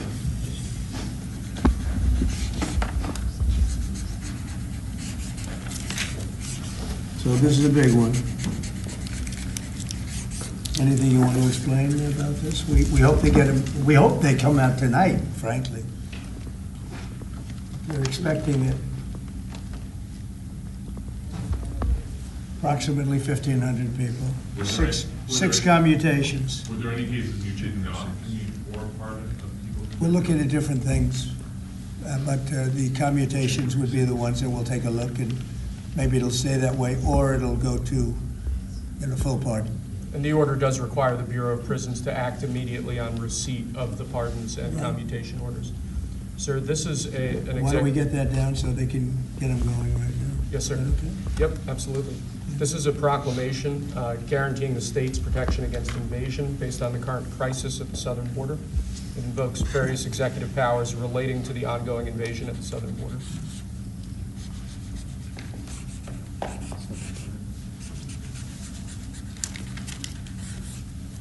Mr. President, what makes you confident that those are not going to be blocked by the courts? I don't think they will. I don't think they can be. They're very straight up. Why don't you take that and go over here? Could you get him over here, not on the side angle? Do you mind? Just go right over here with your friends. Okay? Sir, this is an executive order realigning the United States refugee admission program to better align with American principles and American interests.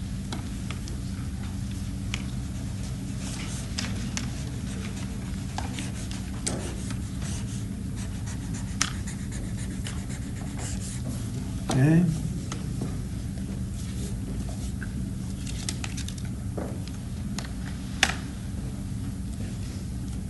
Thank you, sir. This next executive order is about protecting America from foreign terrorists and other national security and public safety threats. Again, the crisis at the border, but it goes beyond that and it implicates other executive powers as well. Okay?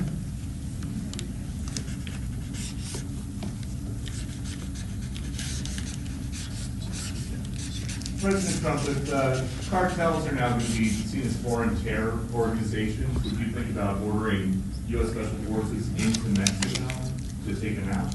Could happen. Stranger things have happened. Mr. President, And that was actually a, that Maduro would accept Venezuelans? Say it? How will you make sure that Maduro will accept Venezuelans? Well, we're going to see on Venezuela. We're looking at Venezuela very strongly. It's a country I know very well for a lot of reasons, and it's well, it was a great country 20 years ago, and now it's a mess. Right? Sir, can we expect ICE raids starting tomorrow in major cities? What does that mean? Can we expect ICE raids in major cities I don't want to tomorrow? say when, but it's going to happen. Has to happen, or we're not going to have a country left. this is actually an executive order designating the cartels and other organizations to be foreign terrorist organizations. It's a big one. Yes, sir. People have wanted to do this for years. So they are now designated as terrorist organizations, foreign. And Mexico probably doesn't want that. But we have to do what's right. They're killing our people. They're killing 250, 300,000 American people a year. Not 100, like has been reported for 15 years. It's probably 300,000. This is So an you executive. just said Mexico doesn't want that? How are you going to deal with this? I don't know, you'll have to ask them. Sir, this is an executive order entitled Protecting the American People Against Invasion, which again deals with the southern border and the unprecedented admission of illegal aliens across the southern border.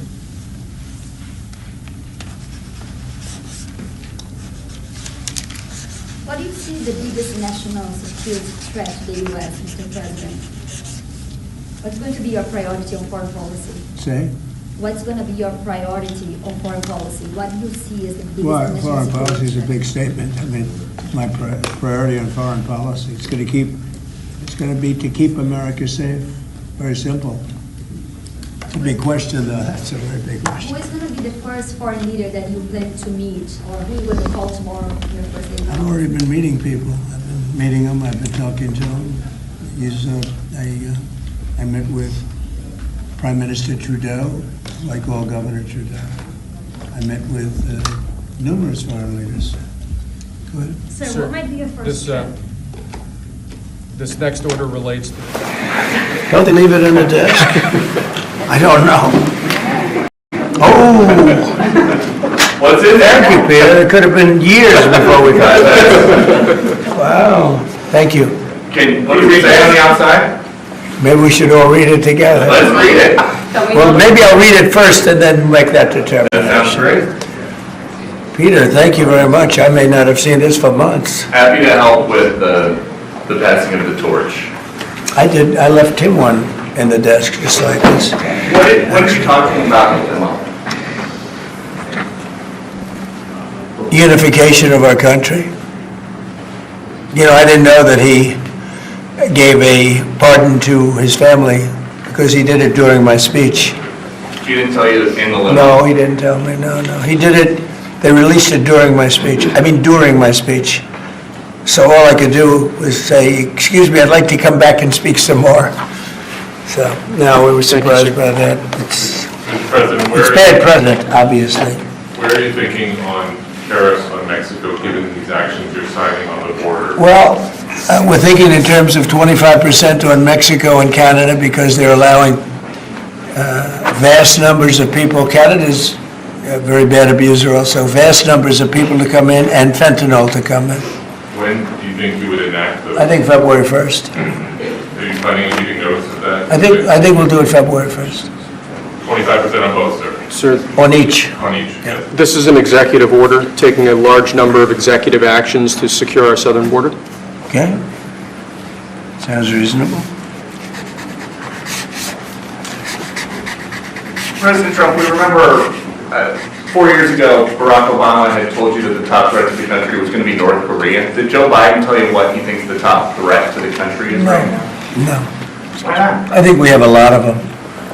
Right now, I think we have a lot. I think North Korea turned out to be good. I was very friendly with him. He liked me, I liked him. We got along very well. They thought that was a tremendous threat. Now, he is a nuclear power, but we got along. I think he'll be happy to see him coming back. And I think he has tremendous condo capability. He's got a lot of shoreline. Thank you, sir. Are we going to work with countries from South America to coordinate on immigration? About who? About immigration in general. This is an executive order. Sorry, sir. I'm fine with legal immigration. I like it. We need people, and I'm absolutely fine with it. We want to have it.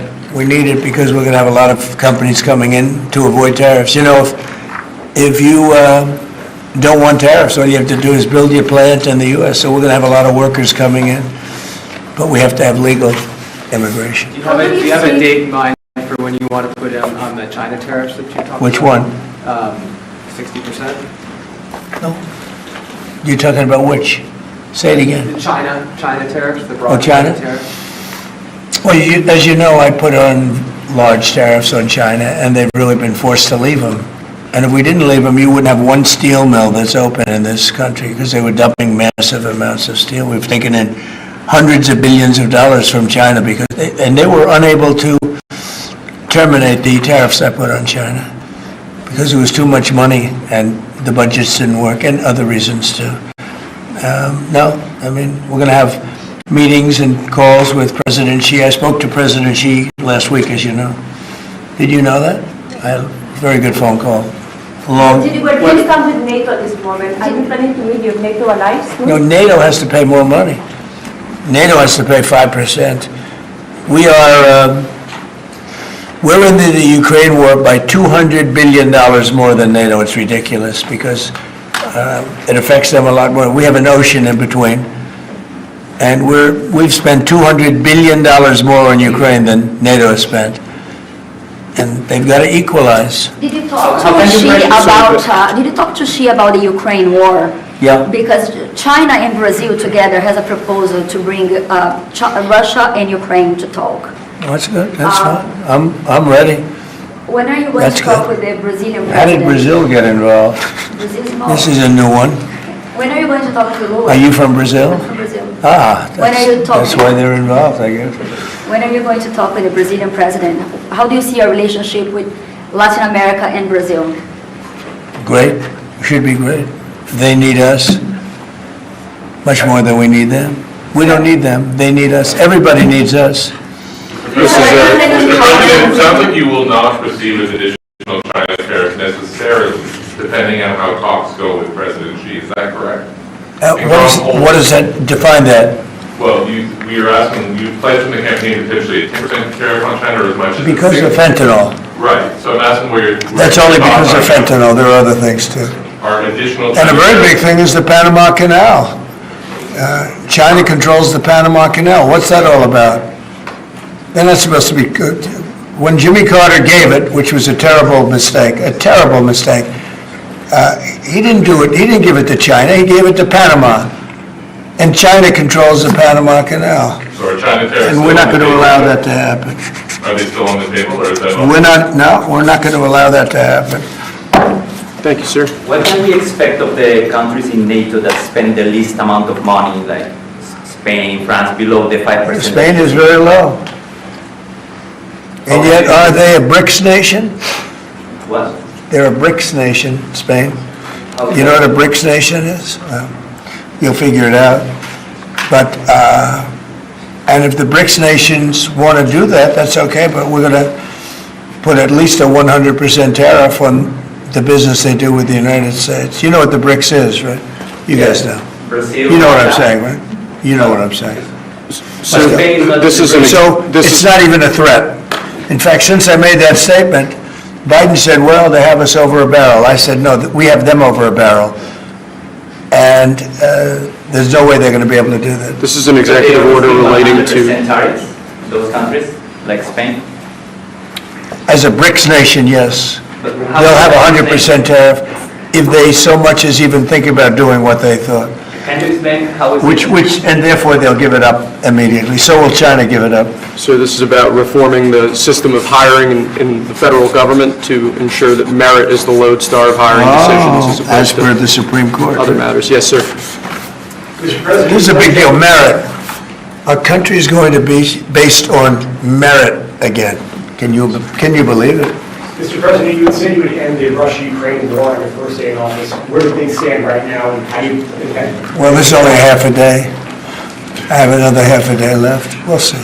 We want to get it done. This is an order creating and implementing the Department of Governmental Efficiency, known as DOGE. Okay, that's a big one. Is Elon Musk going to get a West Wing office? No, he's getting an office for about 20 people that we're hiring to make sure that these get implemented. We have a problem in this country. You sign an executive order, it doesn't get done for 6 months. As an example, when we allow the J6 hostages to go out, it might not be approved under the old days for 2 weeks, 3 weeks, 6 months. You know, they had a good ruling from the Supreme Court, and it's like nothing happened. That ruling was 6 months ago, you know that. And it was like they didn't have a ruling. They've been treated very unfair. The judges have been absolutely brutal. The prosecutors have been brutal. Nobody's ever treated people in this country like that. Mr. President, are you commuting the sentences of anyone who assaulted a police officer on January 6th? Well, we're looking at 2 police officers, actually, that Washington police officers who went after an illegal, and things happened, and they ended up putting them in jail. They got 5-year jail sentences. You know the case. And we're looking at that in order to give them we got to give them a break. But is there clemency in your actions today for anyone? Well, it would be a pardon. That would be a pardon. The one I'm talking about would be a pardon. Here you go, sir. Should there be punishment for the people who assaulted law enforcement officers that day? Well, I will say this, they've been in jail for a long time already. I see murderers in this country get 2 years, 1 year, and maybe no time. So they've already been in jail for a long time. These people have been destroyed. What they've done to these people is outrageous. There's rarely been anything like it in history, in the history of our country. And even people that were aggressive, and in many cases, I believe they happen to be outside agitators, but, you know, what do I know, right? But I think they were outside agitators. There were outside agitators involved. And obviously the FBI was involved because Ray admitted the FBI was involved. Didn't he say 23 people indirectly or directly were involved? And it was then 26. That's a lot of people. Now we got to take care of these people have been treated so badly. It's never happened before. What happened in Seattle where they took over a big portion of the city? What happened in Portland where they burn down the city every day and people die? Nothing happened to anybody. But they go after these people violently. I mean, they're still going after brand new people. They found somebody else with a picture. There's never been anything like this. And you know, it's almost 100%. Think of this. Almost 100% of the people are convicted. 100%. It's Washington, D.C. People go into a trial and they say, oh, I have a wonderful lawyer and I didn't do anything wrong. And they end up in shackles almost immediately and jail. No, we're not going to let it happen. About Greenland, you have some interest in buying it, but is there any other option that would satisfy you? About what? Greenland, instead of buying it. Finland? Greenland. Oh, Greenland. Greenland is a wonderful place. We need it for international security. And I'm sure that Denmark will come along. I think it's costing them a lot of money to maintain it, to keep it. The people of Greenland are not happy with Denmark, as you know. I think they're happy with us. We had representatives, my son and representatives went up there 2 weeks ago, and they like us. So we'll see what happens. But Greenland is necessary, not for us, it's necessary for international security. You have Russian boats all over the place, you have China boats all over the place, warships, and they can't maintain it. When are you going to be talking Vladimir Putin? Who? Do you plan to meet President Putin, sir? I'll be meeting with President Putin. When do you plan? I don't know, I can't, it's being set up. Your first trip foreign that might be, sir? So first foreign trip typically has been with UK, but I did it with Saudi Arabia last time because they agreed to buy $450 billion worth of our product. I said, I'll do it, but you have to buy American product, and they agreed to do that. They bought $450 billion. It was the least reported story I've ever been involved And in. now, where are you planning to go now? Well, I don't know. If Saudi Arabia wanted to buy another 450 or 500, we'll up it for all the inflation. Mr. President, you say you were going to think I end the probably got war's first day. How do you plan to end the Ukraine war? Well, we're going to try and get it done as quickly as possible. Do you want to push Israel and Saudi It should have Arabia? never started. You know, the war with Ukraine and Russia should have never started. It would have never started if I were president. Will you push Israel and Saudi Arabia to normalize relations? I don't think I have to push them. I think it's going to happen, but maybe not quite yet. But they'll end up being in the Accords, the Abraham Accords. President Trump, I think Saudi Arabia will end up being in the Abraham Accords. This year? Could be, but soon. Not in a very long way. Oh, look at that! It says TikTok. My, what is that all about? First, we have Alaska, sir. This is an executive order relating to unleashing Alaska's potential as an energy reservoir for the entire nation. And what about ANWR? I believe that would be included in aspects of the order. So we're opening up ANWR. On the TikTok piece, President Trump, you and your members of your team now used to warn about the dangers of TikTok spying on Americans. What changed that you're not worried about that anymore? Well, it depends on the deal. I mean, I may not do the deal or I may do the deal. TikTok is worthless. Worthless. If I don't approve it, it has to close. I learned that from the people that own it. If I don't do the deal, it's worthless. Worth nothing. If I do the deal, it's worth maybe $1 trillion. $1 trillion. So if I do the deal talking about doing it for the United States. If I do the deal for the United States, then I think we should get half. The TikTok In other words, wait, I think the U.S. should be entitled to get half of TikTok. And congratulations, TikTok has a good partner. And that would be worth, could be $500 billion or something. It's crazy, the numbers are crazy. But it's worthless if the president doesn't sign, then it's worthless. If the president does sign, it's worth maybe $1 trillion. So I think, like a joint venture, I think we would have a joint venture with the people from TikTok. We'll see what happens. I mean, that's one of many ideas I've had. The CEO's now, did he say that he's open to that idea? Who? The CEO of TikTok is around. Oh, I think he'd probably like it. Because he's got nothing. I mean, they really have nothing.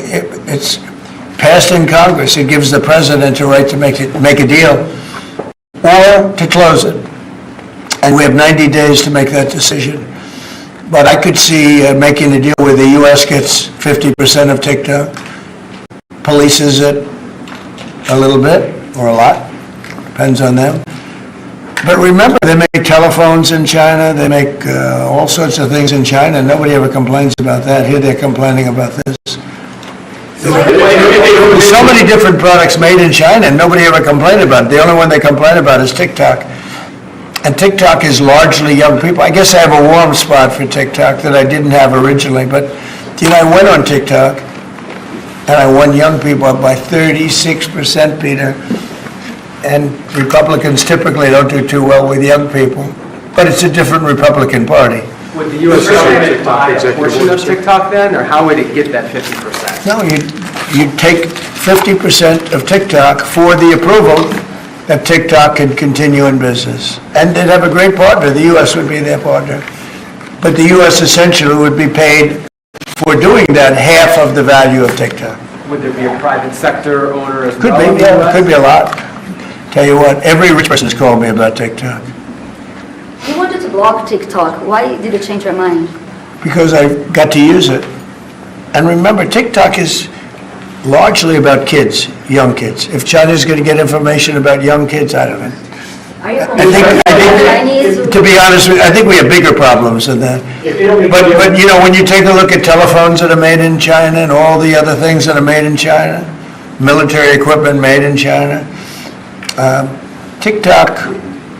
think TikTok is not their biggest problem. But there's big value in TikTok if it gets approved. If it doesn't get approved, there's no value. So if we create that value, why aren't we entitled to like half?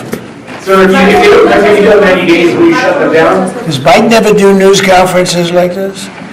How many news conferences, Peter, has he done like this? Like this? None. 0. And it would be 0 for the next infinity. For infinity, it would be 0. Mr. President, is President Musk going to help implement the executive orders? I think you mentioned implementation. Elon, no. Elon's very busy sending rocket ships up to various places with lots of satellites on them. What is your reaction to the confirmation of Marco Rubio, and what does it mean for Latin America? Which one? Marco Rubio tonight. Marco Rubio. You said Marco. Marco Rubio. Yeah, I think he's great. I think Marco's doing a fantastic job. I think he's going to get a lot of votes. I think he's going to be at 90% or something. I mean, I'm hearing very good. People know him. They know him in the Senate. They know he's good. He's doing a good job. I don't know. I can't tell you. I don't know what's going to happen with that. He's got some very strong ideas, though, Marco. You signed the TikTok order, right? Did you sign the TikTok order? Yeah. Yes, that was just signed. Marco Rubio's ideas is Just signed. How many still did you sign? changing Venezuela, changing power. Are you still committed with Maduro leaving power in Venezuela? Well, we're going to find out about that, too, because we're going to probably stop buying oil from Venezuela. We don't need their oil. Another embargo like the first term? Well, it could be, but we don't have to buy their oil. We have plenty of oil for ourselves, so President Trump. that'll change Venezuela quite a bit. President Trump, there was a lot of concern about this during the campaign. A question that only works today. Are you a dictator on day one? No. I can't imagine even being called that. No, I believe in the sanctity of the vote. The Democrats didn't because they cheated like dogs, but I believe in the sanctity, and this was too big to rig. This last election was just too big to rig. Mr. President, no, when do you plan to really speak the to- opposite. When do you plan to speak to President Putin? Could be very soon. And you talked a bit about Ukraine and Russia, but how long do you think it would take to end that conflict? And I have to speak to President Putin. We're going to have to find out. He can't be thrilled. He's not doing so well. I mean, he's grinding it out, but most people thought that war would have been over in about 1 week. And now you're into 3 years, right? So he can't be thrilled. It's not making him look very good. Now, eventually, you know, I mean, it's a big machine, so things will happen, but I think he'd be very well off to end that war. We have numbers that almost 1 million Russian soldiers have been killed. About 700,000 Ukrainian soldiers are killed. Russia's bigger, they have more soldiers to lose. But that's no way to run a country. What did your TikTok order do, Mr. President? It just gave me the right to sell it or close it. Essentially with TikTok, I have the right to either sell it or close it. And we'll make that determination. And we may have to get an approval from China too, I'm not sure. But I'm sure they'll approve it. And if they don't approve it, it would be some of a hostile act, I think. But it's good for China if it gets approved.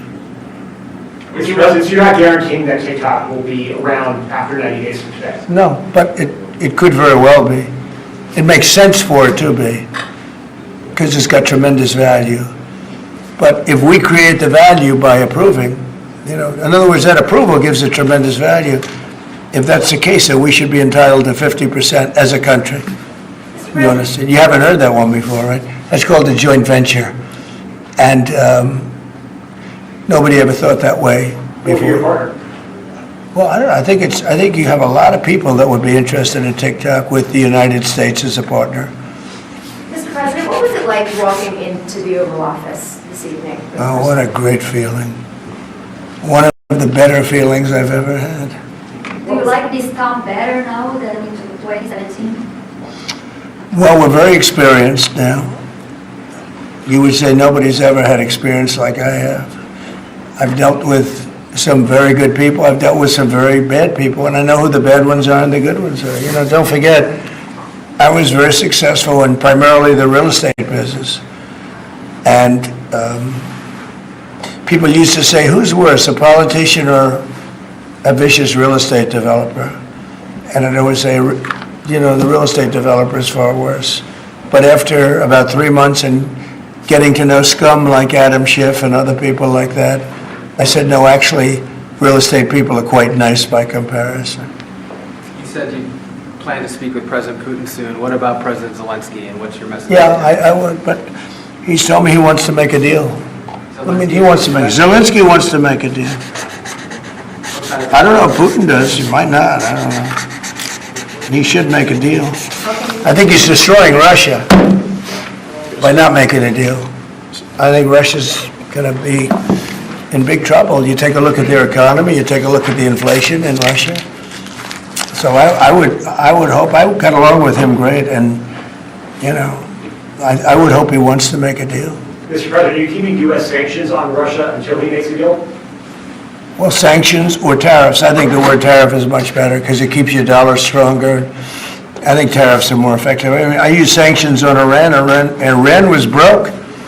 When I left office, Iran was broke. They had no money for Hamas or Hezbollah, none. They were flat broke. And October 7th would have never happened. And I think you all know that. It would have never happened. They had no money. Now they're rich, but you know, they're weakened in a different way. I would say that the one attack by Israel really set them back. It really set them back. The Pagers and others. You know, the attack on air defense was a bad attack for Iran. What are you signing now, sir? It's an executive order relating to reforms to the federal workforce, including to the senior executive service. We're getting rid of all of the cancer. I call it cancer. The cancer caused by the Biden administration. How confident are you, Mr. President, that you can keep the ceasefire in Gaza and conclude the 3 phases of this deal? I'm not confident. That's not our war, it's their war, but I apologize. I'm not confident, but I think they're very weakened on the other side. Do you support the two-state Gaza, solution? boy, I looked at a picture of Gaza. Gaza is like a massive demolition site. That place it's really, it's got to be rebuilt in a different way. Do you plan to help rebuilding Gaza? I might. You know, Gaza is interesting. It's a phenomenal location. On the sea, best weather. You know, everything's good. It's like some beautiful things could be done with it, but it's very interesting. But some fantastic things could be done with Gaza. How do you see the future in governance for Gaza? Well, it depends. I can't imagine you could have, well, you certainly can't have the people that were there. Most of them are dead, by the way, right? Most of them are dead. But they didn't exactly run it well.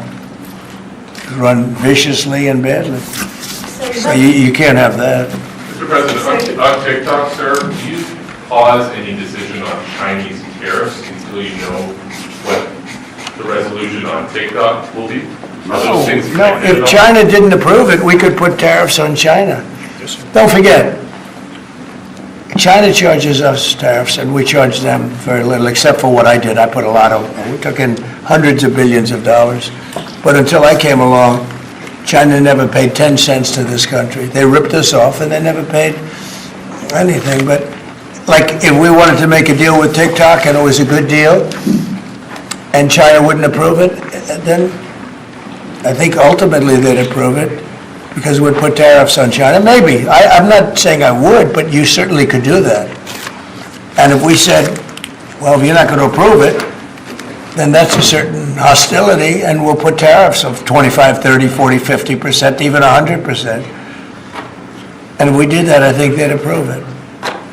President Trump, you've seen the other living presidents a couple times in the last few months. If you ever had to call on one of them for advice about anything that's going on here, which one would you call?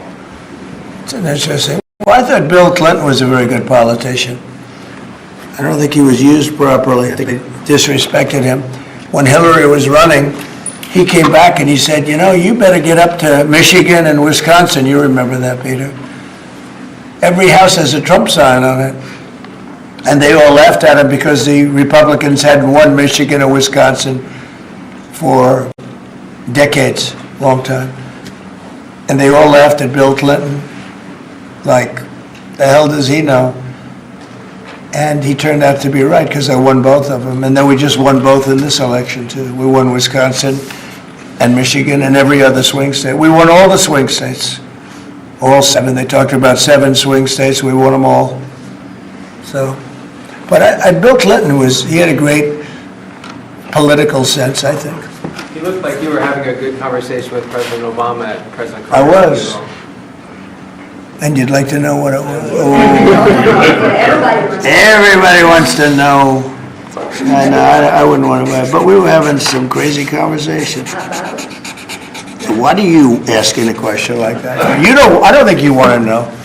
You might not. You might be insulted. It's an executive order relating to holding former government officials accountable for unlawful disclosure of sensitive information. This next one, sir, is a declaration of a national energy emergency. So you also That's a big one. You know what that allows you to do? That means you can do whatever you have to do to get out of that problem. And we do have that kind of an emergency. President Trump, at some point will you use your powers of the presidency to tell Americans who are concerned about drones? Yeah. A few weeks ago, Yeah. what exactly I will. happened? Can you tell us now? In fact, I'd like to know, because I just got here. What do you think? I just came here. I've been here for what, 15 minutes now. Do people listening, because this is going out live. And I got to read this letter too, because of you. I got the letter. I can read it for you. It's interesting. Yeah, I know you would. Your father would too. But is it anything that these drones? Is it anything that people need to be worried No, about? I think it's terrible. I would like to find out what it is and tell the people. And can you commit to some kind of? In fact, I'd like to do that. Could we find out what that was, Susie? Okay? Yeah, why don't we find out immediately? I mean, I can't imagine it's an enemy, or there would have been, people would have gotten blown up all over. Maybe they were testing things.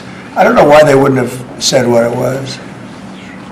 They had a lot of them flying over Bedminster, which is interesting, right? And with the events today, and yesterday. Was everything moved inside just for cold weather, or was there some kind of a security concern? No security, because they had everything shut down to drones. You know, you can shut that down pretty easily if you're sophisticated. They're very sophisticated, these people. No, it was just cold weather, and we made a good move because, first of all, I thought it was incredible in the Capitol today. You know why I liked it? Because I got great reviews on that speech. I got great reviews. Can you believe it? They actually were fair. This is Maybe the fake news is changing. Unleashing energy production. Yeah, unleashing energy production. But I thought it was, I think having it in the Capitol is great. It's obviously, you can take care of the people you have to take care of. The city was booming. And if we would have done it outside, people would have been hurt because it was really cold. You know, it was like, looked sunny. But when you stood outside for 10 minutes, people were running back in. It was really cold and really windy. The wind brings it down a lot. So we made the right decision. You couldn't have stayed, I don't think you could have had it out. You know how cold it was today. It was, people went out for a little while just to test it. They couldn't stay out more than 10 minutes. They all came back in. So we would have had a disaster if we did that, and people would have been hurt. The unlawful disclosure, is that related to the Hunter Biden situation? Which one? The one on unlawful disclosures by federal officials, is that related to? No, I think it's just more general than that. It's not Hunter Biden. I was surprised that President Biden would go and pardon his whole family, because that makes him look very guilty. You know, I could have pardoned my family. I could have pardoned myself, my family. I said, if I do that, it's going to make me look very guilty. I don't think I'd be sitting here, frankly. If I did that, I don't think I'd be sitting here right now, because I would have shown that you're guilty. But by pardoning his brother or brothers, by pardoning all of those people that he pardoned, by pardoning J6, the Unselect Committee, they destroyed all of the documents. They deleted all of